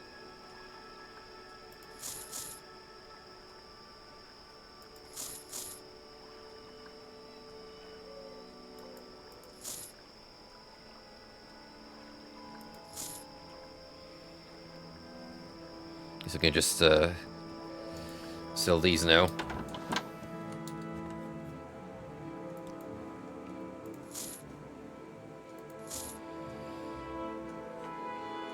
Since you have a lot of gold on you, you can actually take quite a bit of my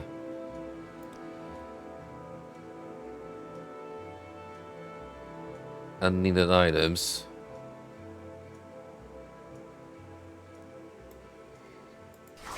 Yeah, I don't suppose you deal in jewelry. That's fine. Today and tomorrow, good luck.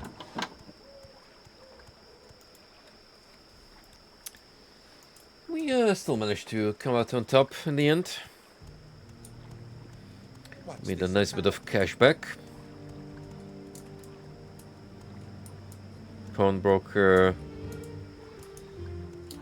Oh yeah, we got a general selection of stores. Hello there. I suppose you've come to trade, that's fine with me. Azura knows there's little else in the world worth doing. None of the rest of it matters. Adventuring, fame, women, it's all pointless. Well, we can be friends if I give you a little more money, right?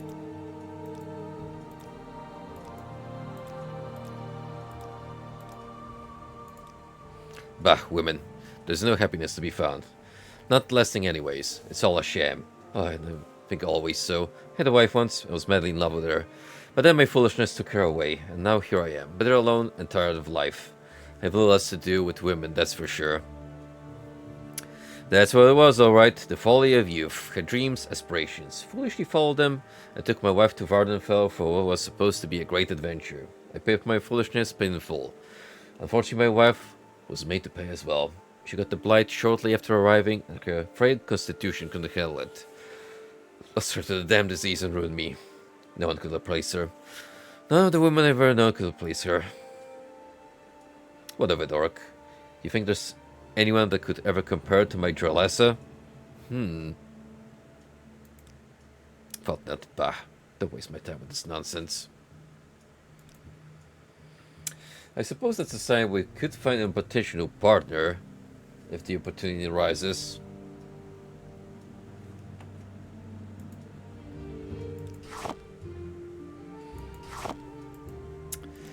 Not as of yet, though.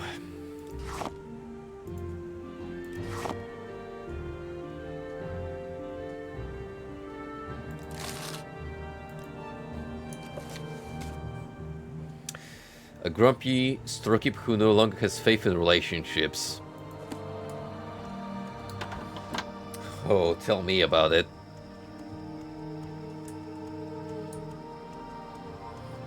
When you grow older, you do become a little disillusioned in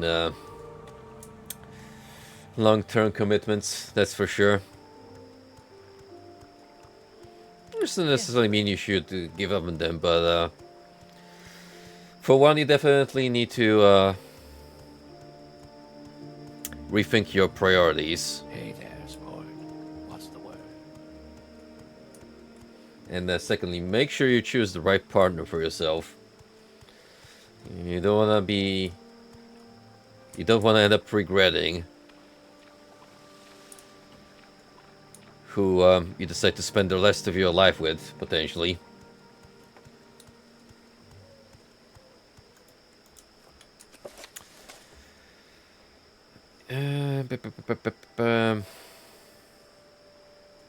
Sewer system, the Great Bazaar. Okay, so we need to look for an access hedge to sewers. Hey there, sport. What's the word?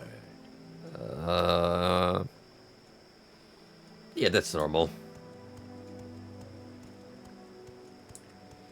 Just really need to clean that armor off of all the grime.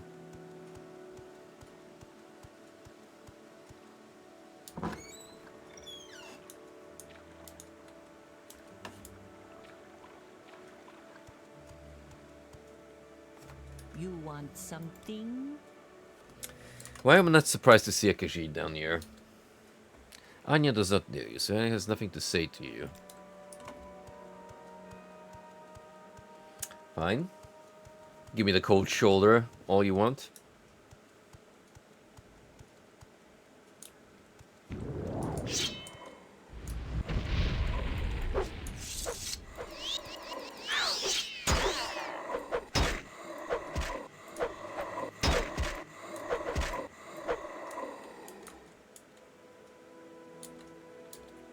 I think you guys need to be concerned a little more with security around the city if so much as a proto-lich can sneak through and make a home for itself down here. Just saying.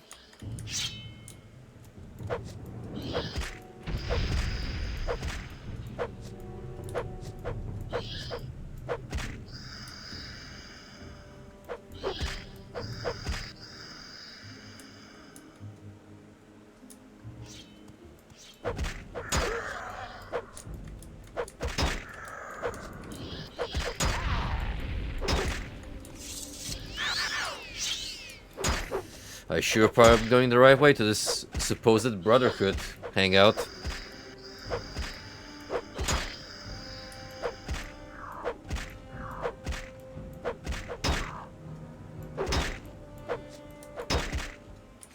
I mean, given this is the Dark Brotherhood, I wouldn't let it pass them to have undead guard the entry to their little secret hideout.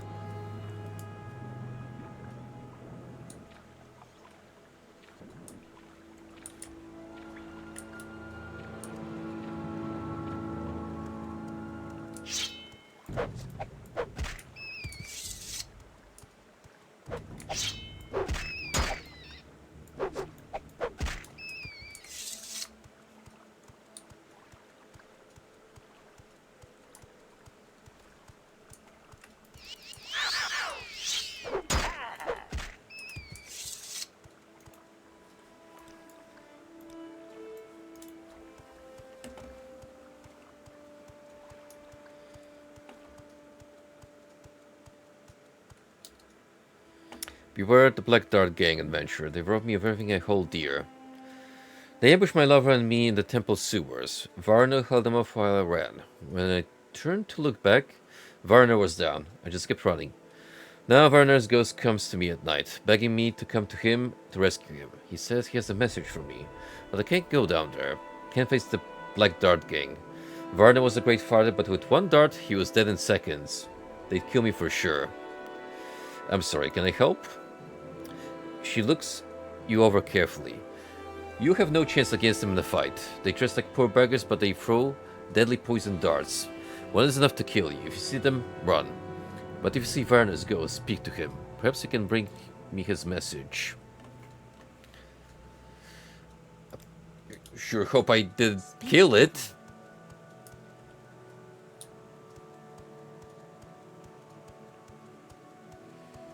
That'd be it'd be very unfortunate.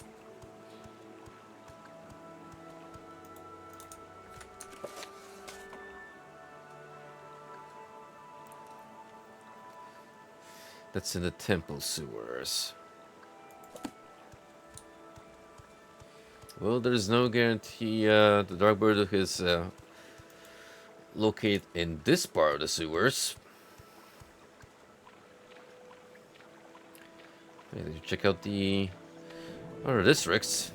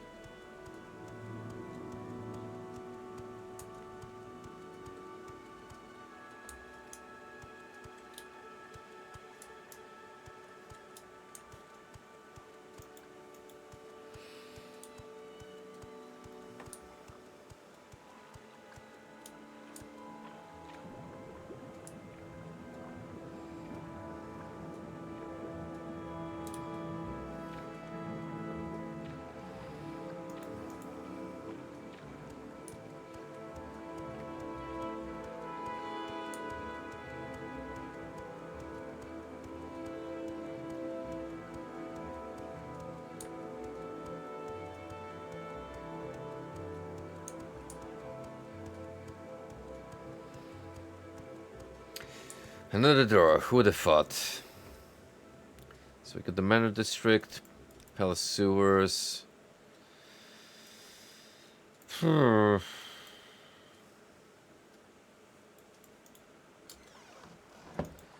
no choice but to go through these meticulously.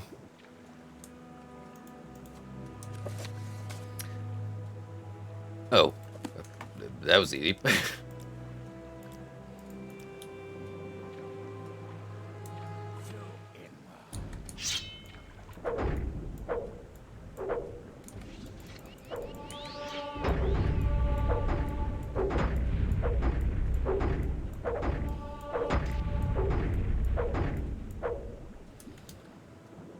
Remember how these secret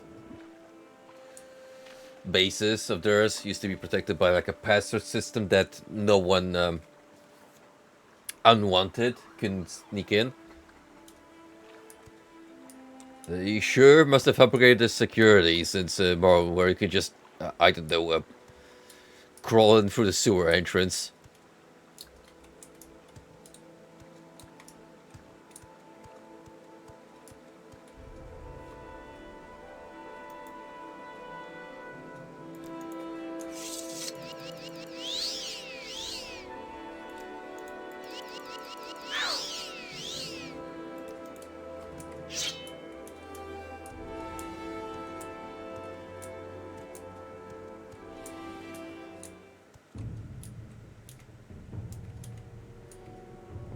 Is that one or two of them coming at me? Oh boy. It's gonna be a tricky encounter.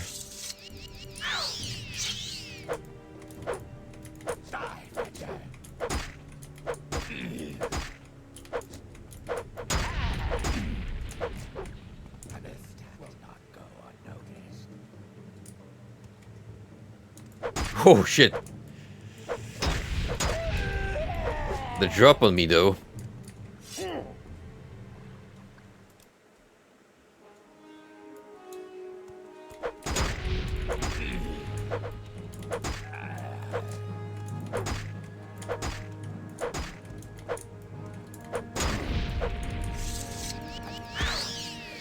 Shit, one of these is poisoned.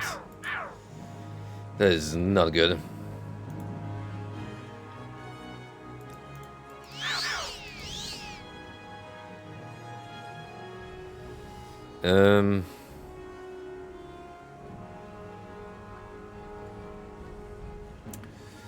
Once again, I seem to be low on healing. It is a rather unfortunate outcome on my part. Wait a minute. Go, Ghost! Shit. Hang on. We can deploy him sooner.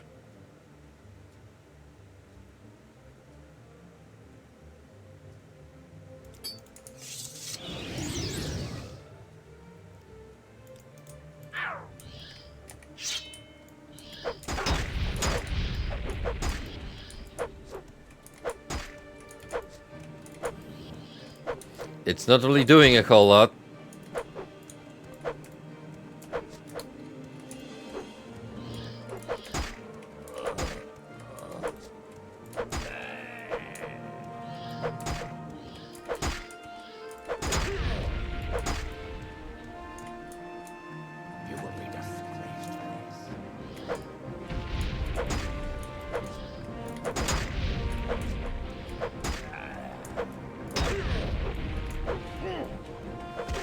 Oh, we are not dealing with this. Not with a whole bunch of them just ganging up on me like that.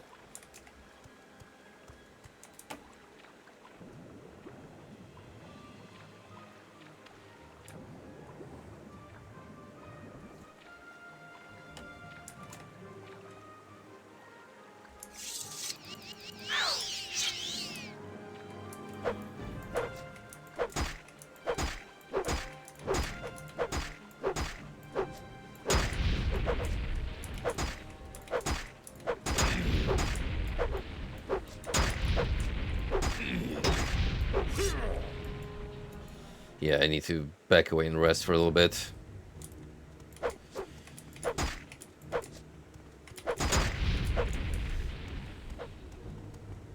That poison blade is gonna do severe damage.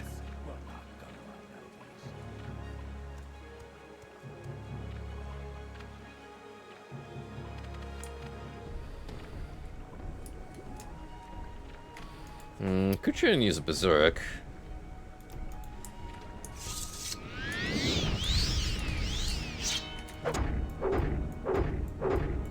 Just wail my way through.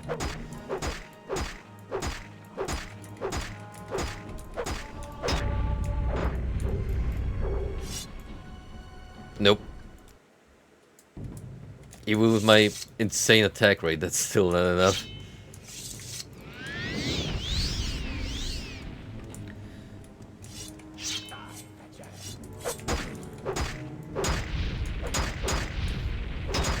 Because all I need to do is get knocked down.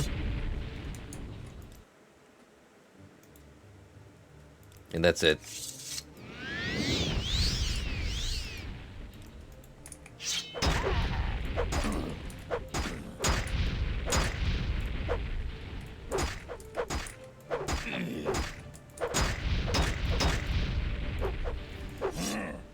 Oh, this dude is so annoying. If it's just regular damage, that's fine. But the moment poison gets stacked onto it...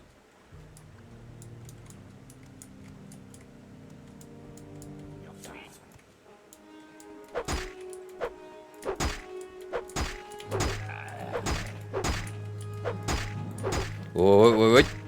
You will be disgraced for this. I think we got it.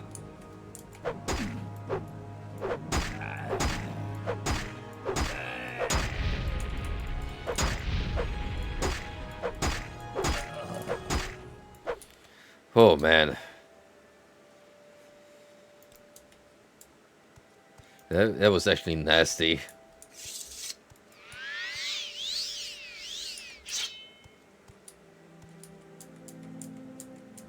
I genuinely need to try to lure them out one by one.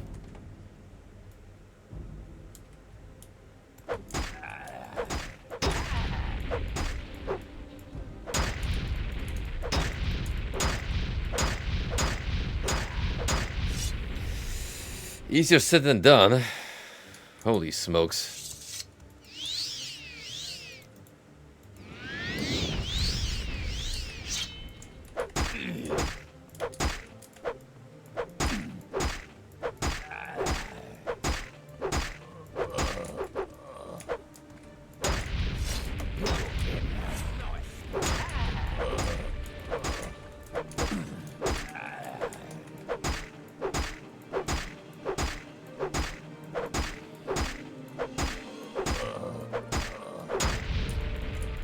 Please, get up. Oh. The traitor from Berserk is,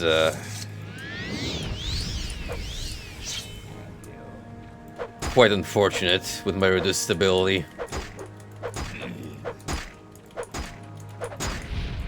It's ridiculously easy to knock me down.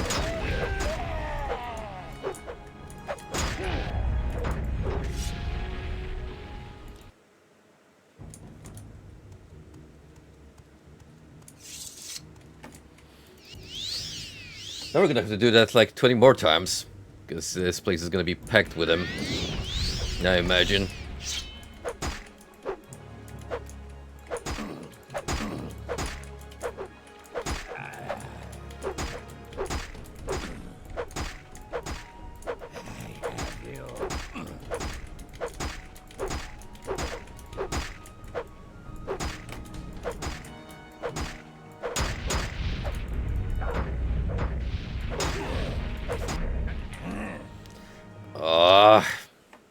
Just when I managed to get one of them.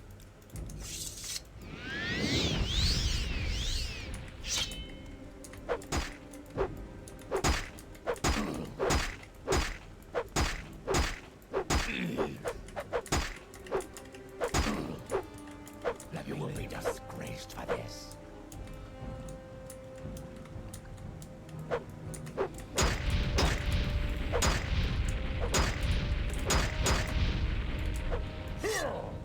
Just couldn't get back up.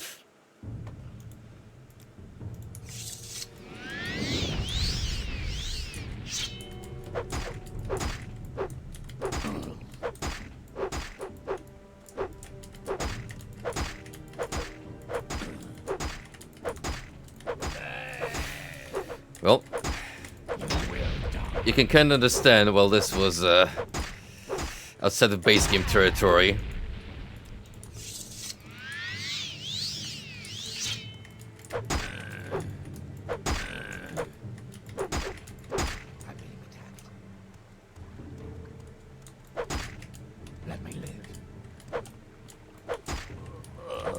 little late for that, pal.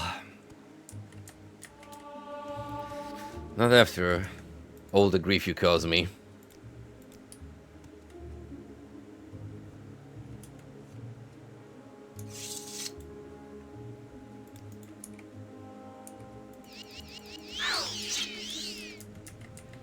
Careful now.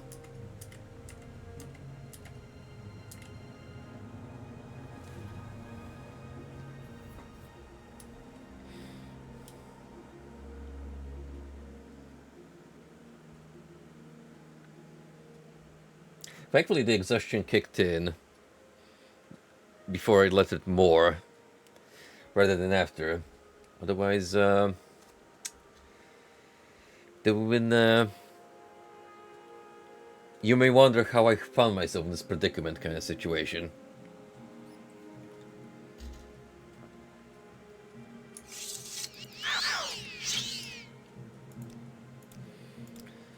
Now, let's see what else I have in store.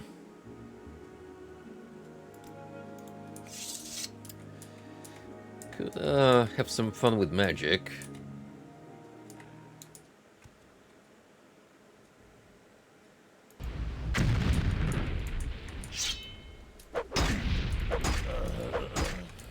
You got him in.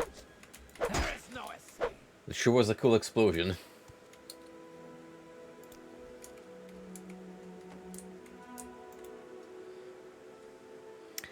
What else we have in our repertoire?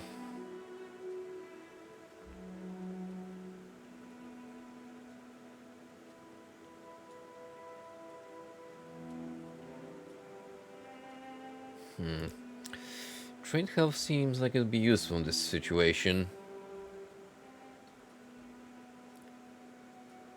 Don't see much else in terms of attacking directly. Except the Scorcher.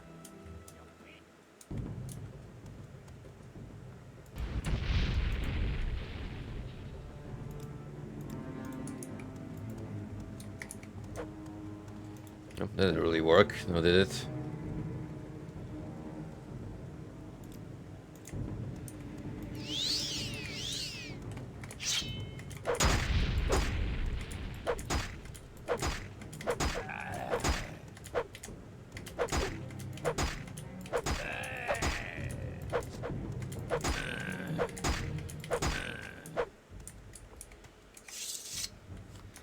Whew.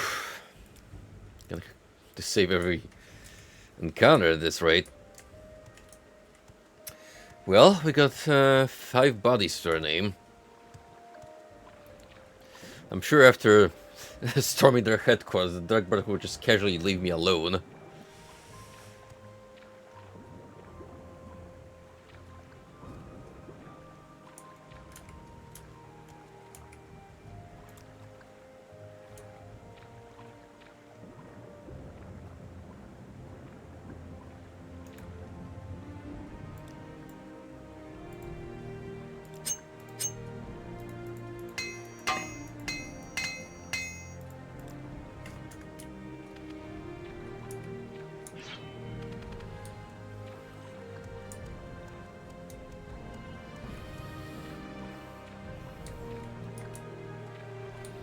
Anywho, now that we've gathered a little of our strength,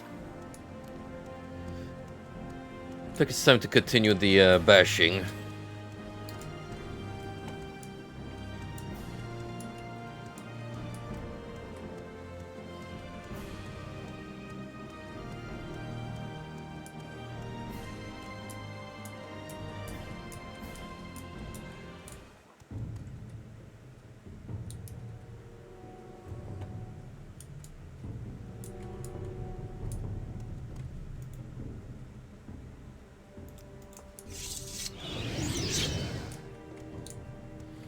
Don't just follow me, attack them.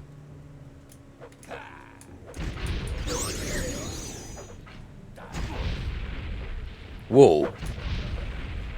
Holy shit, dude. Just yeeted them in like one hit.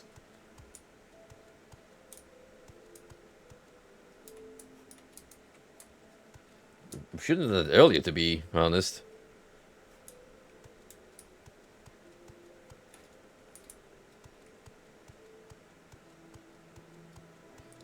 Let's keep our friend close by. In case more come up.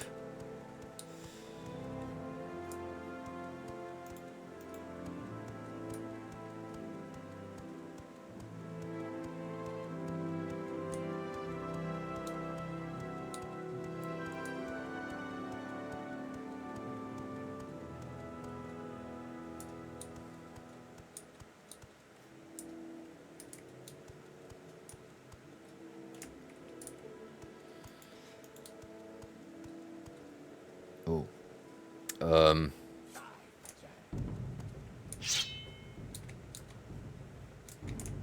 I mean, that's one. One I can deal with at a time.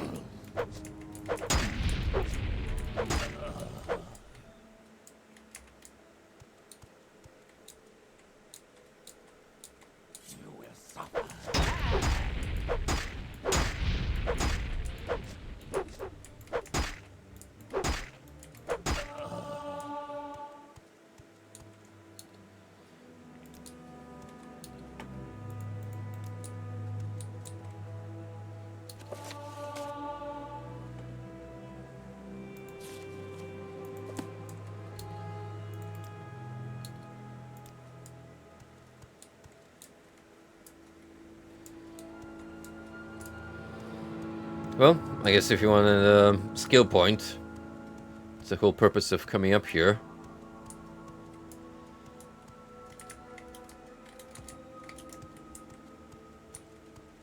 It's down this way.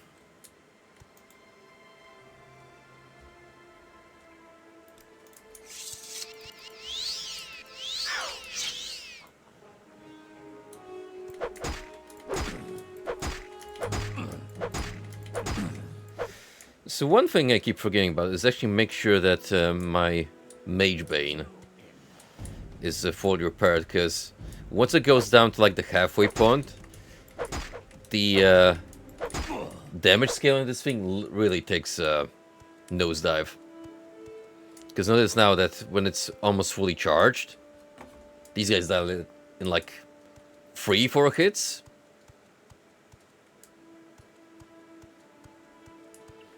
Makes my job a lot easier.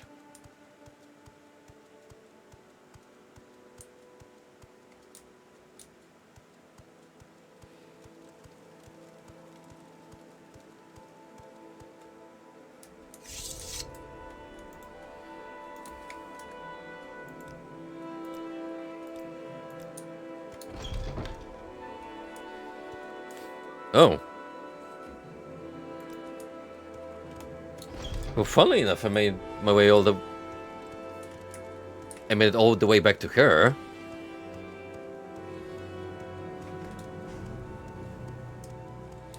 But,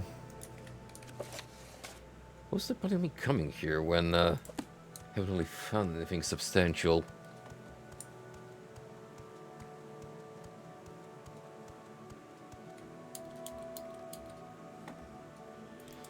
Sure, there's a couple of assassins here.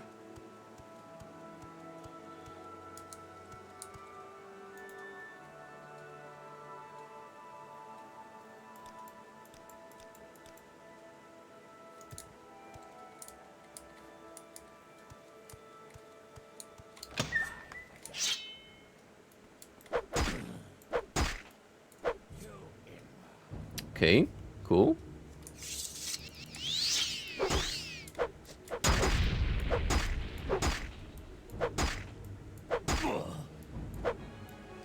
I suppose we're heading here then.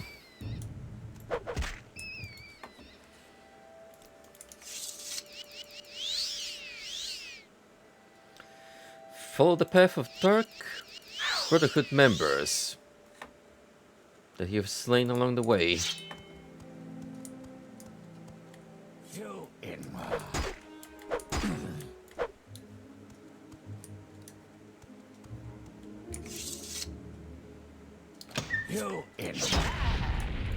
Rude.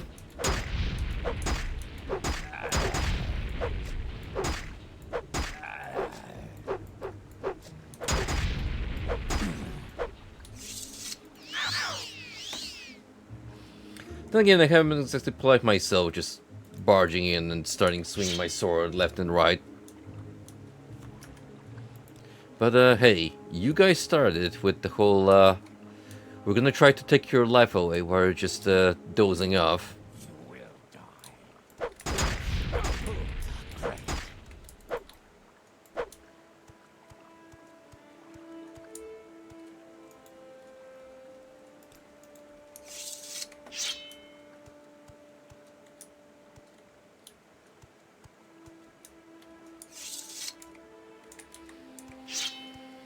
Fine, I will retreat then.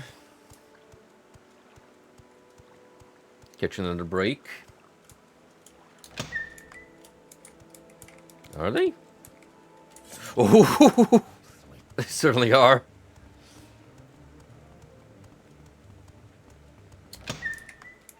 Grave miscalculation, that's for sure.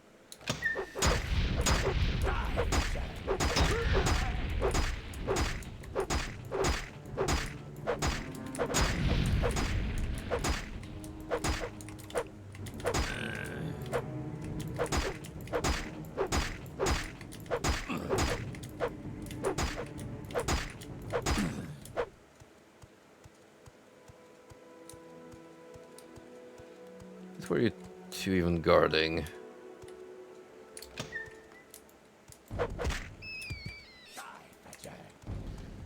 Oh, hey. An unmasked one?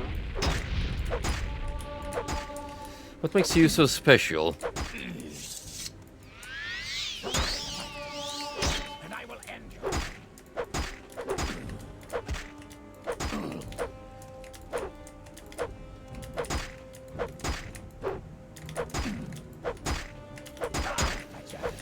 Well, you're definitely no ordinary assassin, that's for sure.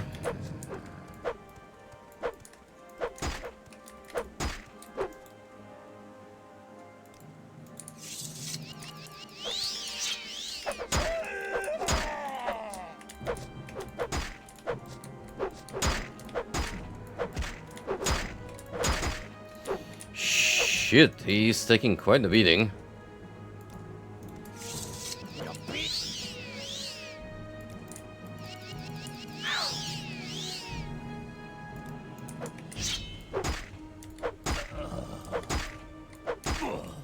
No, tell my liege, I have failed at...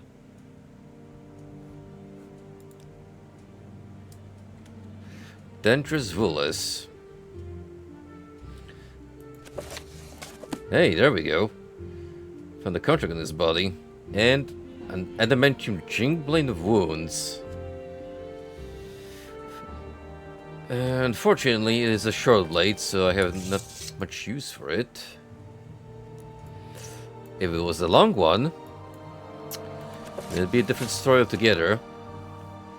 The bearer of this document, and a special dispensation with the Night Mother, who has entered in a contract in perpetuity with H, is given special dispensation to execute the Bracket Dune, an orc, recently residing on the island of Ardenfell. In accordance with all laws and traditions, the aforementioned personage will be executed in the name of H, in the most expedient manner possible.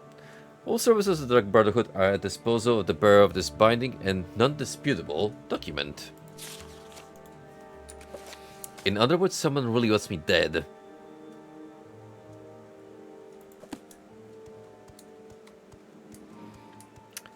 They mean it, alright.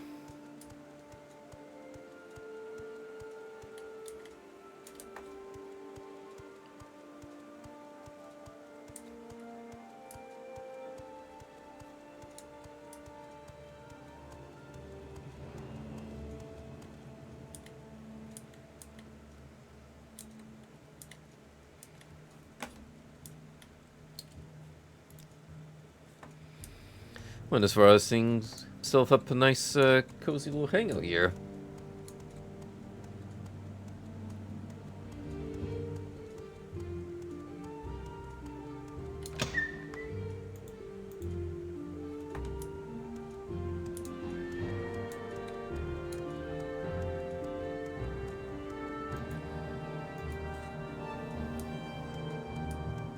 So if I want to help that lady, that we met along the way, we'll need to head to the Temple District.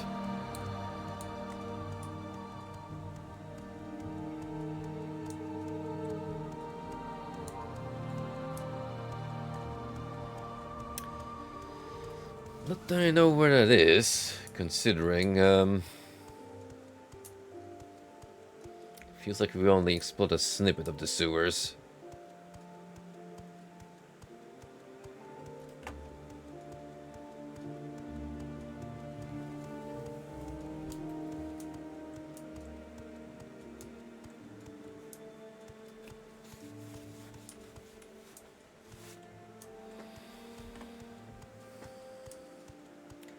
I'm sure with enough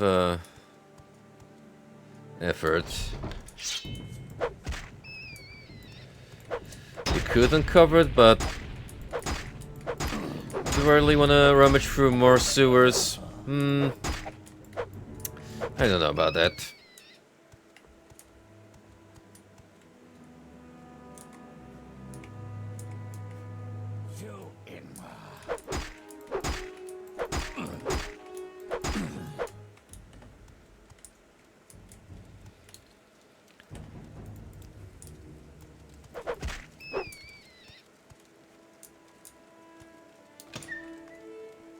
Hello.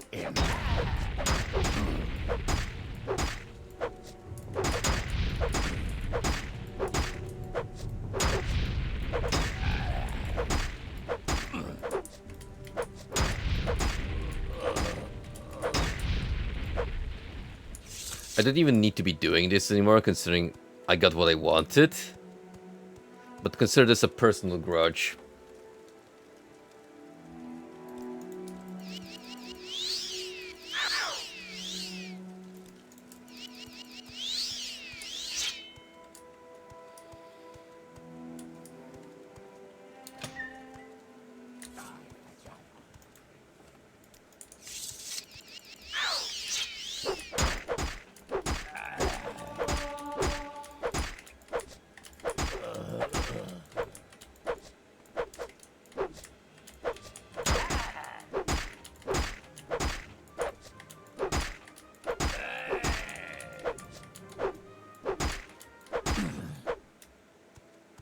It did give me another level, so no complaints there.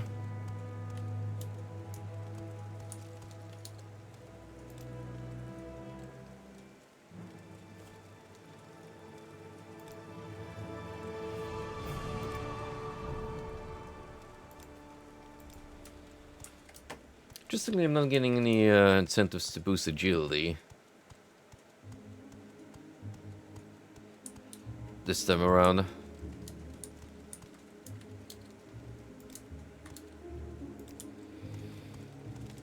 But still, there is a reason to build up speed, because it does increase your base movement.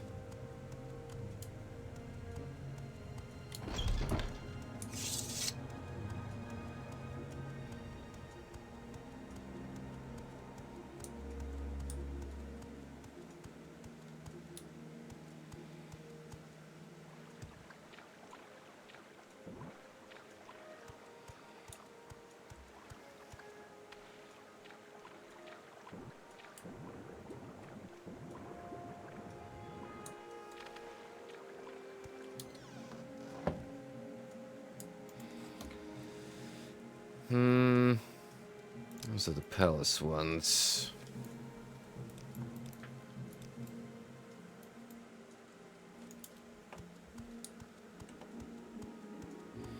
I think we'll leave this little side mission.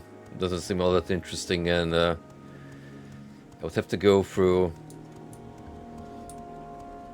even more sewers, which isn't all that enticing.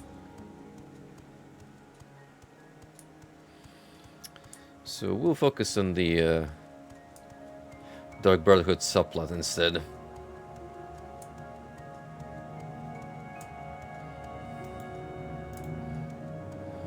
Because that's where the true spice is.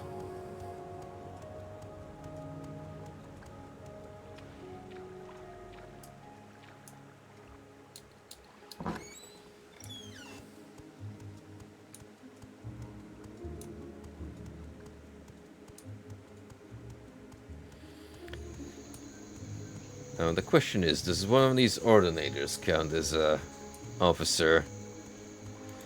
Because if so, that's getting taken off. You believe you've killed their leader. Maybe, maybe not. Perhaps you should speak with Feather's Slayer about this. Chief Steward of Almalex, you may find him in the temple reception area. Justice never sleeps. Off we go then. It's never easy, is it? Greetings, Sorka, Mern Offerless, founder of the Monhill Players. I'm sure you came here to watch our production of the Horror of Castle Zir. Well, I'm very sorry to inform you that we won't be putting on the show today. The troupe has its own drama to worry about at the moment. Yes, well, would you know the very day we're supposed to debut our show, our lead actor, Tarvis Belov, comes down with collywobbles. We can't find anyone to take over his part. I would do it, but my expertise is desperately needed backstage.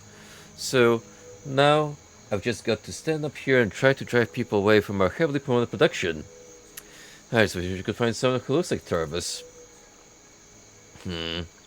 Wait just a minute there, Orc. You know, you kind of look like a little like Tarvis. I think this might work. What do you say, Orc? Would you like to take on the part of Clavitus, Captain of the Imperial Guard, in our production? I mean, we technically are legionnaires, so we do have some expertise in the field. Fantastic. Here, take a copy of the script.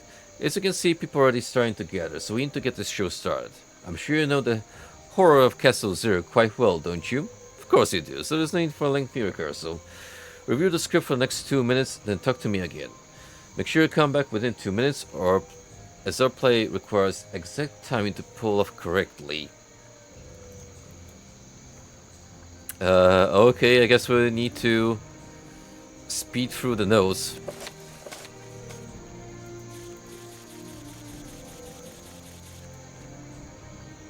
"29 whole pages.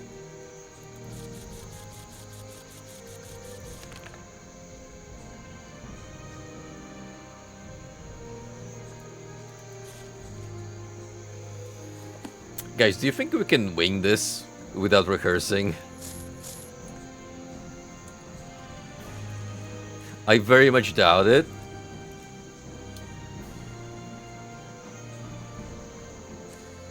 Hey, we can try. Good job, Rakuten. You're on time. Let's get this show on the road. All you have to do is head out there through the door, hit your mark in the center of the rock next to Grevern, stand still, develop your lines. Move quickly through the door. Timing is everything. And be careful.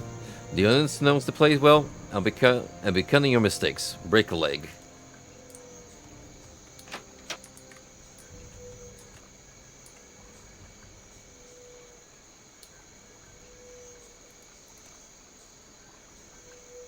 Good evening to you, Sergio.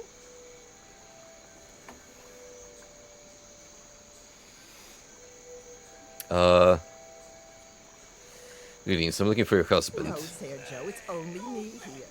My master, Sadura Talvani Hordalf Seer, is at his winter estate. Is there something I can do for you? Is there anyone you can contact Not him? at all, Sergio. Please, may I offer you some flint? No, I prefer Sujama. Nara, Sergio. Oh, this is not going so well. More than a fortnight ago.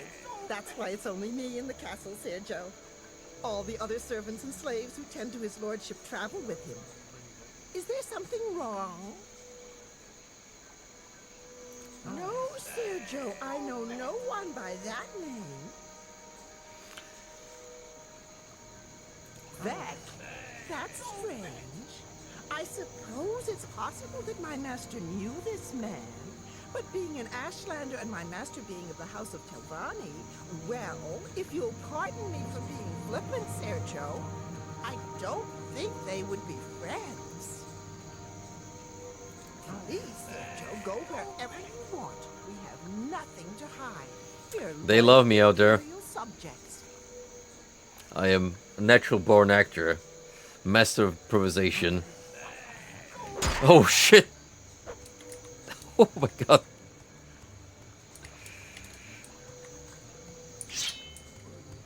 Justice Talk about drama. Is it necessary that you speak to me?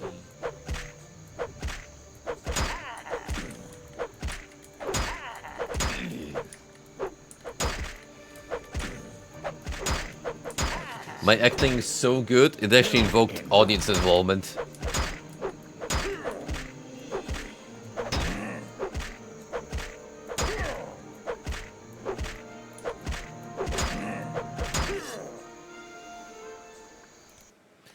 Alright, well. Let me try and memorize these. Like, actually make the conscious effort. Get this right as closely as possible.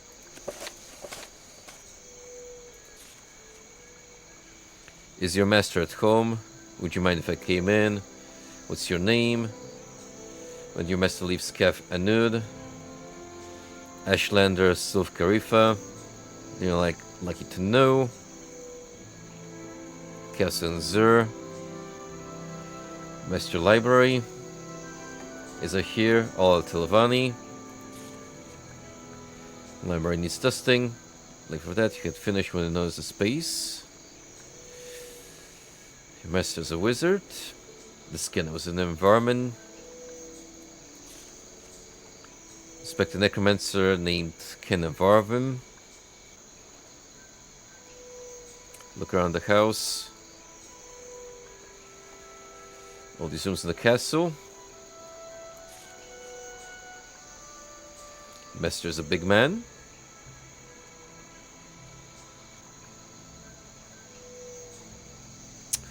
Hodolf. Torfang. Sulcarifa. Go up with that bench. It's fine. We'll leave you. Sidrakana Telvani Hologzir. Wait here.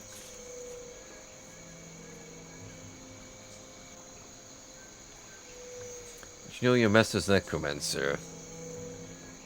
See soon enough.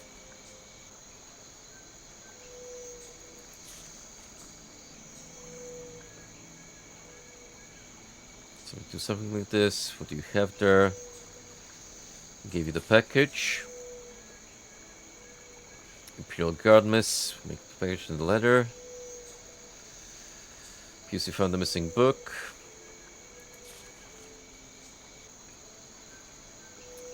That is a long one. Shoot.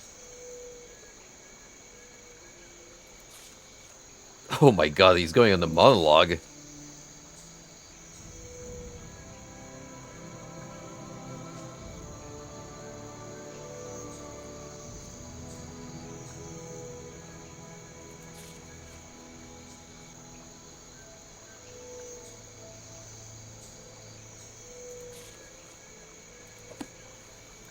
Relax. You'll be fine.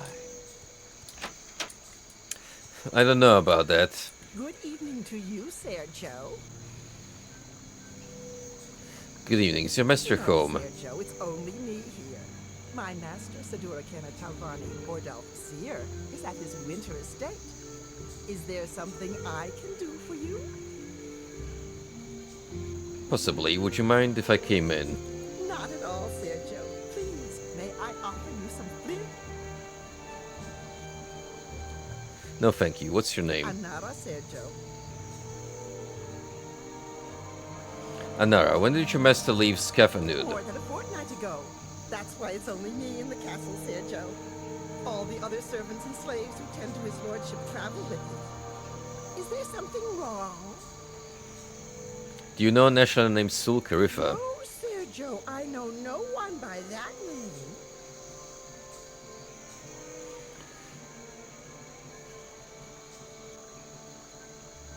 He last at Kesselnzer. That's strange. I suppose it's possible. So that far, my so good. master knew this man, but being an Ashlander and my master being of the house of Telvani, well, if you'll pardon me for being flippant, Sergio, I don't think they would be friends. Could I look in your master's library? Please, Sergio, go wherever you want. We have nothing to hide. We are loyal Imperial subjects.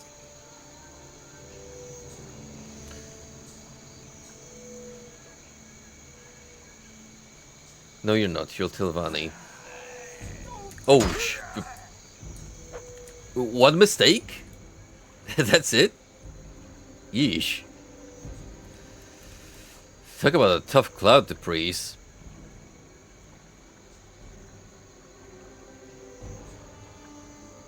Okay, what did I get wrong here?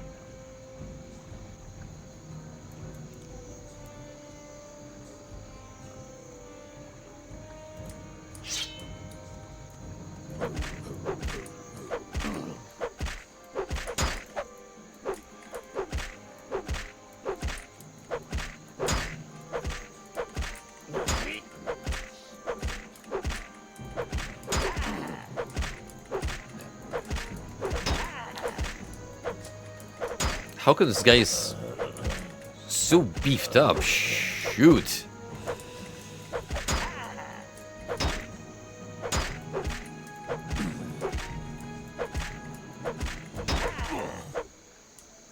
Wow.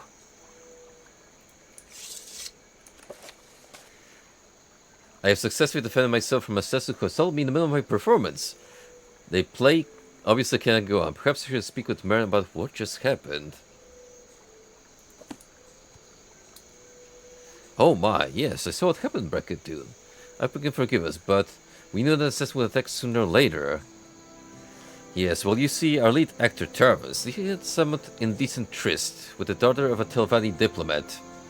The diplomat caught him in the act and vowed revenge.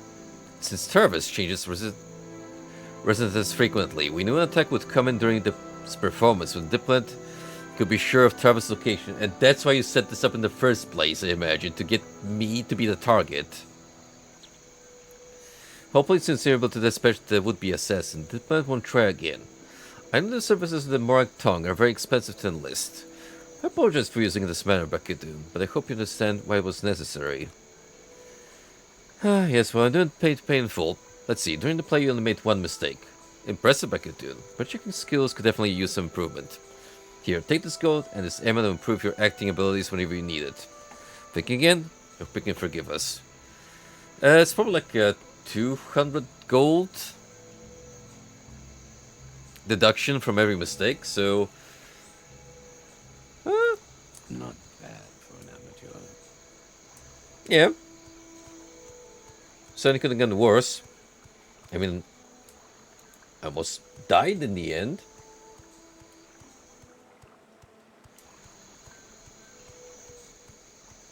I shouldn't have pushed so hard. Interesting little side quest though.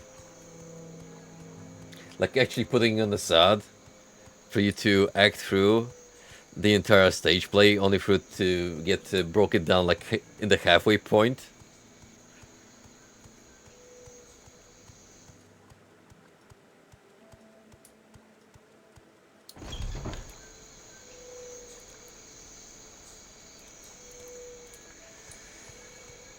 Let's see, it's starting to get pretty late, so I'm probably gonna wrap up soon, but before I do that, let's mosey on to the temple area and try to get some more info on the Brotherhood.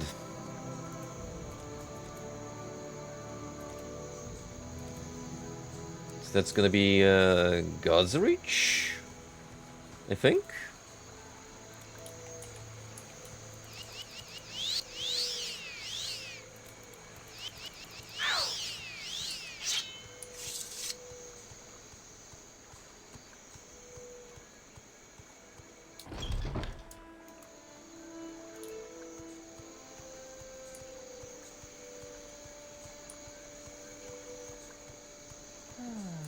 Justice never sleeps. Big fan of this green stone used for your building purposes. It does that neat colorful hue to the environment.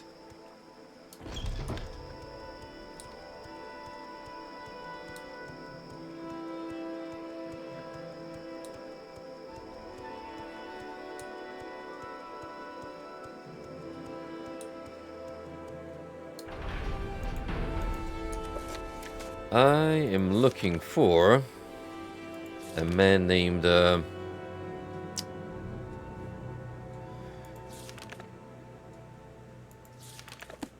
they did drop me a name, but I I clean don't really remember who it was. Probably Why you. do keep it that way? Ah, you're the one who has recently arrived in Mordred from Varnafel. How was all of your arrival? I understand you had some problems with the Dark Brotherhood. Interesting group, and usually rather effective. Surprised you're still alive. Perhaps you have potential, isn't incompetence. I believe you might be of service to our lady. Yeah, it's an interesting group. Effective. Fear and mystery are powerful tools for them. There have been kings that have been rumored to utilize their services, but it is only rumor, of course.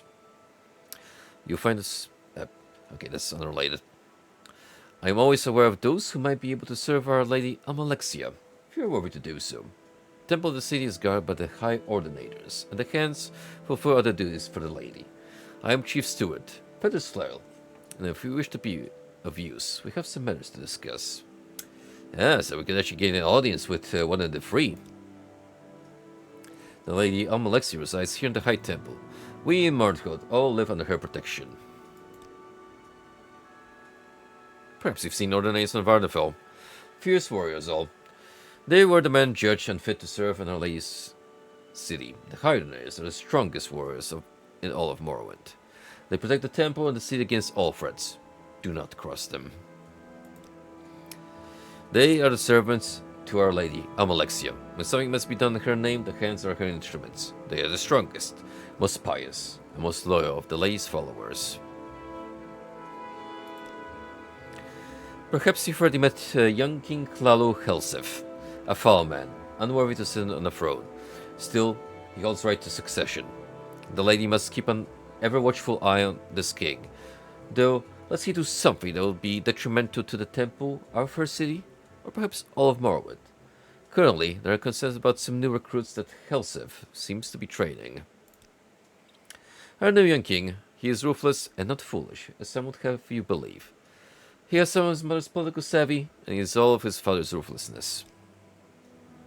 A standing army is nothing new to the city, though it is largely unnecessary. Mordor is protected by her walls from the outside, and by Our Lady Amalexia from within. No would dare mount an attack here. Still, tradition dictates that the king maintain an army. We believe Helsef is raising quite a different sort of army. A goblin army, dun dun dun. Foul, vicious creatures. No wonder Helsef has chosen them to be his foot soldiers. I know that the goblins are being trained nearby. Do not where exactly. Ask around the city about goblins. Someone will know. Wish for you to find the location of the goblin training area. When you do, kill the war chiefs. There should be 2. Sever the head of this army, and the rest will shatter like a scrib. You might rid the city of their 2 ultimate trainers as well. Complete this task, and the lady will be pleased. Traditionally, the Aldmer have used the goblins to reinforce their armies. Why? I do not know. Rumor has it that Helsef constructed 2 Aldmer to train the goblin army. If you find these Aldmer, it will be a service to rid the city of them as well. Miserable horde creatures. They're vile and vicious. They vary in size from smaller than a Bosmer to larger than a Nord. Some are mindless animals. Others have learned the ways of magic.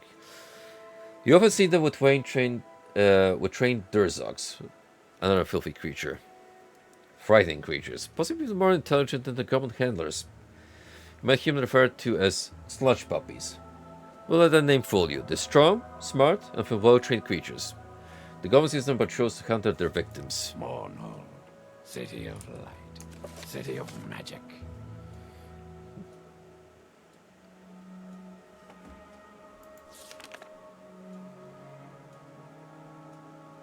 Perhaps one of the locals has more information.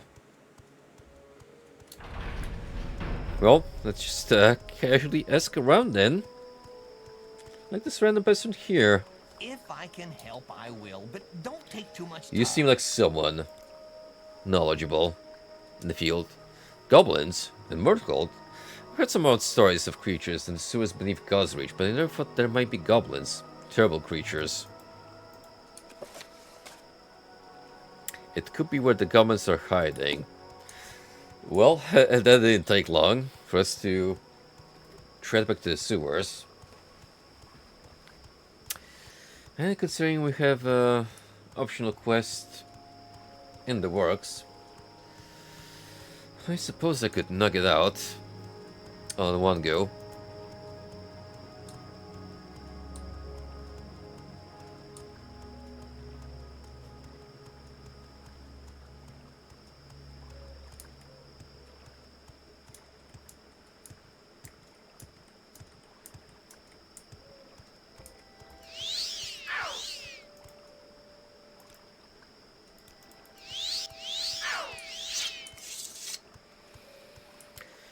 Let me just find the next convenient sewer grate so I can save my progress. And we'll call it for the night here.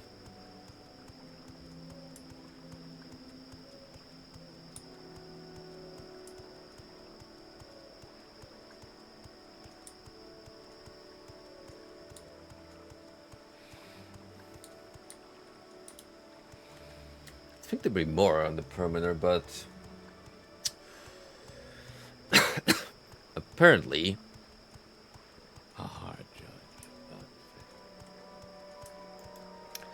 but not quite.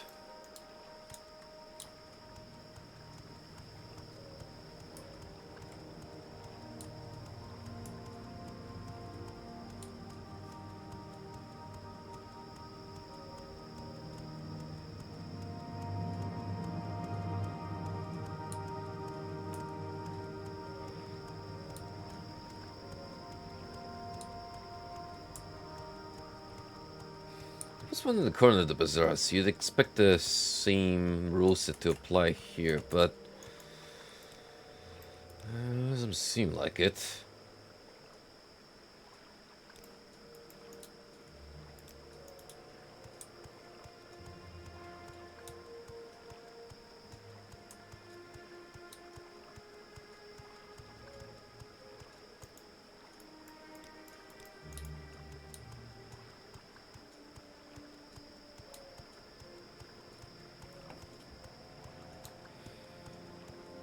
Let me scan the main area first.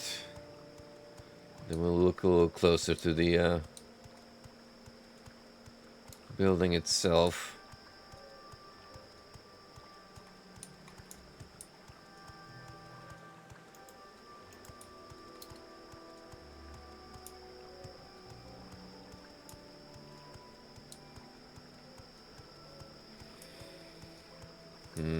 Maybe it is in the building itself.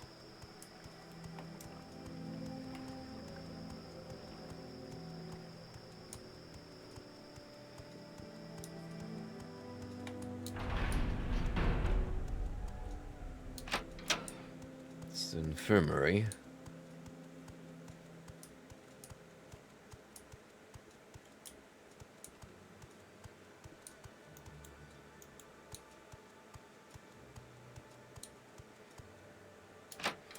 Hall of Ministry.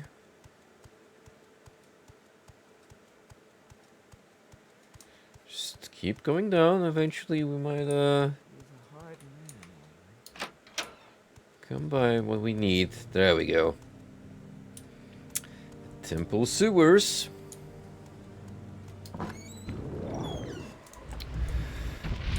Oh.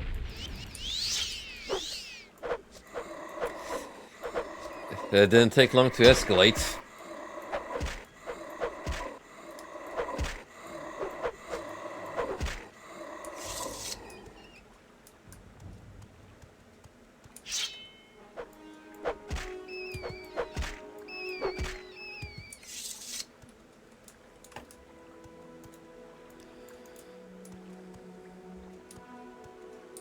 Well, gang, it looks like we got some more spelunking to do. That we will save for next adventure in Morrowind.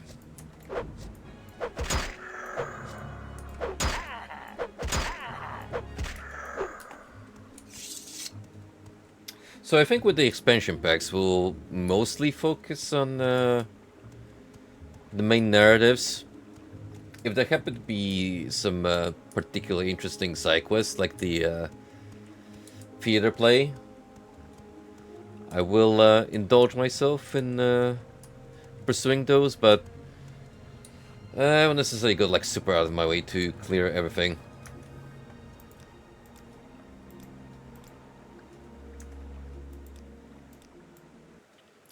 Lord knows there's already so many quests in the base game alone that you could easily lose yourself for hours upon hours upon hours and never get quite enough.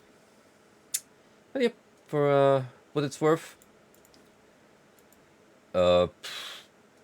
we advanced our ranks in the Legion as well as the Tribunal Temple. We pushed the main plot of the base game marginally. And now we're here in the... I think this is the Tribunal quest line. Let me just double check to make sure.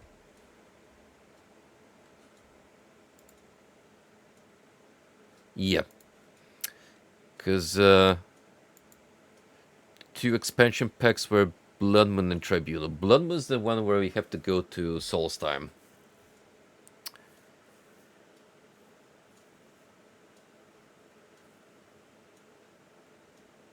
Alright. So that's our gameplay.